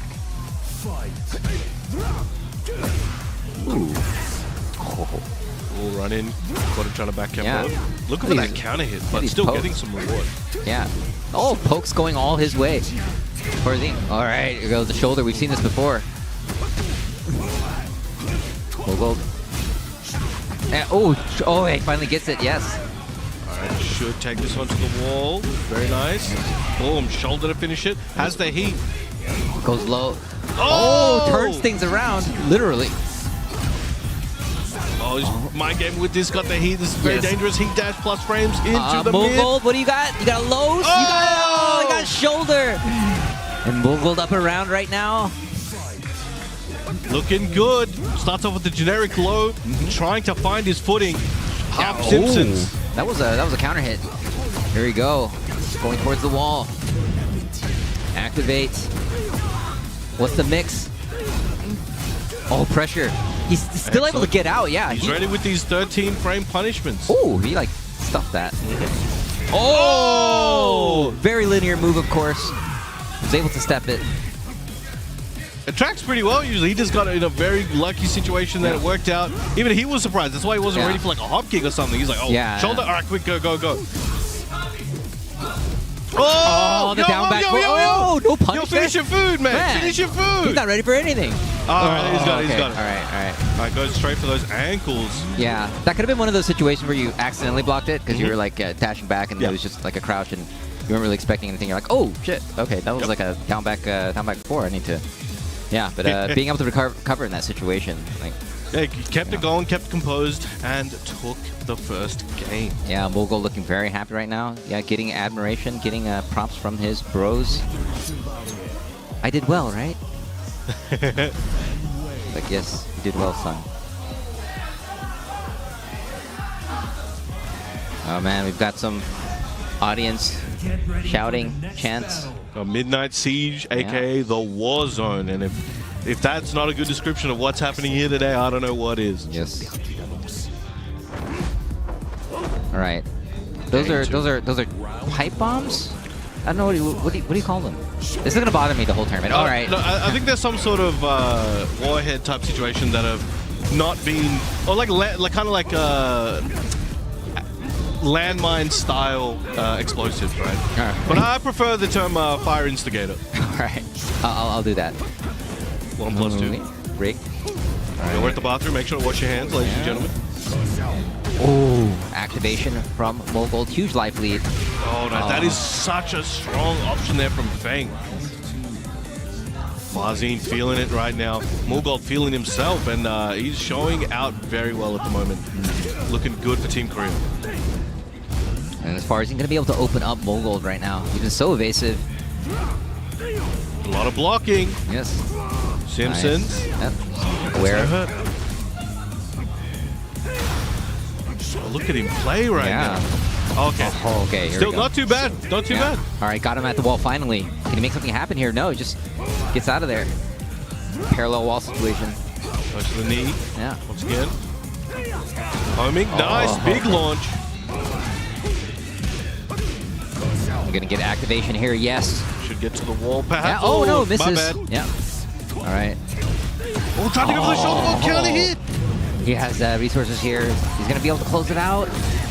Oh, not quite. Just a little sliver left. And no time. And just gets him low. Ties it up in rounds.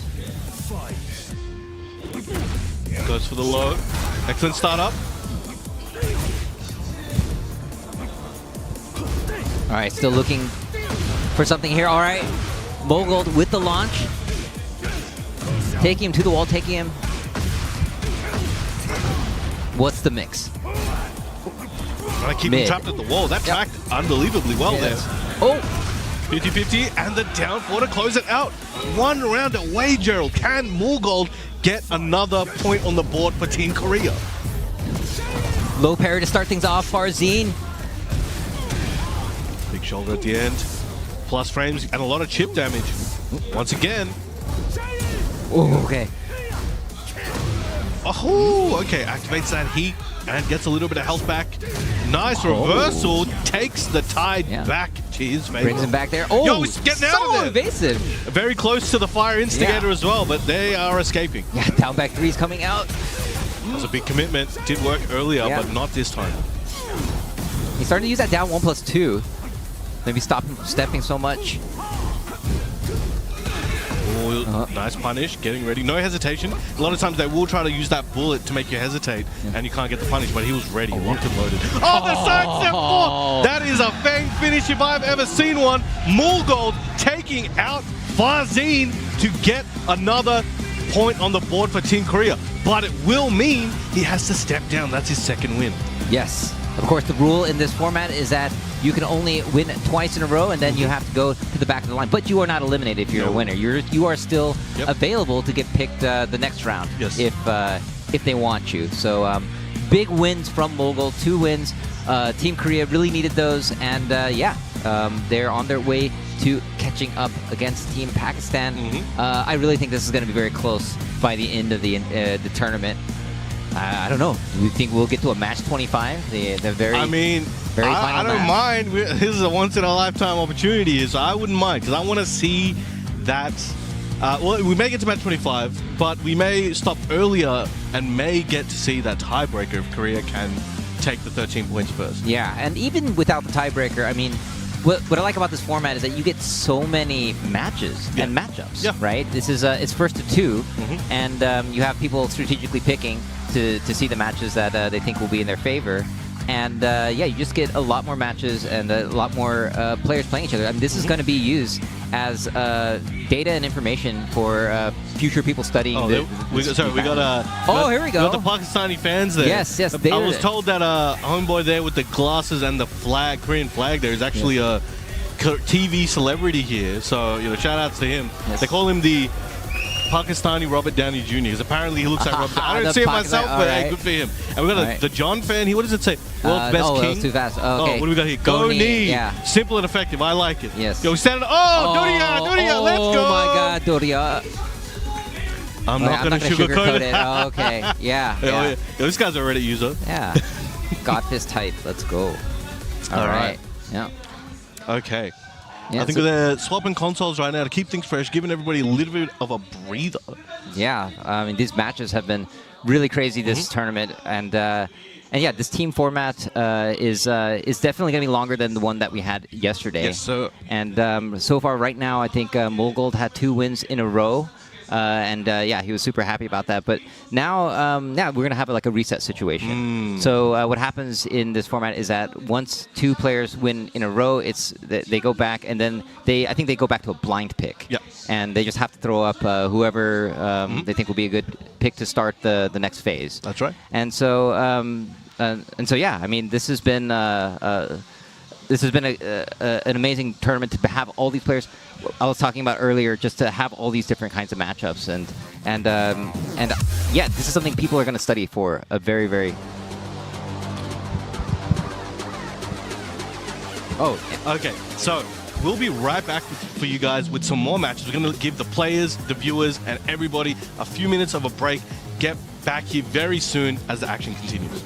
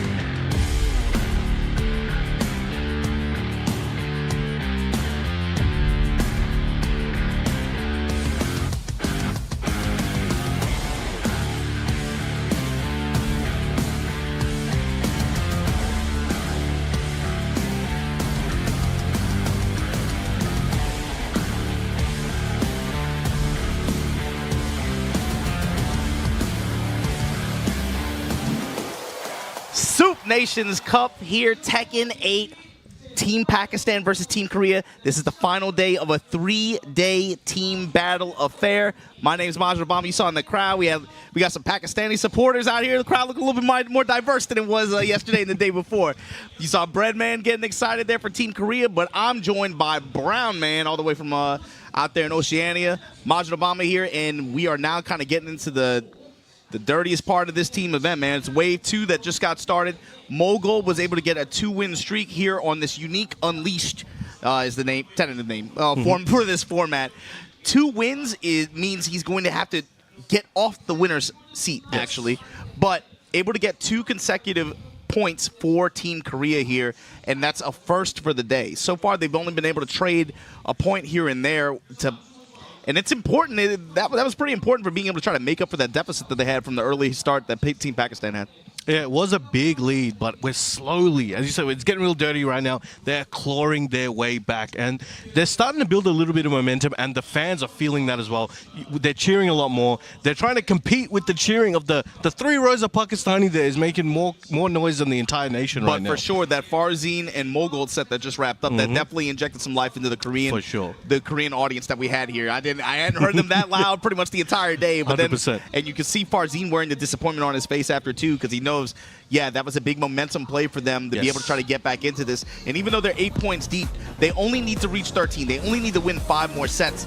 But with the, with this Korean team, it's not going to take much for them to build a little bit more momentum. If they can win a couple more sets, all of a sudden they're in there. That's right. 2 games and they're even.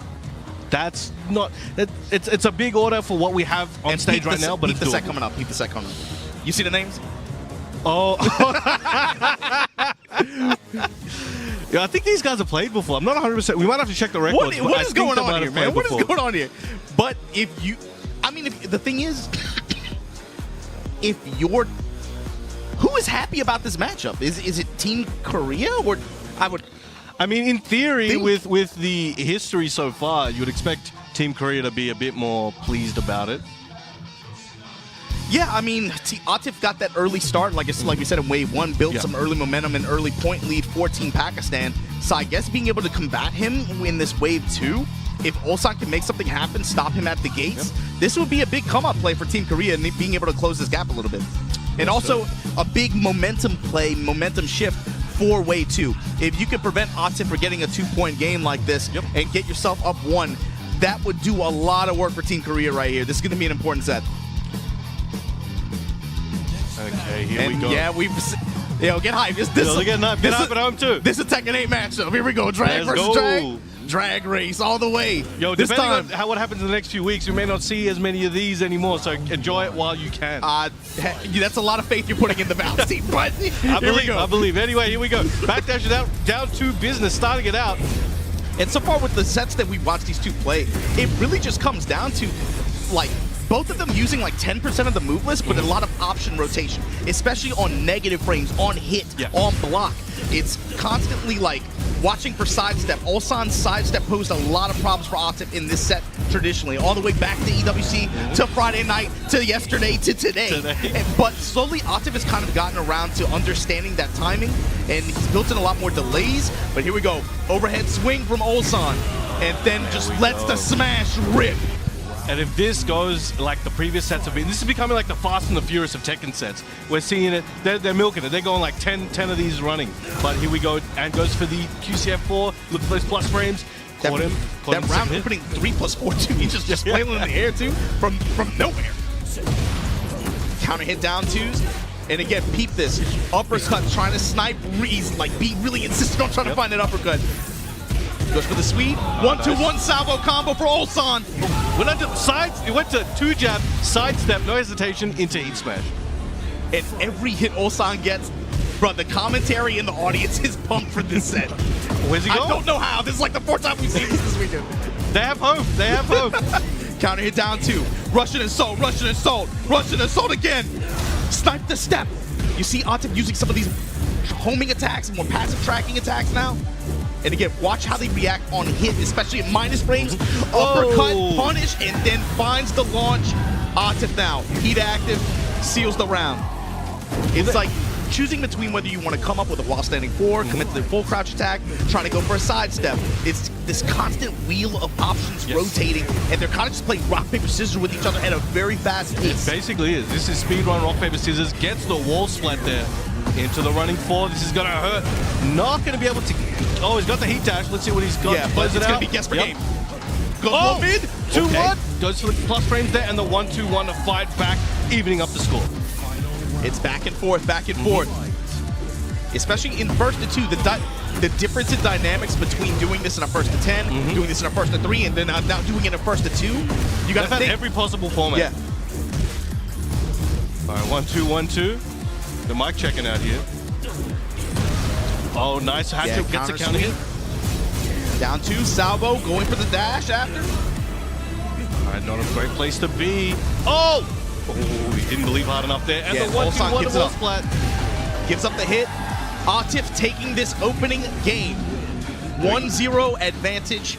Atif in the set, trying to put Pakistan up 9 points here. You can see you can hear the Pakistan war drums ringing out the venue right now. The difference too in Atif's like even body language, posture, way different from than it was yesterday. Even you know, it felt like that opening set where he was able to get those opening sets where he's able to get a 2-0 lead. That was really important for him macro level for this Pakistan team. Just him being able to get comfort, being able to rebuild confidence. We talked about the mental struggle for him, right? Being able to lock in over the course of a long event like this and find the win. He can't lose hope if you falter. You are in a leadership position right now. Ignition switch, Ulsan in the driver's seat. He's throwing it all. Let's the smash go. Nice walk into the wall splat. This is going to be big damage. Let's see what Atif has in store on the big wake. reversal opportunity here in heat. Oh, in rage rather. It still has heat to use. Eats the sweep. Oh, be careful floating these whiffs like that for a back 4. Ignition switch. Takes the ground strikes. Just out of range. Salvo for the dash mix. Ignition switch again. Crouch jab to offset. Oh, still full alive. crouch mix. At the back 4-2. Back 1-2. Down 2. He's feeling himself, Obama. Yes. He's in the lead. He's got a 4-round lead at the moment. Also, peep that mind game too. Just being able to use like the back 4 mid extension like option like that with the threat of the high after. Yes. But they'll use it just to be able to cancel, go in the movement, and just apply pressure just with mental frames advantage there. One thing that Atif was doing a lot more in earlier sets throughout the week is doing back 4-2 into QCF1 cancel.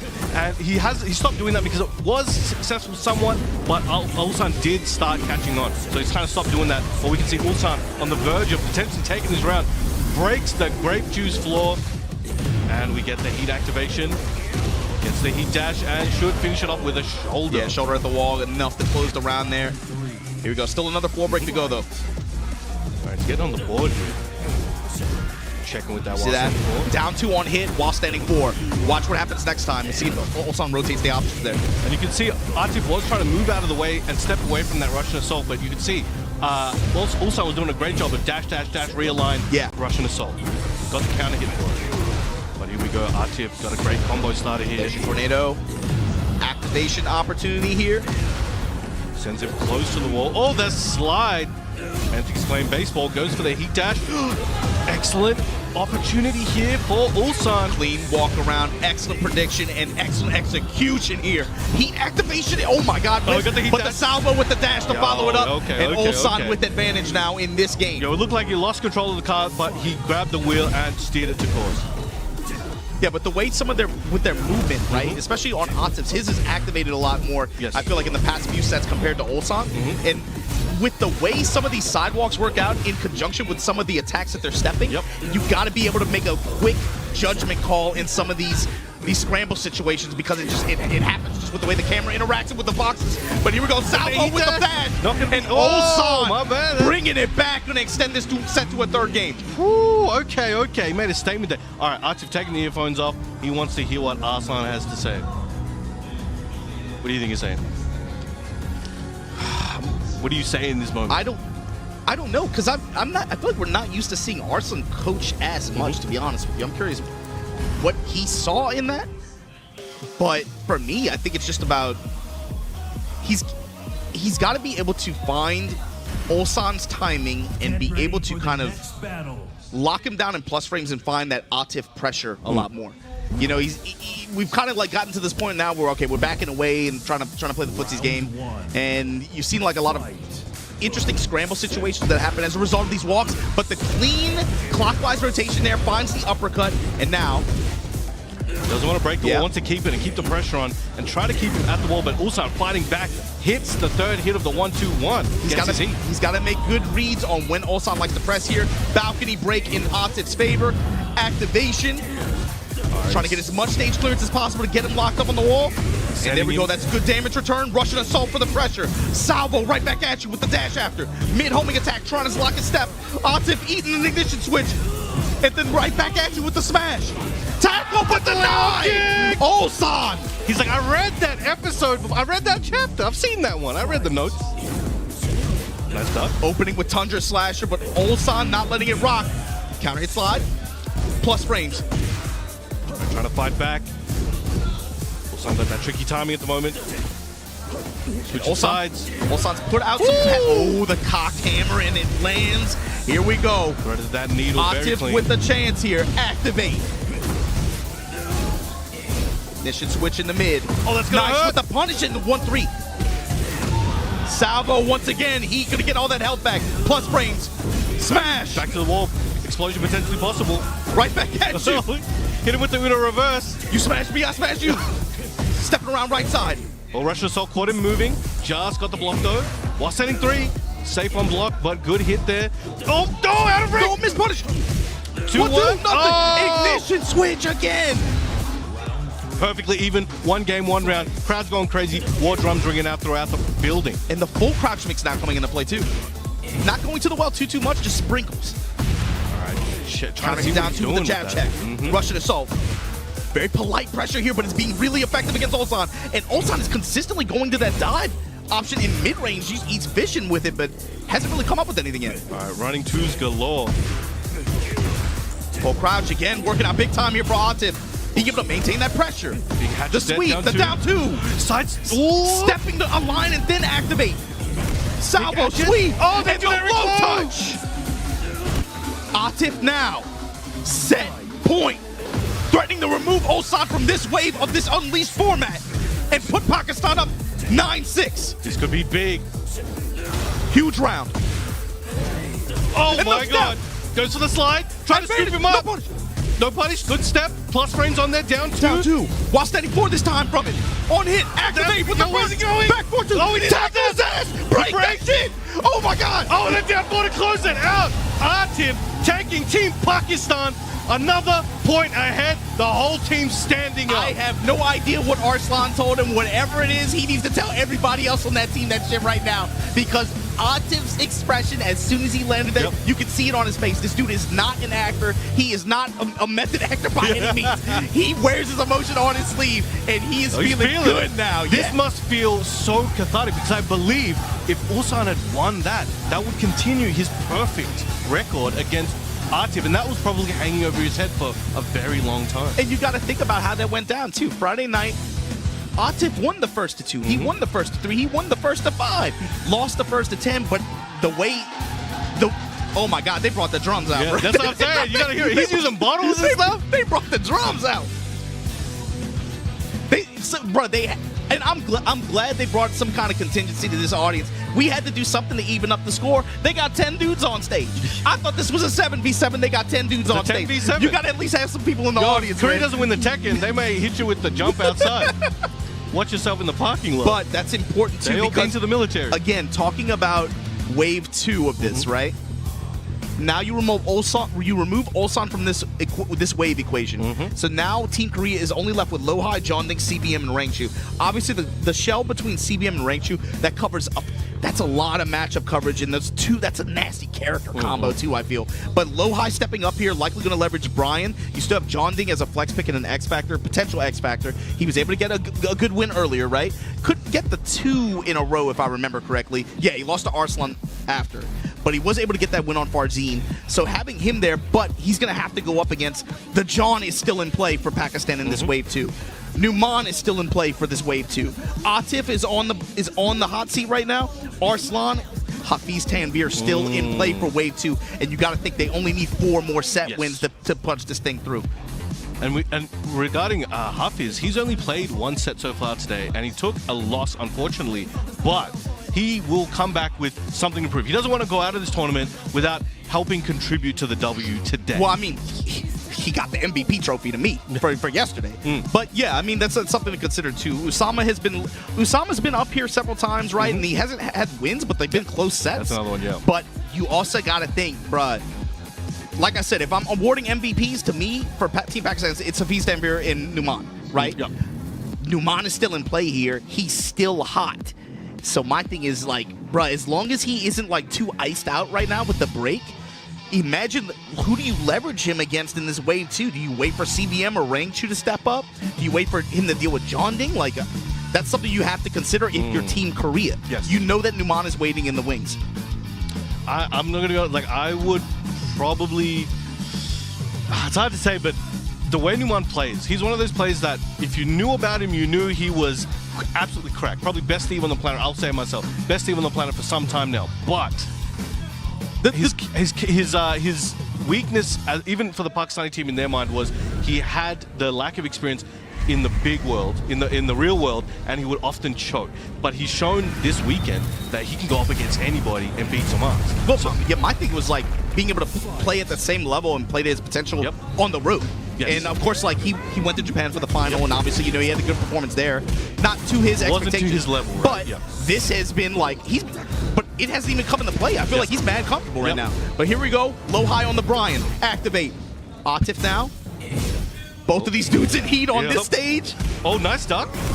Activates that heat smash. Now, Atif gonna wake up with that heat. He's gonna use it. Yeah, there it is. 4-2-1 lets the whole thing rock after the smash. Oh, he was ready. People are, it feels like on both sides, everyone is all too ready for some of these tactical setups.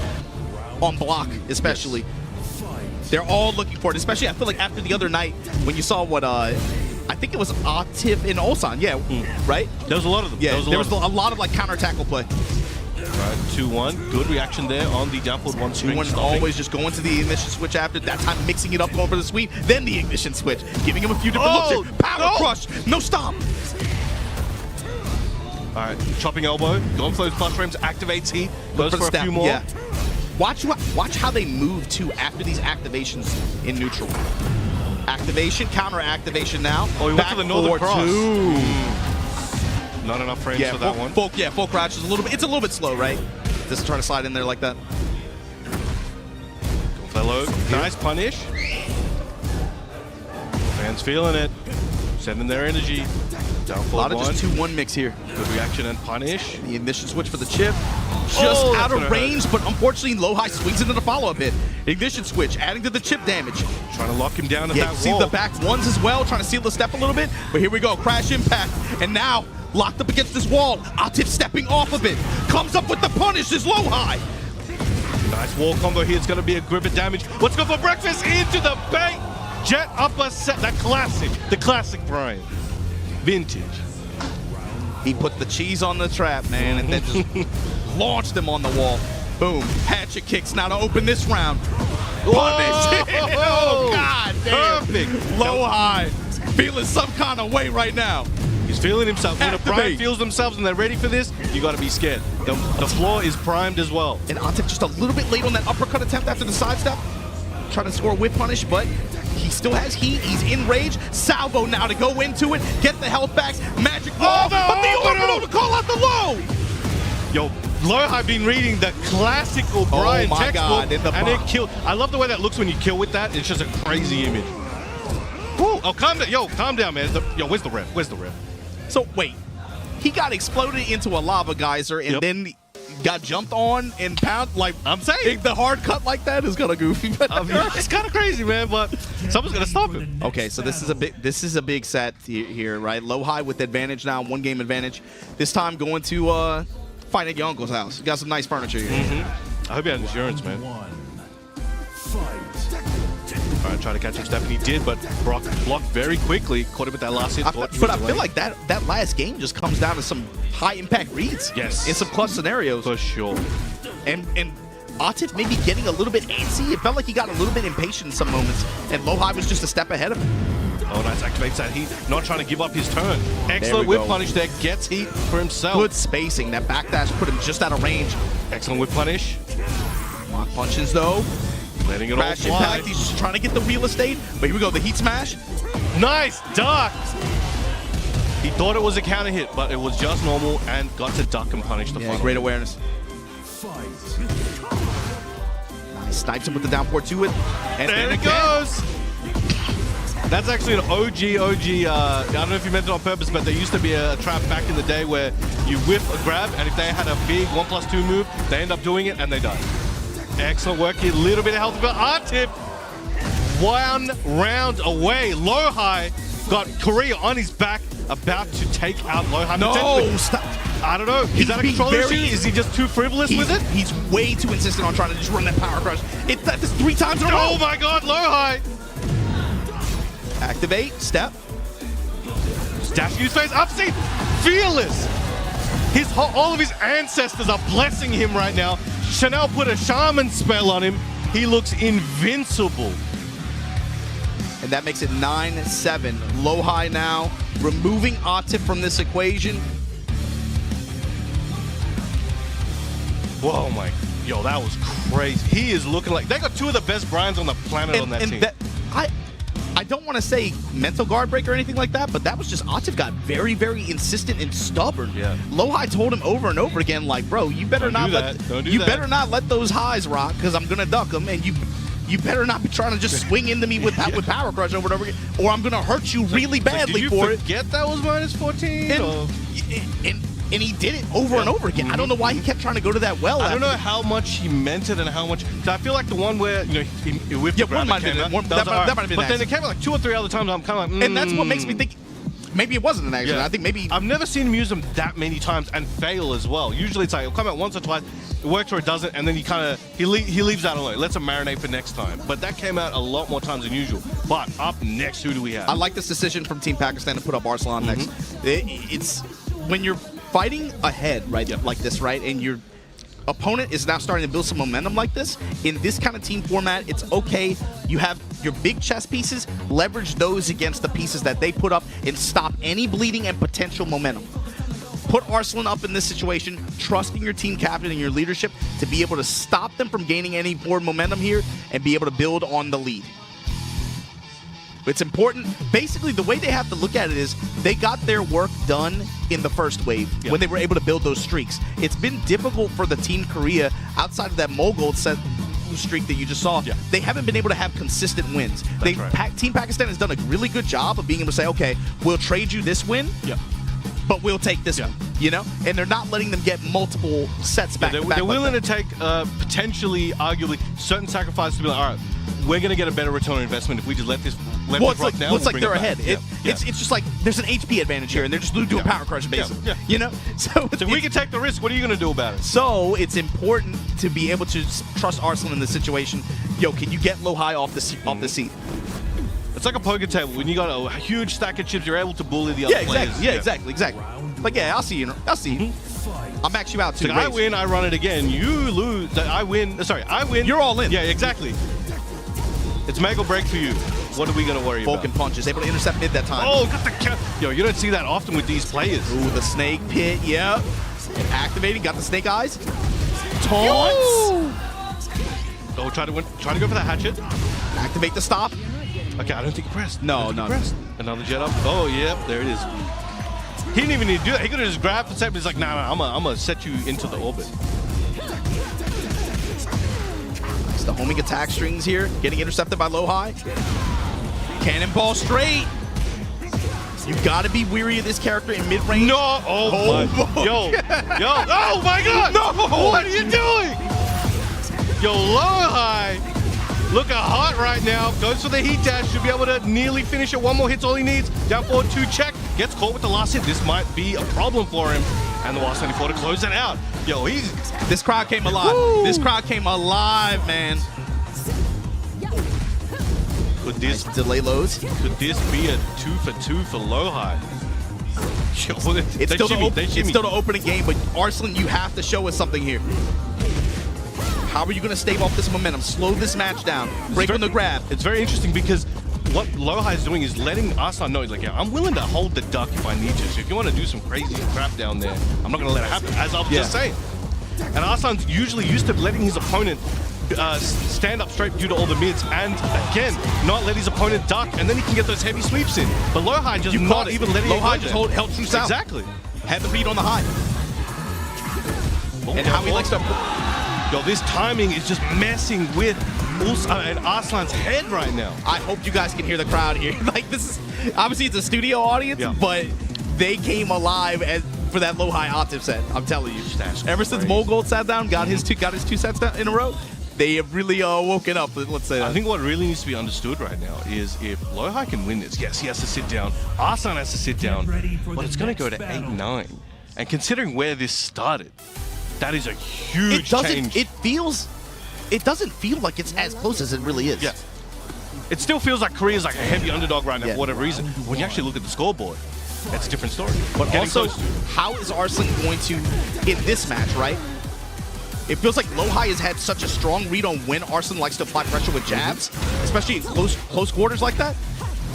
All right, gets a throw, gets a little tech there. How is Arslan going to change his timing and start fishing with mids? Punish him for just trying to hard duck like that. Or alter his timing to try to throw off the reads. He's ready. It's like he installed an aimbot chip in his brain last night. All right, gets the bullets fired, back to the wall near the hot dog man. Yeah, Arslan throwing a lot more delays in there, giving him a lot more different looks, getting uncomfortable with just the hard ducking like that, and then finds the down forward one, finds a sidestep one, start to delay his timing a little bit and start to utilize some of the more of these mids and be able to apply pressure that definitely way. Did a good job altering his game plan there and really staggering his timing, making it a bit more confusing. But let's see what LowHigh can give you felt it too, even watching. You could tell, like, in some of those movements, he wanted to press the button there, but he's like, no, delay it. Yeah. And it worked out really well. But how is that going to be able to carry him for the next few rounds? See him after the forward as well, altering his timing, giving LowHigh different looks. I'm not going to let the engager rip immediately. I'm going to give you a delay low after, see how you react. Activate now, locked in the corner, LowHigh, counter activation. Well, good punish there. Good Bloody attempt Ward, from just LowHigh. jab string right back at you. Slide. Good. Lots of different looks here. Blonde bomb with the dash, nothing behind it. Oh, Back chopping one. over tracks. And there it is. He's like, you forgot about this, huh? Wipe that floor, baby. And Arslan Ash back in it, slowly getting back into it. All right, 2 rounds ahead in game 2, but gets that counter hit, the Brian Electric. After the side kick, and then just comes right back at you with the cannonball straight. Oh my God, Bloody War. Nice duck. All right, he's going back to the ducks. Activate, still wants to retain this advantage, this positional advantage rather. Uses counter activate. Takes the momentum back. From Arslan, the timing. Whoa, nice sidestep into the elbow. Should get the combo here after the heat dash. Looking good, getting back on the board. LowHigh, 1 round to 2. It does not want to let Arslan get the second game. Back and forth, back and forth. What you love to see. So now, how is Arslan going to change his timing again? How's he going to be able to try to intercept? Counter hit, side kick again. And you know what's crazy? That was a different timing. Yeah. But LowHigh just had it. LowHigh re-adapt. Yep. Nice, I like that option. Activation through the guard break. There's been a lot of situations where LowHigh has gone for the Northern Cross, but has not been successful. Did it again there, and it cost him a bit of health and momentum. Mids, yes. Okay. All right, so one apiece. You felt it. Going back to that first game timing, LowHigh now like, okay, I'm going to bet on this jab pressure, or I'm going to bet on the high. Arslan, no, wait, mid. Wait. All right. Into the stratosphere. It's a bend back and forth here, and now we got to worry about the floor blast in the critical round. But how is Arslan going to translate his adjustments in timing to how that game 2 worked? How's he going to do it here? Can he avoid some of these counter hit buttons and threats that LowHigh has been presenting in mid-range? Can he take advantage of some whiffs, get more in the close quarters like this, and apply pressure with those mids and punish him for ducking? Get him to second guess. I think he's trying to go, once again, go back to the ducking well, but I think he's being a little bit more conservative with it, cutting a little bit of the fat, staying down for a little bit less, but it seems to be still effective, and the heat smash closes out the round. Just good jab pressure and mix with the threat of that heat smash there, and then back one, working the mids now. Well, lets the mid rip, gets a little bit of punish. We'll give a little bit of damage to Arslan for that. Second hit, and he goes for the taunt! Knees. Gets the install. What's he gonna do with it? Dies Bright Electric, but doesn't get the follow-up he was looking for, but still in the driver's seat, activates heat.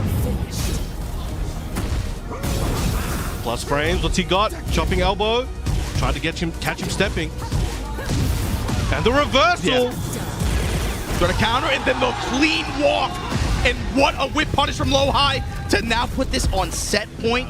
This would be a huge come up for Team Korea. Arslan, you gotta be able to slow this match down. When it's been going fast, it's been in LowHigh's favor. And you can see now, Arslan feels the pressure. I think he's trying to speed it up. He's trying to smother LowHigh, but LowHigh's not letting it happen. Excellent punish. Arslan might be able to stop LowHigh on his offense. Right into a crash impact though, and now LowHigh with momentum. He's still got that install and heat. Both resources ready to go. Nice step. This is gonna cause an explosion. I don't want to jinx nothing, but this is looking very, very good for LowHigh. Oh! And the slam! And the win for LowHigh in this set. This was looking dire earlier, but the sequence between Mulgold and LowHigh in Wave 2 of this event has put Pakistan's lead, cut it down to 1 set advantage. 9-8 for Team Korea. LowHigh now has to take a seat. Arslan Ash off the table. You now have the John, Numan, Hafiz Tanvir left for Wave 2 of Team Pakistan, while Team Korea still has JeonDDing, CBM, and Rangchu to leverage in this phase. Wow, LowHigh paying rent. With just awesome reads with side movements and ducks. It developed through the set too. Really those high impact duck calls in game 1, and then also just the offense that he laid on, especially in heat on Arslan, when he had the threat of heat dash or heat smash in a lot of those situations, he was able to play around with Arslan's defense. He caught him ducking a few times or pressing, had some very high impact sidewalks and sidesteps in games 2 and 3 especially, and that's really what sealed the deal to me. That was an amazing performance. It felt like a cerebral battle. Yeah, that was crazy. It was a battle of the senses, battle of the mind.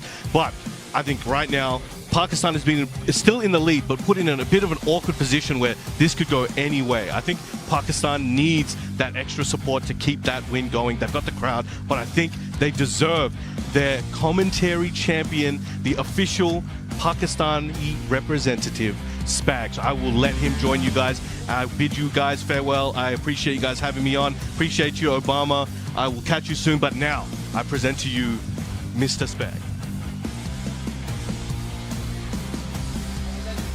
Brown, man, thank you so much, man. Amazing commentary all weekend.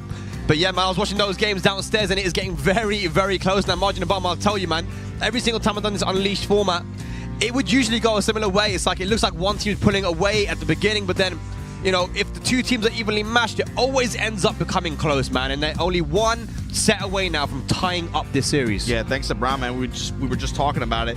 It's like this thing feels way closer than what it did an hour ago, you know, or just a few sets ago even. And the score just is, it doesn't reflect like the tempo now, because now I feel like the pressure's on the Pakistani team in this wave especially. They're threatening right now Team Korea is threatening these guys to take away their lead and step up and even this thing up with this wave, and it's going to make the next 3 sets very, very critical in terms of who they pick to put up there. If you're Team Pakistan, Spag, you got the John, you got Hafiz Tanvir, you got Numan left. Yeah. Who are you setting up? I put up Numan. I put up the guy who hasn't lost a single set the entire weekend. However, you know, if there was a player that was going to give him issue, it is that one right there on the side of Korea, Rangchu. You know, the Pakistanis are talking about it as well, that Steve does play quite well into the Korean characters, apart from Kuma. And we saw these guys first play at FV Cup back last year, and it went right down to the wire. Rangchu actually was winning 5 rounds straight, and somehow with 1 pixel remaining, Numan brought it back and won the entire set. So these guys are very back and forth. Just from that one set that we can say, I feel like it's going to be a close one. Yeah, and this is going to be, like you said, similar to that FB major set. This is a first to 2. You got to remember that. So it's going to be important for early on here. How can Numan move past all these long-range tools that Bears have? Especially, you know, he's got to find some way to evade the angry hooks. You're going to look for Rangchu to try to just occupy a lot of space with some of these big Bear attacks. He has a few different strategies that I think he's going to like to apply in this matchup as well. Numan's got to find a way to close the gap and try to find some way to get pressure on Rangchu and have him just press into some of these big counter hit buttons. It's really important that Numan is careful when Rangchu goes into rage, into heat, because obviously with heat, that electric is a pure high crush. Yes. It will go under the jab, it will go under the back one, and certain moves like that. So if Numan can stay calm and kind of weather the storm with Kuma in heat, then he might be able to get the job done. Either way, it's going to be very, very close, and this is a huge mental game as well. If Rangchu can win this set, not only have you taken out the undefeated Numan, you're also tying the set 9 sets apiece, which is a huge mental blow for Pakistan, who's been in the lead the entire day. Glad you mentioned that too. That's the thing about Rangchu, and his Bear strategies change a lot depending on character and player matchup. You'll see him use heat in different ways, but like you said, the threat of Bear Electric, but also the Bear Heat Smash as well. I feel like it's very easy to just get intercepted or clipped if you're trying to move around. You know Numan is pretty active, especially once he gets out of range. He likes to bob and weave inside and outside of spaces. You got to imagine whenever Rangchu activates heat, it's almost got to be like a pause button on what the gameplay that he likes to run. Absolutely. Well, let's see what Rangchu decides to do here, man. And what tactics are going to be employed. Kuma versus Steve. Punish down the 1+2 early on. There you see the strings and the angry hook. Trying to keep Steve at bay. Pile up some chip damage as well. Ooh. Wow, calling out the bear demon paw. Yeah, that was a punch to the backy there from Steve. Finishes the string. Just letting records rock. Grab, break it. Small punish there. Fishing with Sonic Bang here, but activate through the string. Ooh. He had the jab down hit. The trade. And trade with the smash too. You saw the fish come out. Very fortunate trade there for Numan. Takes the first round here. Striking first blood. And maybe that's the kind of game you have to force too. Be okay with taking just good trades in some of these situations. Leveraging some of your HP if you're able to get a health advantage. Right now, Rangchu in heat. Step in, pump in, bear pedal. Eats these mids. The Masaji activates. Oh my god! The roly-poly from downtown. Roly-poly slide. Gotta punish the big fish. Ewan McGregor. Step in, pump in, pedal low. Goes for the heat smash. And we go back to the wall. Now what can you do with the pressure? I like that. Cancel the Lionheart. Just apply, take the pressure, take the wall. Oh my god! Stepping into him. There's your tornado. Peels him off the wall as well. Beautiful combo. Got rage available. Going to use the rage jar here. Will it connect? Yes, it does. And that's going to get rid of all that grey health and give Numan the health lead. How does he finish though? What's the play here though? Running in the low. What are you doing? Oh my god! What a sidewalk! What a sidewalk! And that's what you have to do against Kumar. Wow, crazy stuff. But once again, Margin, he had the counter here on the jab. He's just not letting loose with the G-clap. Oh, this looks like Kuma round. Hold on. Bear X. Not even 10 seconds gone. Where did your health go, bro? He got chipped down all the way down to rage territory. That's Kuma. Activation, and then the big fish again. That's that raw. That's the Japanese sashimi cut. That's that raw stuff. 20-second round there, and once again, Rangchu starting off quick there. 1+2 heat engager. Be careful. Oh, he's got some setups. Power crush out of Honey Bear. Legs. Whip and big time punish here. With the smash. Rangchu back to the wall, but he's all too comfortable with it. Numan looking for anything. Defense, the defense. Only needs one more hit, activates heat. Now what can you do with it, Numan? Nice, goes for the QCF2 after the low. Final round, first game. The jab pressure, the jab Testing pressure. him with just one jabs. Uh-oh. Angry hook. Bear swipe, come up with the boss standing 1-2. Activate right back in your face. Albatross 2, activates heat. Down 2 again. Heat, gone now. That's a small win, running 1+2. Oh, the G-Clef There you finally go. lets it loose. Is that dead? Tooth that Oh. ass up, and now what you got? Running Bear! And just like that, Rangchu up 1-0 in this set against Numan. Threatening to even it up here. This is... Man, what if you're Atif, what are you telling Numan right now? Telling him to just to calm down and not just believe in his reads, man. You know, it looks like he's a little bit too afraid of the threat of the G-Clef, not moving laterally as much. We're not even using the over air, the British back hambo. You know, he's used it when he has used it and it's worked. He hasn't been able to go for a punish afterwards. So he's not really believing in his reads right now. Maybe too scared of what Kuma can bring. Yeah, but let's see if he can bring I it think back. especially with like some of these longer reaching attacks like Angry Hook, Yeah. maybe probably scares him off of using Lionheart and maybe fishing for the launcher like Yeah. that. So he's trying to work his way in, but when he gets in, it seems like Rangchu's did a good job of just being able to just make him as nervous as possible, or he's leveraging heat to kind of make him as hesitant as possible to press in that situation. Kuma can really mix you up a lot, man, Yeah. and you can't get into your own head when it comes to what Kuma's capable of doing. You gotta believe in your reads, man. Nice down jab and flips Good the break, but switch. the side swap here. Activation from Rangchu now. Uh-oh. Bear Jordan, good dark. Went for the guard. Oh, man. Yeah, guard break Guard there. break at that situation at the wall. That's Good the thing, though. dunk. It's a 50-50, right? Yeah, good read. Goes for the throw. In the clinch. Guaranteed hits. Yep.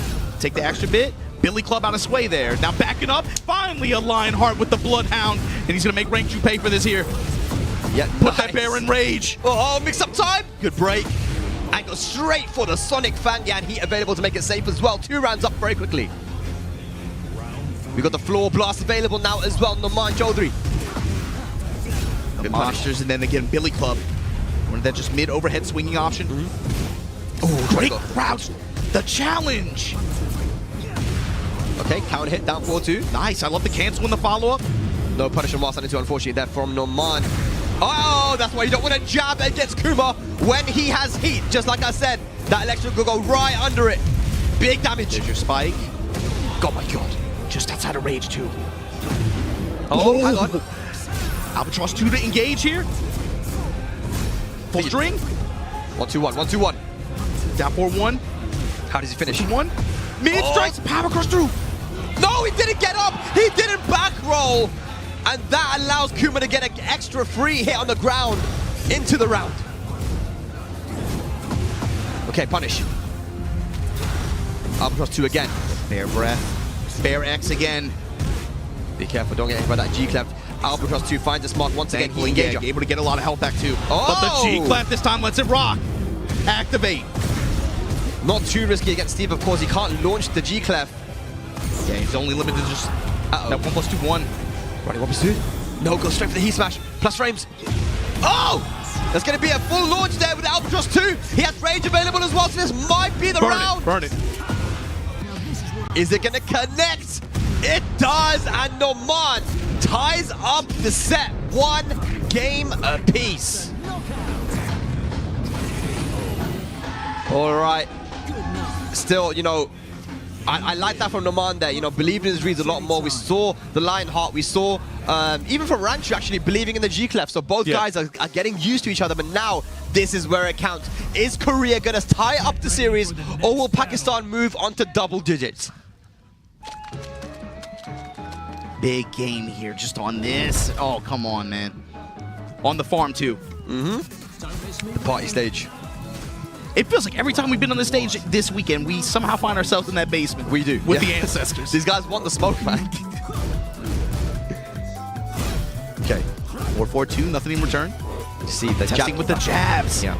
And then, yeah, Sonic Fang after the down 4-2. Also with Lionheart.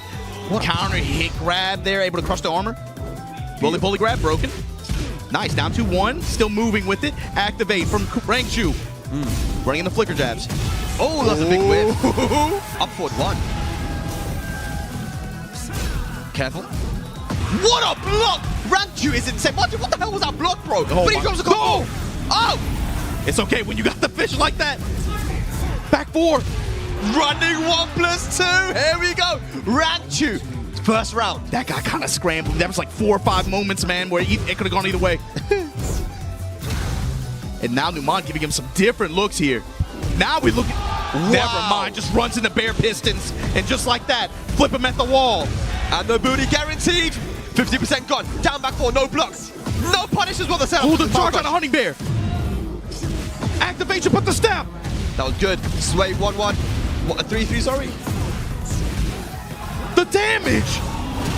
The smash. There's so much going on right now. Oh Once my again, God. 2 rounds up.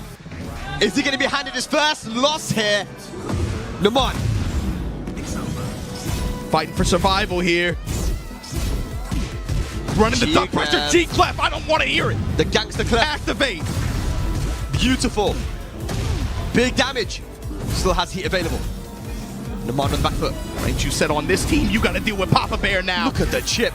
The pressure at the wall, the low swipes. Honey the Bear same trap, setup. charging on through.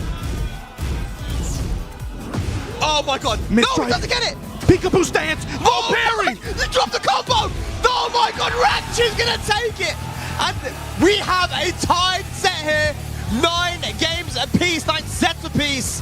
Rangchu getting the job done, handing Numan his first loss. Rangchu still on the sticks as well. Yes. 9-9 here, tied up.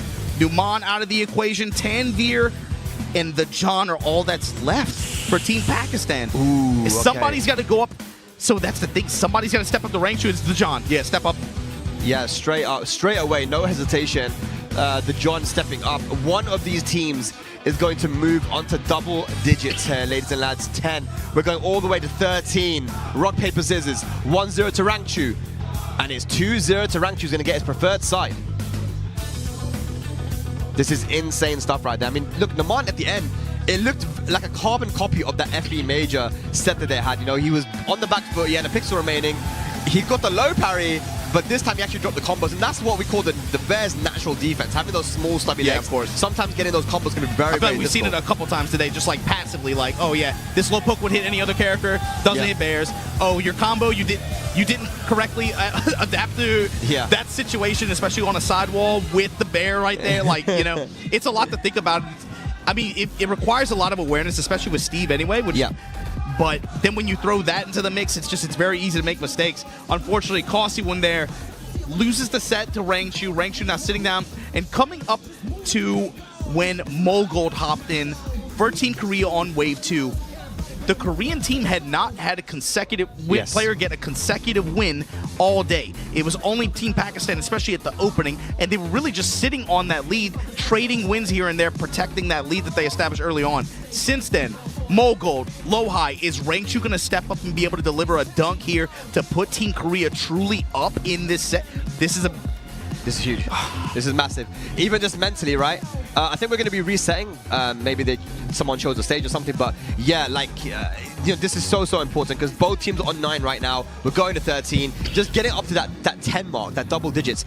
It's so important, man. And you're right, man. Right now we had Atif, the John, and who was it you said? Farzeen or someone else? The John. the John and Tanveer are the only ones that are left on this wave. Sorry, when it comes to getting 2 wins in a row. Oh, yeah. Yeah. Earlier it was, what, Numan and... Atif, Numan, and the John. Yes. And then now, obviously, you got Mulgold, you got LowHigh. It seems like in the second half, Korea's really stepped up. Wave 2 has been Yeah. Korea's wave. And it's in fact, I mean, we could potentially be looking at an erasure of what happened in Wave 1. And this is why this format for today is so good, because we get to see so many different matchups as well.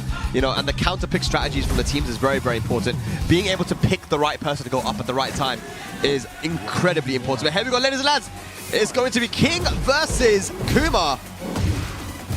Yeah, you have to imagine too, if you're Team Korea, you're hoping that Rangchu can take the John out, and since that would force maybe Tanveer to step up, and so then you put up CBM or something. Maybe you play outside of that matchup. Yeah. That's likely a Pakistan matchup that they would like to run, right? Here we go. Activation with the step, though, and the John able to close out. Good stuff there from the John. The John, of course, been one of the most consistent players of last year of Tekken 8, man. You know, every tournament that he was able to go to, he got minimum top 8, even coming top 8 in the Tekken World Tour Master event here in Korea.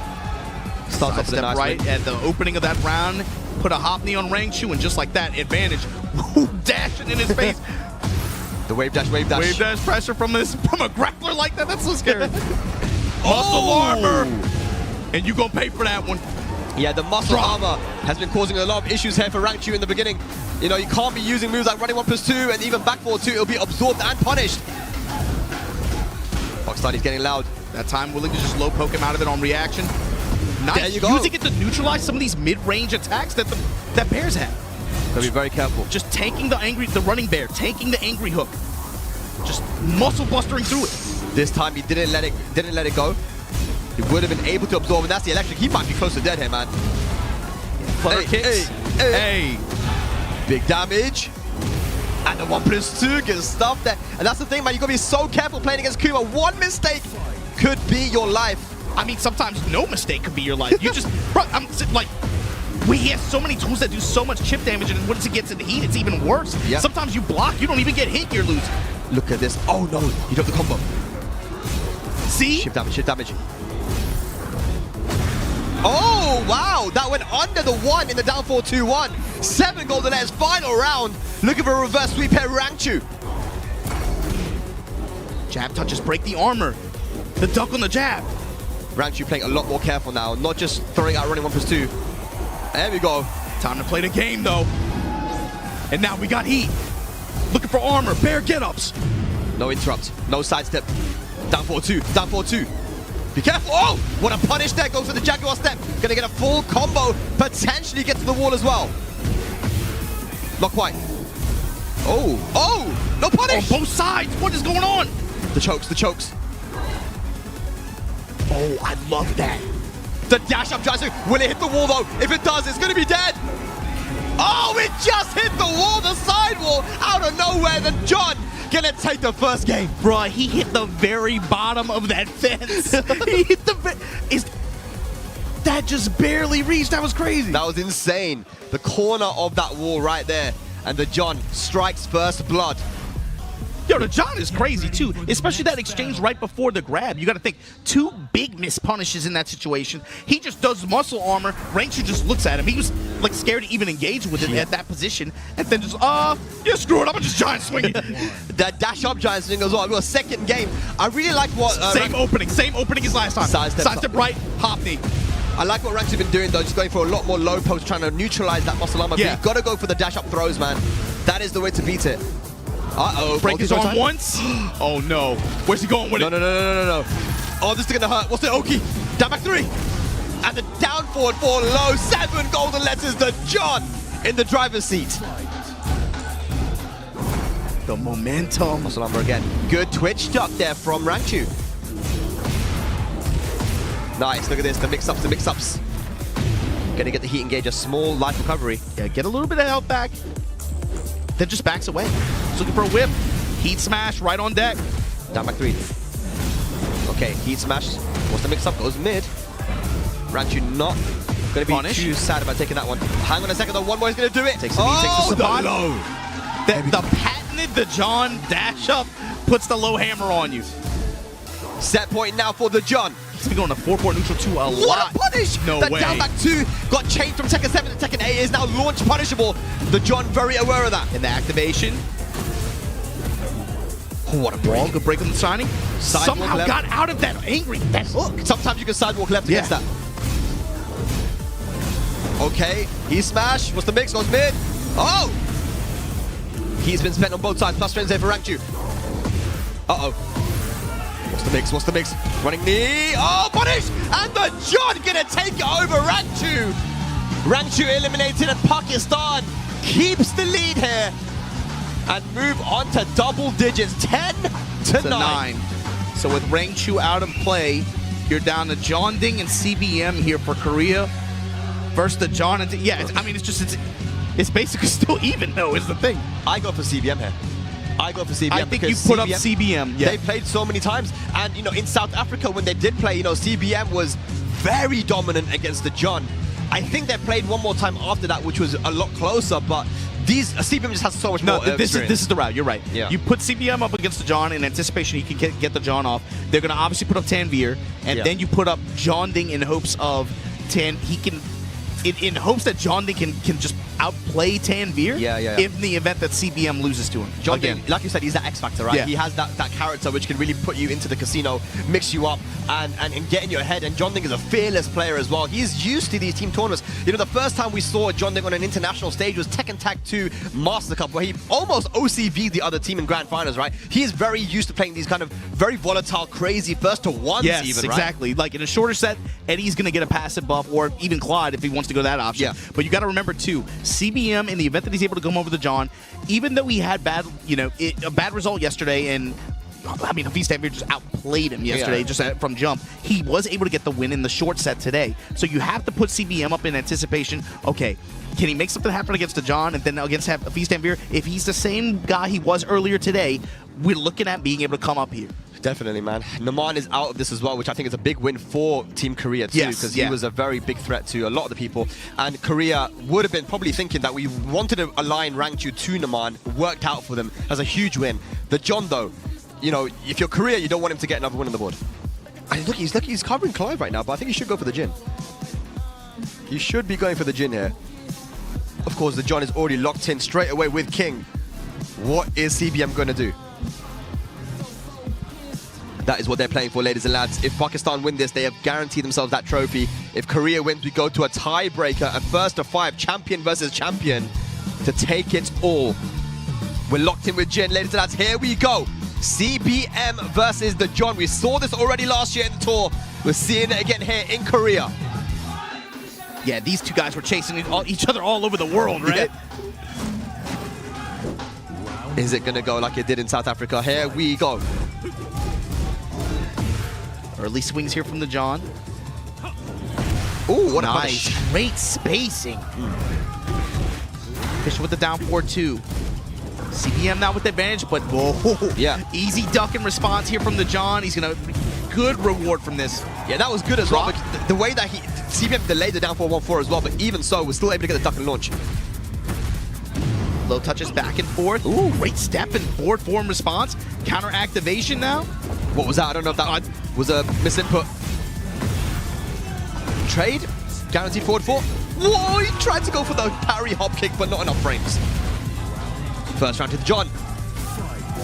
Yo, they're going ham with those drums and stuff every touch that John gets. 4-4 neutral 2. Finds the down 4-2 sequence. CBM going to give it up.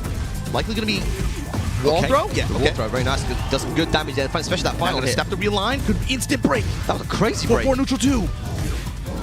Fishing with the down 4-2s. Fishing mids. Muscle armor, but not scared. Like you said, standing at range against the muscle armor and just fishing low. Oh, okay. Muscle armor once again. He goes straight for it. That's going to kill. He's done just so much damage there with King. 2 rounds up here in the first game. Try to go for the side step Hopley again. You called it out margin above. He likes to start with that, but CBM gets the punish. The dash feint pressure. In range of the down 4, that's fine. CBM cool to just chill out there. Eats the low, but the clean sidewalk around. Great clockwise step. Gets the sweep and the CD1 forward 4 counter hit, and guess where you're going? Not going to go to the wall. Unfortunately, drops the combo. The position's fine though. Oh, we get the counter. What's he going to do? Rage up? No. Sidestep, going to pop heat through a line here. Snap those legs and side swap. This is the positional advantage. Sabat kick, but the down 4 in response. Very good confidence there from CBM. Finishing with the low. Down 4. Here we go. Round on the board. Forward 4. Putting that jackknife kick out in front of him. Trying to control the space as much as possible. He really wants that down 4 too, man. It's such a good poke. Goes for the power. Goes back 3. Sitting on his head. It's crazy watching him. He just like sit in mid-range, just down 4-2, down 4-2. He wants it so bad. Multi-throw to beat the parry. Oh, he breaks it. Good stuff there from CBM. Oh, and CBM. The John tell him, take a break. Take a break, kid. You've been on the sticks too long. Activate. Fisher with 2-1. Muscle armor into the smash. The equalizer. The John up 1-0 on CBM here. Ooh, the John getting. Is he going to be able to get 2 vital wins for Team Pakistan here? He's already taken them to double digits. but can he take him closer to that victory? CBM now on the back foot. What does he do? Does he go to Clive now or just stick with the Jin? Oh, man. A lot of discussion going on right now. CBM. On both sides. He's talking to his team. It's funny because the John is sitting in front of the Korean team, Yeah. and the CBM is sitting in front of the Pakistani, so they're talking like through each other. It's okay though, because I don't think any Pakistani speak Korean, and none of the Koreans speak Urdu. Hey, so you never know, man. You never know. They might have some textbooks out there at the library. You never know, man. And once again, the John started off with a launcher at the start of the round, but this time gets a counter hit launcher, down 4-2-1. Best poke in the game. That's, bro, we talk about like success with some stuff sometimes. If you go to the well that many times, the bucket's gonna come up with water eventually. I don't care where you live, man. He's been going to that thing all weekend. Yeah. 4-4 neutral 2. The dash pressure. Ooh, the delay once again. It actually gets a wall split into a full combo. Interception and stepping to align with the wall here. Gonna activate. Unfortunately, does not get the spike. Yeah, didn't get the bound. Goes to the low. Big whiff on the down 4-4. No punish there. Oh! Out of the Jaguar, step 2. Drop him. And in the low to finish the John. Momentum on his side. Good Oki, good decision making here from the John. Back to 1. Stopping any idea that you have about armor. Stop it. What is he going to do, man? He's playing very, very tentative at the moment. Good break on that giant swing. Yeah, he sees it. He's got the vision, man. He's been denying a lot of the throw momentum. Uh-oh, multi-throw As once soon as I say that, standing heel hold, where you going with it? Break that shit.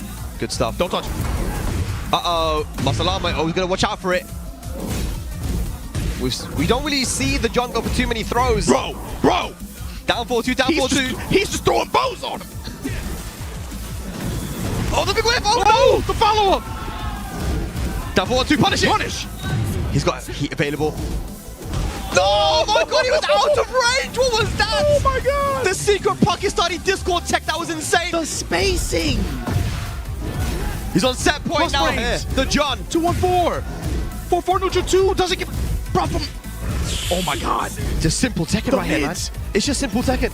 Down 4-2, down 4-2. Muscle armor. Trying to annoy CBM as much as possible. Down 4 from range. Power. Oh No, my Masani god. 2. Hook Oh, fist, but no. no, not against this knee. CBM plays very Tornado. nervous. Activate. Trying to get as much range as possible on this. Just to force the wall situation. Here we go. Break. No. No break. Take him to Tijuana. Oh, the John gonna take out CBM and get 2 wins for the side of Team Pakistan. Take a bow. The John gonna be eliminated from this wave now, but he has done his job. So with the John out of this, you now have Hafiz Tanvir. It's going to be Hafiz Tanvir going up against JeonDDing. Are these the final 2 remaining for the wave on both sides? for both sides. Oh boy. Okay. There is the John. He's feeling himself right now. What a performance! Yo, you know how locked in you got to be on Tekken to get your name tattooed on your hand? I'm just like, I don't know too many businesses that would like look upon that favorably. He's at least locked in. He's definitely locked in, man. He's feeling it, man. The John. So he's taking out Rangchu and CBM. Only 1 player remains on both sides until the waves reset. Can you imagine that dude with a necktie and a collared shirt, like handing you a business card? Like, hi, what's your name? He looks like an assassin, bro. First name the, last name John. Some John Wick shit, man. All right, here we go. So what are we waiting for right now? So I guess. Yeah, I mean they know who's going up. JeonDDing and Hafiz Tanvir, okay. But Eddie with versus the John still alive in this wave too, right? Johnny's still alive? No, he's removed from the wave. Yeah, removed from the wave. But basically, the result of this set is going to start a new wave for one team. Yeah, depending on who loses. Exactly. Whoever loses now, and the players are coming up to do rock paper scissors. Hafiz Tanvir and JeonDDing. The loser of this will have their team's wave reset. So they have the potential for counterplay. But who do you counter for Hafiz Tanvir, man? The guy's been on form this weekend. I'm just thinking, man, like who do you call as counter for Hafiz Tanvir? And then I don't want to like think too far into the future, but I'm thinking like if you're Pakistan, if you're Korea, who are you putting up as your, in the event of a tiebreaker, who are you thinking is the hottest right now that you're going to put up? Oh man, it's such a tough decision because Numan just recently lost. I think that if you were looking at Numan, the way he's been playing, even talking to Arslan, you were saying that, look, we'll have to wait and see who's playing hot right now. But honestly, there's a lot of players that are putting work, and you can see right now on the results, everyone in the Team Pakistan has really put in a lot of work here, right? You got to think as well, on the side of Team Korea, who do you put up? Now you've had Mulgold, LowHigh, both get like two wins in a row, right? They're the only players that have got 2 in a row. But do you bet it all on Mulgold, who started off with a loss against Atif, or do you go LowHigh, who's probably arguably been looking the best? I wouldn't feel bad about putting LowHigh up. 3 wins, man. He's got 3 wins here for his team.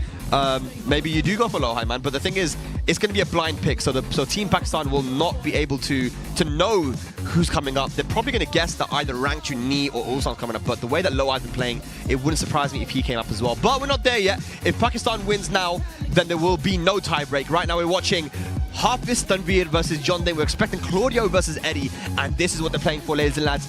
The trophy for the Nations Cup. Pakistan versus Korea done for the first time here in Seoul. History in the making right now, ladies and lads. It is 10, look, straight up, 11-9. before we even we're getting down into the final thing, final chapter of this. Real quick, we got to give a shout out to everybody from Soap, everybody from Boz, from helping make this happen. Getting these guys their visas, getting everything ready just to be able to make this finally happen. They've been talking about it for years. You've been talking about it for years. They've been talking about making this happen. They finally got it to happen this weekend. Awesome way to close out Season 1, the first year of Tekken 8 action before we open the next chapter of this game. Absolutely, absolutely. Big shouts to everyone that made this possible, man. All the sponsors as well. Daewoo, Bars, Soop, Mirage Esports. It's a big occasion, man. And it looks like it is going to be the Claudio versus the Eddie, man. And we said it, man. JeonDDing's the X Factor. He needs to step up now and tie up this series margin. Yeah, he's got to be able to close wave 2 for Pakistan, but then also be able to try to open whatever. He's got to deal with whoever they put on the table first. I think JeonDDing isn't going to give a damn who comes up against him, man. He's just going to do his thing. Here we go. Because the other thing, too, is if he goes down here, it's set point for Team Pakistan. Yeah. They only got to win one more set. That's true. Very true. Okay. You see him now willing to play this compact game, force that mix-up with the 4 double kicks. Going to get a big pickup and the wall here. Immediate while standing 4 from Hafiz Tanvir, and then just the mids in the heat. Yep. Sidestep 4. Now Claudio Classics. Blue Moon Burst. We ain't done yet. Oh, the sidewall saved him, though. The sidewall saved him. Mix up time. Mid. In the mid, the top 4-3 to intercept. Very good. Confirmed there from Hafiz Tanvir. You're never out of it when you're JeonDDing, man. I mean, this guy can always make the comeback. He's so crazy. FF3. Low. Okay, 3-3, mashing on that. Counter hits. Okay, great for them. Manjinga. Top kick, punish, beautiful stuff. It's an awesome down 4-3, but it is very unsafe, and so Hafiz Tanvir going to get very strong return on that punish. Sidestep 4 in heat, testing him with the high mid 2-1 with the threat of the follow-up, and just like that in heat at the wall, Hafiz Tanvir 2 rounds up. Bomb blast on the floor. Yeah, he tried to go over there with the mid kick. Back 3-3, that's going to be punished. No. Minus 15 now. Sky/Nova says, hell no. Back 3-3, just to spike him, just to blow him up, just to put him on the wall, just to turn up in wintertime in Seoul, South Korea. Crazy, 50% damage there for Claudio. Low snap kicks, 2-1 trade in JeonDDing's favor. He still has heat available, he pops it now. What can Hafiz Tanvir do? Forward to the back 4-1 again. And again, no dog. Back block with the splat. Hafiz Tanvir up 1 game in this set. Inching closer and closer towards a Pakistan victory, but you gotta finish your food here. JeonDDing, what is your answer? Oh, he is chugging that water right now, man. Getting that hydration. He's not they mad hydrated, bro. They've been drinking a lot of water. That's the nervous water drink to take. You know what I mean? Yeah, he chugged that water right there, man. He's got to think hard now, man, because this is very, very important. The wave is going to reset here for Korea after this, and the decision they make if JeonDDing loses is vital. But you don't want to lose here, man. You don't want to put Pakistan on exhibition point. Stick with the Eddie, not going for the Clive. Not going for the Clyde here, going to have faith in his Eddie pick. Close quarters stage here, though. You got to be wary. Whoever gets control of that bomb blast on the wall. Walls came into play in a big way, mostly for Hafiz Tanvir last game. But you got to remember, JeonDDing wants them as well, especially when it comes to handstand pressure. He's been going to a lot of handstand throw, and it's had great success today. Going to help us mix up a little bit. But here we go. Going to get the high clearance. Beautiful combo there. The damage amplification the wall presents, too. Back 4-2, no punish. Plus frames. Plus frames, and then goes for the mid check. What a confirm on the down 4 3 string. Sidewall saves him though, once again, JeonDDing. Sidestep low, and again, Hafiz Tanvir rotating around. Counter activation. 2-1. 2-1 with the follow-up. Let it rip.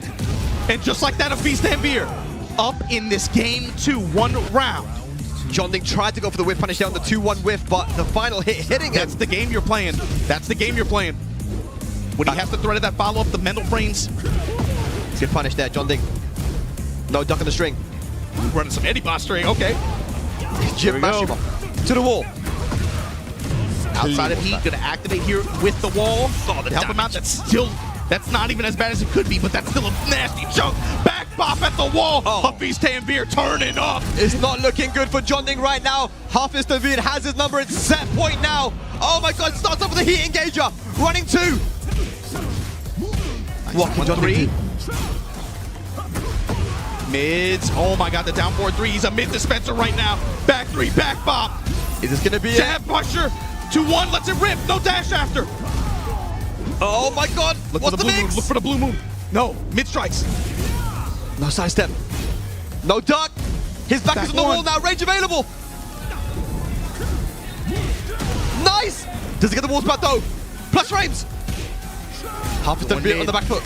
Nice jab interrupt. Sidestep 4. Blow. Back 1. Oh my god, what's gonna happen? Nice! He has range available, he dropped the combo! He dropped the combo! And the down 3, Hafiz Tanvir takes it over JeonDDing 3 rounds in a row. Pakistan moves on to 12. Only 1 set needed. Korea's team has reset now. All players are available. So think about what this means. Your Team Korea, you have 1 life to live. This basically is it's the tiebreaker scenario, basically. This basically is it. You gotta pick who's the hottest today, and you gotta trust them to give your team life and not lose this set. They gotta step to Hafiz Tanvir first, but then think about it. Hafiz Tanvir, let's say they win. Wide open Pakistan selection again. What matchup on both sides of the ball right now? What matchup do you want to play the most right now? Who are you most confident in that can hold down any matchup that they present? Exactly. That is the question. Because not only do you have to now deal with Hafiz Tanvir, you have to deal with whoever they put up next. Yeah. And whoever, they're going to pick the worst matchup so far. So who is playing the hottest? I think you gotta go with LowHigh, surely. I mean, LowHigh coming in for Chanel for today. You know, Chanel wasn't able to make it in, but you know, LowHigh is the only one who's really got, I think, 3 wins. You know, he's got 2 in a row as well. Been looking hot with that Brian. I don't know. It's such a tough decision. I think Team Pakistan is currently talking about what they're going to do after Hafiz Tanvir's match. Yeah, that's what they have to if he loses. It's going to depend on who they select, but I have to imagine on their side, they're probably thinking it's going to be LowHigh or Mulgold, right? So then do you really put Mulgold against Hafiz Tanvir in a podium mirror? I mean, I don't think so, but you have to consider that, like you said, who are the players that have performed the best for Team Korea? It's got to be Rangchu or LowHigh or Mulgold, right? Yeah. So you got to be thinking, is it, in the event that it's LowHigh, who are they sending up in that case? And you got Ulsan as well. I mean, yeah, we could talk about who's been playing good today, but what about just generally? Like, who is able to step up in these really clutch scenarios? Look at Nee. We're talking about he's been in this situation so many times before. The way he played yesterday, the way he played on Friday, you know, the way he was able to beat Arslan in that first attempt. I mean, all these guys in Team Korea have been playing good, man. I don't think we can only go based on who's playing hot today. But Spag, it's today. It's not. I know. It's not Friday. It's not Saturday. But it's also Nee. It's also Ulsan. It's like these guys, man. They may not have got the wins, but they've been very close sets either way. Who do you go up against? I mean, look, Nee is capable of taking out anyone on the side of Pakistan. Ulsan has already proven he can do that as well. But you got to take out Hafiz Tanvir and anyone that Team Pakistan decides to go up against you. Oh man. This is a tough decision. They're talking a long time. They're taking a long time to decide. I mean, you're putting the event on the back of one person here. This is not an easy decision. Hafiz Tanvir, if he wins now, then Team Pakistan clean sweeps this Pakistan versus Korea event. So that's why the Team Korea right now, ladies and lads, they are talking for a long time. They're trying to make the right decision. They're talking to the players, trying to find out how they feel. How are you feeling? Do you think you can do this? How do you feel versus Hafiz Tanvir? What about if they bring in Arslan or Atif or the John? What do you guys think? and they're talking about it. Who's feeling confident? Here's a look at the matches as well, just to give you guys some context on what the players have been doing on the side of Korea. We see LowHigh, one of the only players that got 2 wins in a row there versus Atif and Arslan Ash. I mean, that's the vice captain and captain of Team Pakistan, but also beating the rookie in Usama Abbasi. But Hafiz Tanveer right now, he's the one that's up right now. So CBM's got a win over him, and I think he's the only one, right? He got the win over him, but of course he had the He got a losses loss as yesterday, well, right? yeah. That felt like a breakthrough win. I don't think CBM is on the table here. I think it's got to be LowHigh Rangchu with maybe a Mulgold. I see Mulgold standing up and holding his stick right now. Ulsan still talking really long to LowHigh. LowHigh and Ulsan are having a conversation at the moment, guys. But it looks like Mulgold is holding his stick. And he might be going up. I think it's Mulgold. Oh my god, Mulgold and Hafiz. Is it going to be the Claudio mirror? It is. Ladies and lads, the decision has been made. The rock, paper, scissors has started. It's Hafiz Tanveer, the Claudio of Pakistan, versus Mulgold, the Claudio of Korea. Here we go. What an event it's been, ladies and lads. Hope you've enjoyed it watching at home. Pakistan versus Korea, history in the making. But it could all end now if Hafiz Tanveer wins here against Mulgold. I don't know. What do you think of this decision, man? I mean, it's Mulgold. It's hard for me to say, like, no. And obviously, you know, I'm not up there. I feel like I would have given it to LowHigh personally. But Mulgold, you can't say he's a bad pick.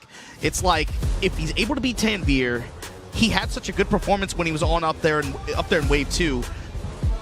They're gonna have, that's a matchup they're gonna have to play into. What do you do, Margin Obama, if you're talking to the Korean team and Mulgold comes to you and says, I'll take him. I got this, man. If Mulgold steps up and says, I got this, put me in, coach, are you gonna tell him no? I'm not saying no. Are you gonna tell him no? I'm not gonna tell him no. I'm not saying no. That's what I'm saying. Like, we were talking about knee and all that. I'm thinking if you're knee too, you're the captain, right? Yeah. If your strongest soldier, if one of your strongest generals, if your lieutenant, if your capo steps up and says, yo, put me in, I got this. Yes. You can't tell that dude no. You can't say no, especially with Mulgold, as he got 2 wins in a row. The only Korean alongside LowHigh that's got 2 in a row, right? So he's looking good right now, but the hopes of Team Korea are resting on the shoulders of Mulgold here versus Hafiz Tanveer, and whoever they pick, if he wins that on the side of Team Pakistan, as their wave is going to reset after this if Hafiz Tanveer loses. But I'm thinking, think a step ahead. Let's just say hypothetical. Yeah. Mulgold steps up and wins. Team Pakistan, you got to be licking your chops. You're thinking, like, who's had wins on Mulgold so far? Yeah. Farzeen, Atif. You got options. Yes, you got options. You do. And you have a little bit of HP to give too. Not much, but you have a little bit. You can take some swings. The Mulgold pick is like a hardcore commit, though. Yes. If Mulgold wins 2 in a row now, Then you put up LowHigh. Then you put up LowHigh for the protection. then it just comes down to, this is great. I want Mulgold to win this. I want to see this go as far as possible. Oh, you're just greedy. You're a glutton. You just want to very extend. greedy. You Yeah, just I'll want to admit, man. extend. That's all you want. I'm very, very greedy. You're an instigator. You just want to see more violence. Hey, how do you think this all happens, man? Someone needs to do it, bro. Someone needs to do it. All right, here we go. They're locked in right now. The pressure. But the thing is, Margin Obama, Mulgold's also been that player who, you know, he performed really well last year in the Master event, but when it came to these high-pressure situations in the big events, he wasn't able to step up. Consistent, but hard to seal wins on the biggest stages. But he had a lot of successes on the stages right below that. You got to think, this guy had a hot streak. He almost won like three huge tournaments in different continents in 3 consecutive weeks. He had a crazy run towards the middle of last year. It's not strange for him to perform in big moments either. Yeah. Is it going to be the Claudio mirror though? That's what I'm wondering. Or will he bring out Or does the he play flame? out? Does he play out into a different character matchup? Reina? Some people don't like the mirror, man. I'm telling you, some people hate playing mirror matches. I mean, Atif could tell you that definitely with the Dragonov one, right? But he's thinking really hard, right? They're dancing on the character select screen. I think we're not going to see anything but the Claudio from Hafiz. But what is Mulgold going to do? Oh boy. Yeah, now your mind's got to be going crazy. Fang. Oh, yeah, Fang. All right, avoiding the mirror. But here we go. Team Pakistan could close this one out, ladies and lads. 1st to 13 is Claudio versus Fang. Here we go. The Korean crowd getting loud for their boy. Bro, the quiet confidence on Pakistan's side, bro. You look at that team. Farzeen's over there yucking it up, laughing. They believe in this kid. Hafiz Tanvir. Mulgold opening up with the 1-3, but right away, heat engager. And a good. That's the thing with both of these players. This is a mental battle. No one is more comfortable with knowledge of the tools that Claudio has than Mulgold. For sure, man. He knows his own character so well. He's going to burn heat there, allow Mulgold to potentially make this comeback. Here we go. Flip over down 4-3. Okay. The blue hands have been used. Leveraging a lot of tracking and homing attacks here, trying to prevent Mulgold from getting any kind of step off. Of course, going to have to think about back tempo and forcing him to try to play a 2D game. Back one. Back one again, yes. Such a good move to shut down movement. Good punish down the back 4-2. Whip for the down 4-3, no punish there. 12 seconds left on the clock. Rage available now for Mulgold. 10 seconds, what's it going to be? Side step 4. Side step 4. No clean hit. Mid-strike. The low snap kick. Hafiz Tanvir. Oh my God, this kid's got nerves of steel. He's got balls of steel. I'm telling you, man, it's crazy. First round. The mid strikes after the clockwise steps. No, confirmed. Grabs, we break it. Running 2. Nice hop kick to there. deny any further pressure. You got to do that sometimes, man. You got to disrespect the frames. Just let him know that you're willing to take risks. Scared money don't make money. Ooh. And there you go, the fortress of iron. Locking you up at this wall. Dash behind it. Fish hook kick, fish hook kick. Stepping with them, rotating around the side. What a duck. Beautiful duck there. Here we go, 1 round apiece. This is what I want, man. Mulgold, can you keep Team Korea alive?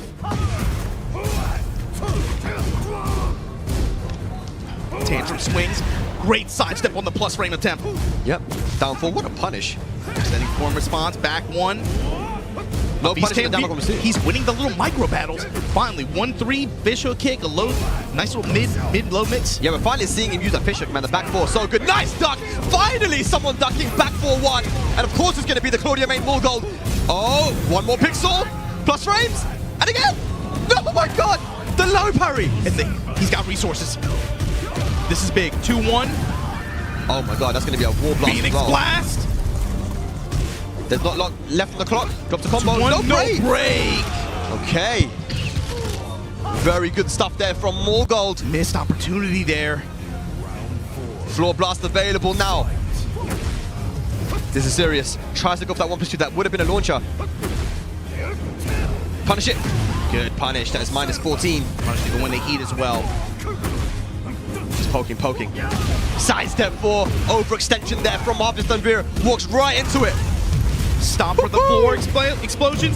Activate on Mulgold's side. Here we go. Inching closer and closer towards that magic wall. Mid-strike here with the down 4-3. Oh my God. The low smash. Feng has Shots the available. fired, and here we go. Iron Fortress with the dash behind it. Gives me a stomp. Good break. Break on the throw. No whip punish. Mulgold, this is for Team Korea to stay alive.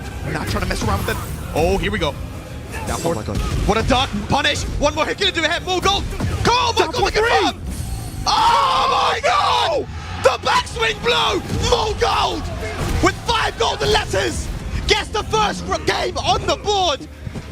Mulgold staying locked in. What an option. What a backswing blow. Oh my God. Woohoo. Okay. We asked the question, can Mulgold step up to the occasion? He was not able to perform when it came to the biggest of stages, and this is one of the biggest stages that he's been on, and he is performing right now. You can see the stress in his face right now. The GOAT, Knee coming up to give some words to Mulgold, man. You know, the old school, new school. Maybe it's just some very generic advice like, look, stay calm, you got this, you're playing well, don't overthink. The quiet confidence, too. He's noticed a lot of these situations where Hafiz Tanvir in neutral, he has heat active. But inside range 1.5 to range 2, Mulgold just stands there. He's not scared of the, even with as many threats as Claudio just passively has, with sidestep 4, back 1, blue moon burst, the low heat smash. He's just standing there. He's confident. He's just cool to just, yo, I'm gonna just play and see what options he goes for. Give him some different looks. Oh, big whiff there. Look, half of the rear looking unaware. That time will be a low crush there. Able to beat the kick out. Should get the wall, eh? Shoulder. Sidestep 4, good Oki. And again. Down by 3 counter hit. Taya. Oh gosh. Okay. A lot of recoverable health here for Mulgold. The blue hands are gone now. Rage available on both sides. Running 2+ frames and again. Nice. Finishing with the lows. Hafiz Tanveer stops the bleeding. Both of them too, not afraid to just go to a very fast heat option, burn it on the dash afterwards. You know, there's Mulgold is just fishing sometimes. Raw Iron Fortress with the dash behind it. And then it comes down to Hafiz Tanveer in some of these situations, running just that small Tekken, that 2-1 string, just duck check like that. Blue Moon Burst once again. Hafiz Tanveer with the response here. A perfect round there, 2 rounds up. The Pakistani crowd goes wild. 4-3, mid strikes. It looks like he's found his timing here, Margin, but that's a beautiful shoulder punish there. Iron Fortress going to heat, plus frames. Low snap kicks in return. Trying to poke him out mid. It's the while standing sequence. Nice. Spring kick and the check on it. Here we go. Mulgold. Gets the wall as well. Nice. 1-3 into shoulder, keeping it simple. Just outside of rage. Charge that time. Look at this pressure. Look at this pressure. Mulgold down back 3. The confidence from this young lad. Here we go on the board. Low strike to open. Legs.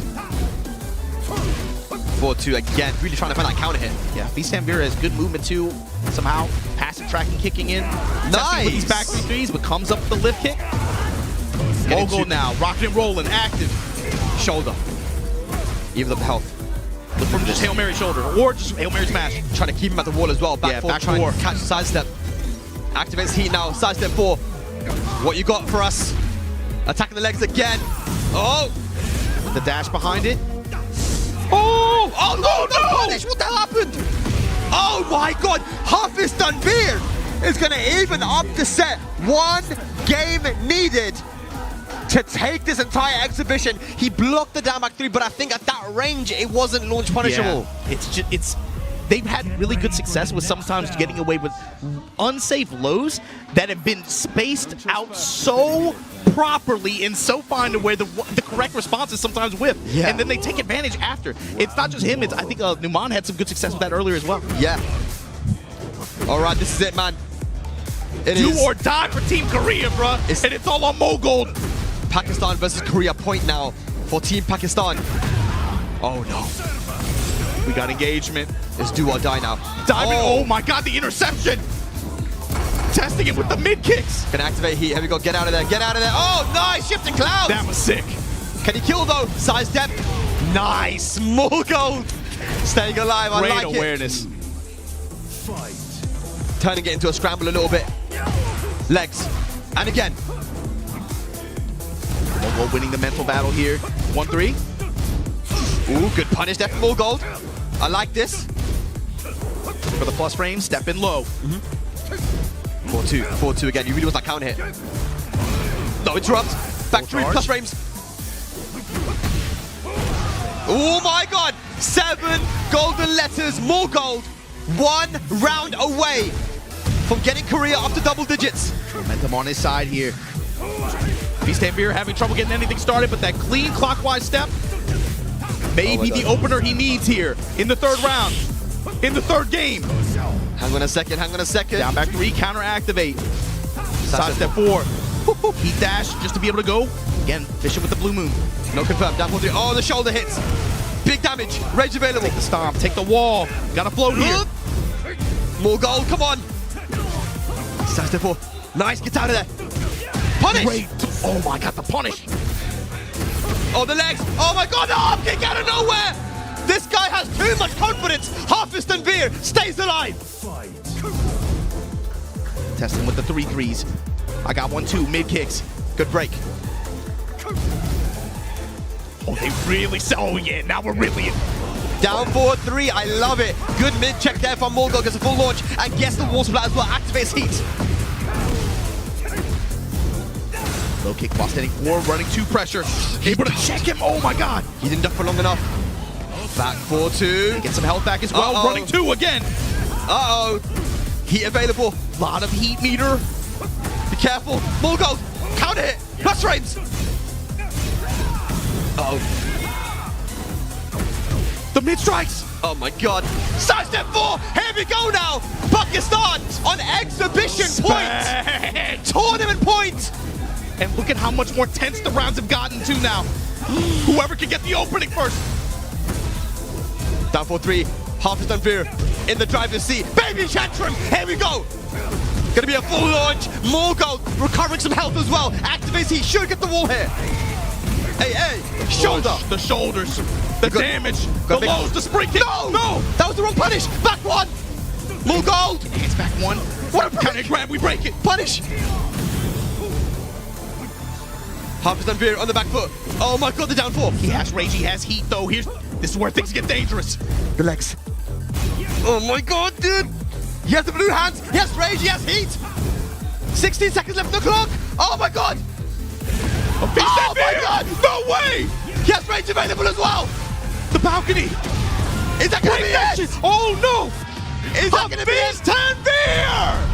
And Pakistan are going to take the exhibition 2-0. Taking it over Team Korea. Now Hafiz and Veer gets the job done. History has been made. What a set. In a long set that went the distance, Hafiz Tanvir. Wow. That kid has got nerves of steel. And look, you got to put it on him right now, especially after what we just saw. That's MVP for the weekend for me, 100%. right? He did work yesterday, did work today. He was on the entire time. I told you, bro, when the set started, I looked behind me, you saw the entire Pakistani team with smiles on their face. Farzeen's over there just telling jokes and stuff. Yeah. I don't know what he was doing. The quiet confidence that they had in this kid. What an event. What a team showdown. What a performance. But the win goes to Team Pakistan. Big smiles on their faces as well, and really good sportsmanship here. Both teams really loving it. Just the fact that we actually had this exhibition, you know, after years, you know, Pakistan come onto the scene back in 2019. It was 6 years ago, and finally here in 2025, we're getting it done, and it's finally gone and happened, man. So these guys are very, very happy. Not just on the Team Pakistan, but also on Team Korea side Well, that's as the well. thing, Spag. You've been the one writing, you know, you're the author of this story, right? You've been here since the beginning, chronicling it. So for you, I'm sure it hits a little bit different. But it's cool just to be able to see these two groups of players embrace that too. Yeah. Embrace that and being able to take what they feel about that rivalry and push the game to its limits through that. That's something special. That's fighting games. That's it, man. Both these teams have only elevated each other. This rivalry, you know, Pakistan, Korea, when Arslan first burst on the scene back at OUG in 2018, and then Evo Japan. From there on, it was just history with Atif and Awais Hani going to Tokyo and Bilal winning the LCQ. And on from there, just so many amazing moments between these two nations. And there it is, guys, the tail of the tape. That's how it all went down today. 13-9. Still a very, very close exhibition. Could have gone either way, honestly, man. But there was so much strategy involved in this. 13-9 for Team Pakistan. It definitely got like very micro heavy, especially towards the end in terms of like player selection and team. Like, man, putting Mulgold on, like that's a hard decision to make. Yeah. If you're Team Korea in that situation, that's a horrible, hard decision. It is, man. And this is why, you know, I designed the format of this exhibition to be the way it was. You know, on Friday, More you just decision-making. Do some first attempts. The next day, do a classic Waseda style format. And then, of course, for today, make it be, like you said, more decision-making and kind of counterplay. So it's really, really cool. But with that said, we let's do go have- check in at the stage, man. They're going to talk to Arslan, talk to Nee, talk to the captains. Let's see what they got to say about this. Absolutely.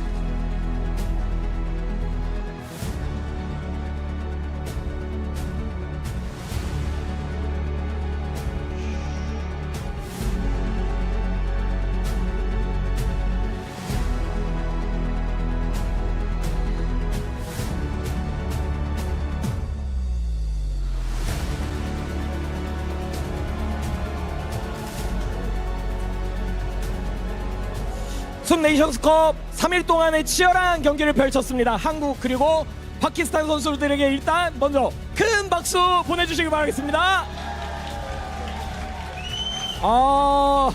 네, 데이3 정말 9대9까지 갔을 때는 한 치 앞도 할 수 없는 명경기가 펼쳐졌는데요. 일단 두 팀의 주장 두 분께 이야기 들어보도록 하겠습니다. 먼저 무릎 선수, 오늘까지 하면서 정말 고생 많으셨고요. 네, 일단 오늘 데이3의 소감 어떠셨는지 한번 들어볼게요. 데이3가 사실 이제 마지막이다 보니까 이제 좀 더 좀 긴장을 했던 것 같아요. 그래서 좀 별로 좋지 않은 성적인 것 같아서 좀 죄송스럽고 이렇게 좀 마무리가 되긴 했지만 이제 다음이 또 있다면 그때는 진짜 준비 잘해서 이제 파키스탄을 이기는 모습 한번 보여드리도록 하겠습니다. 네, 3일 동안 정말 고생 많으셨는데요. 일단 첫 번째 소감을 우리 먼저 통역을 해서 글로벌의 모두에게도 전해드리도록 하겠습니다. 부탁드릴게요. Sorry for the bad result for the Korean Tekken fans, and also we are very nervous because of the Team Pakistan's great performance. If we can get next time, definitely we will try again for the better result. 네, 제가 오늘 소식을 듣고 왔는데 오늘 모든 좌석이 매진이었대요. 그 정도로 많은 분들이 관심을 가져주셨는데 3일 동안 숲 네이션스컵 하면서 어떠셨는지 한 말씀 또 부탁드리겠습니다. 사실 이제 이런 이벤트 매치가 처음이다 보니까 이제 굉장히 저는 좀 이례적이다 생각을 많이 했었는데요. 근데 이제 많은 분들이 또 이렇게 좀 즐겨주시고 또 전 세계가 이렇게 또 집중해서 보는 매치가 되다 보니까 뭔가 이제 철권 8이 이제 좀 급부상할 때가 되지 않았나 그런 생각도 들고 또 이런 이제 국제전이 좀 앞으로도 많아졌으면 하는 바람입니다. 네, 자 먼저 또 통역 한번 부탁드리도록 하겠습니다. This kind of international match versus Team Pakistan and Team Korea, it was first time, and because of this event, so Tekken 8 could sell more copies to the world market. Yeah. 네, 오늘 또 이런 통역을 필요로 하는 현장 관객분들이 많이 계셨는데 좋은 이야기가 전달이 된 것 같습니다. 일단 이렇게 3일간의 소감을 말씀해 주셨는데 숲 네이션스컵 정말 많은 분들이 준비를 하기 위해 고생해 주셨거든요. 함께 고생하고 또 오늘 경기를 위해 노력해줬던 주변의 파트너들께 마지막으로 감사 말씀 한번 부탁드리도록 하겠습니다.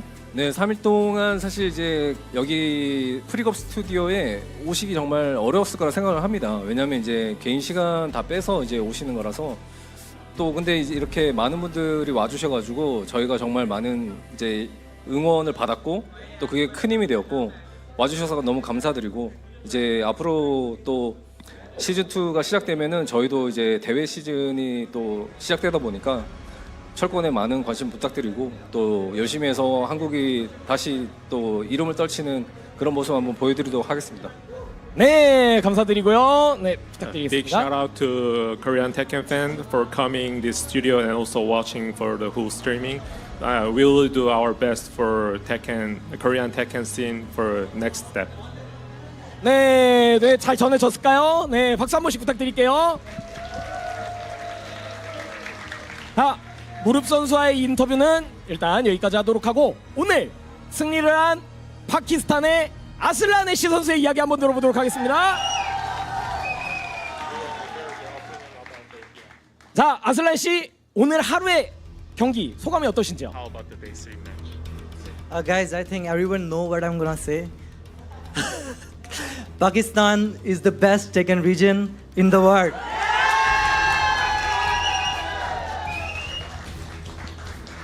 네, 그 통역을 안 해도 알 수 있을 만한 그런 이야기였죠. 네, 오늘 이 경기를 통해서 또 시즌 2로 우리가 새로운 프로젝트를 펼치기 전까지는 파키스탄이 최고의 지역이라는 인정을 할 수밖에 없게 됐습니다. 굉장한 경기였죠. 네.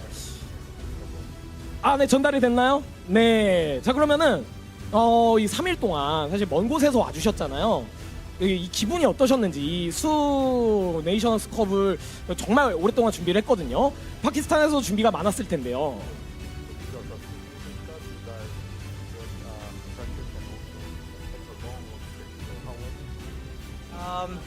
I just wanna say one thing. I think a lot of people don't know that we come from a country where you can think of any issue and then you can find that issue in Pakistan.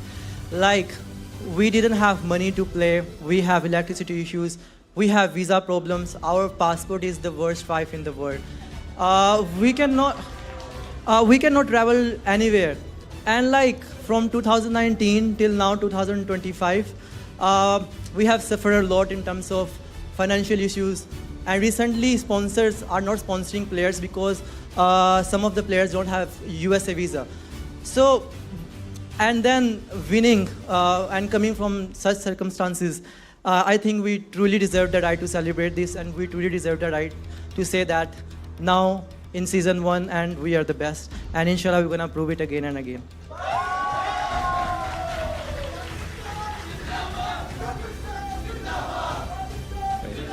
이제 파키스탄 철권씬 자체가 이제 재정적으로도 좋은 편은 아니고 비자 문제 때문에 세계적으로 도전하는데 많은 어려움이 있었는데 적어도 이제 이 철권의 시즌 1에 있어서는 우리가 최고의 나라다 철권씬에서 이 얘기를 전해주셨습니다.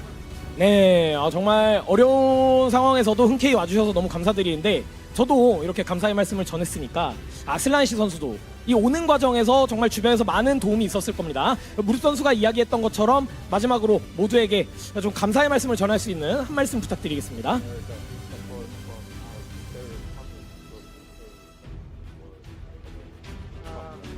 Yeah, I wanna say I want Team Korea to come to Pakistan because we have huge respect for them.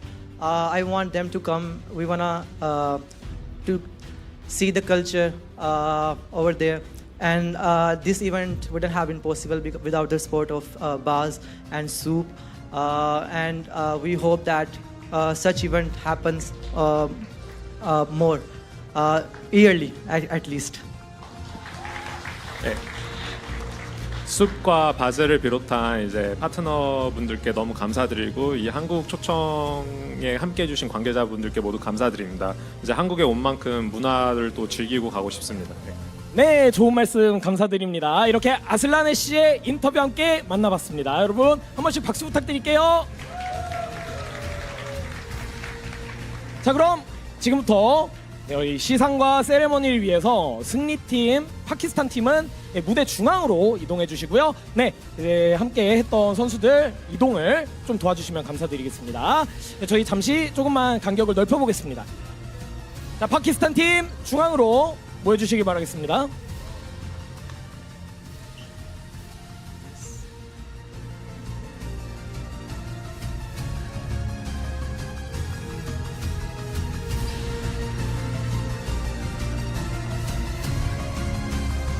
네, 준비가 됐습니다. 이렇게 오늘까지의 이 멋진 승부를 만들어준 파키스탄 팀, 저희가 시상식의 가장 중요한 분을 한 분 저희가 소개해드리도록 하겠습니다. 숲 e스포츠 앤 게임 디렉터 신현성님을 무대 위로 모시겠습니다.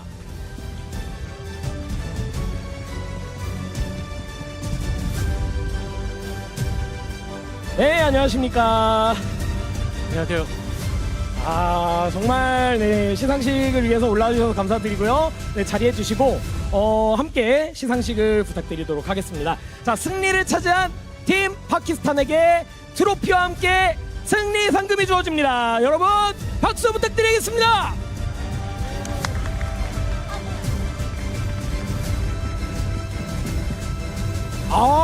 네. 자, 그리고 저희 포토 타임을 가질 거기 때문에 네, 조금 더 잘 보이게. 자, 조금 더 앞쪽으로. 네. 네.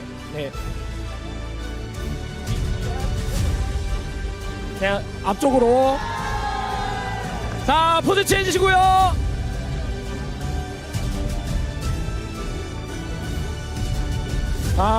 축하드립니다. 자, 그리고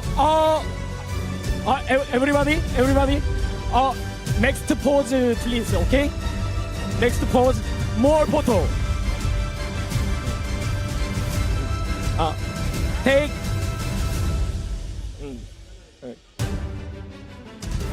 자, 네. 그리고 앞쪽으로 카메라에 선수들이 잘 보일 수 있게 네, 포즈를 잡아주시면 감사드리겠습니다.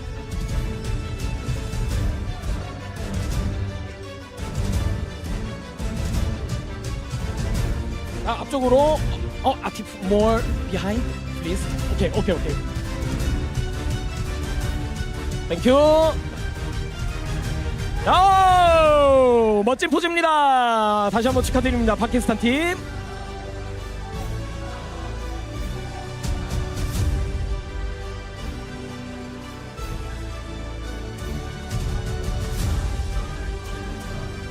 네. 자, 그리고 네, 가운데 잠시만 대기해 주시기 부탁드리겠습니다. 네, 선수들 지금 조금 네, 들떠 있는데 네. 셀카도 찍습니다. 셀카도. 네. 멋진 시간 계속 보내면 좋을 것 같고요. 자, 이런 모습도 우리가 가운데에서 전해드려도 너무나 좋을 것 같습니다. 네. 지금 축제죠. 어떻게 저희 피디님 한 번 더 갈까요? 한 번 더 마지막 포즈? 마지막 포즈 갈까요? 자, 라스트 포즈 플리즈. 라스트 포즈. 네, look at that camera. Look at the camera, please.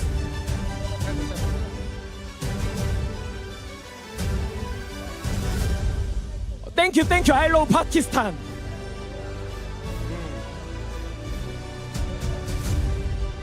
아, 네. 자, 포즈 잡아주시고 마지막 포즈가 되겠습니다. 오늘 기념사진 정말 멋지게 찍고 있는 파키스탄 선수들 다시 한번 큰 박수와 함성 부탁드리겠습니다.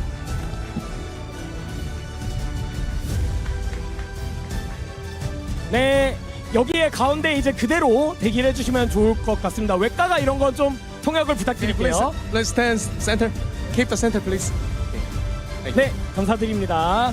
네, 아, 저희가 시간을 좀 걸렸죠, 본부장님. 정말 함께 해주셔서 감사드리고요. 네, 가운데 쪽으로 잠시 앞쪽으로 나오셔서 네, 이 가운데 쪽으로 나와주시고요. 네. Stand more. 네, 아니야. 선수들 말고요. Sorry, more behind, please. Sorry. Thank you. And 네, 가운데로 모시겠습니다. 네, 네, 자, 가운데 쪽, 네, 센터. Thank you. 소중히 또 소중한 시간 내주셔서 자리해 주셨는데 한 말씀 부탁드리겠습니다. 네, 오늘 이렇게 현장에 와주신 모든 여러분들 정말 감사드리고요. 너무 재밌는 경기였습니다. 뭐 아쉽게 한국팀이 졌는데 그냥 넘어갈 수는 없을 것 같아서 복수전이 필요할 것 같습니다. 그래서 내년도에 그 한국 선수들 전원이 파키스탄으로 가서 리벤지 매치를 하도록 하겠습니다.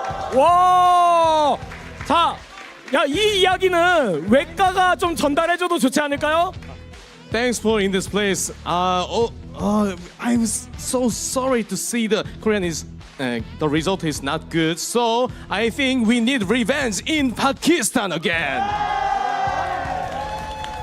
자, 이제 우리가 가는 건가요? 야, 기대가 되는데요.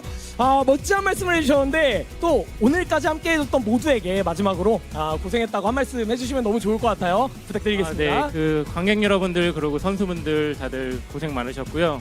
앞으로도 숲에서는 다양한 철권 매치로 함께하도록 하겠습니다. 감사합니다.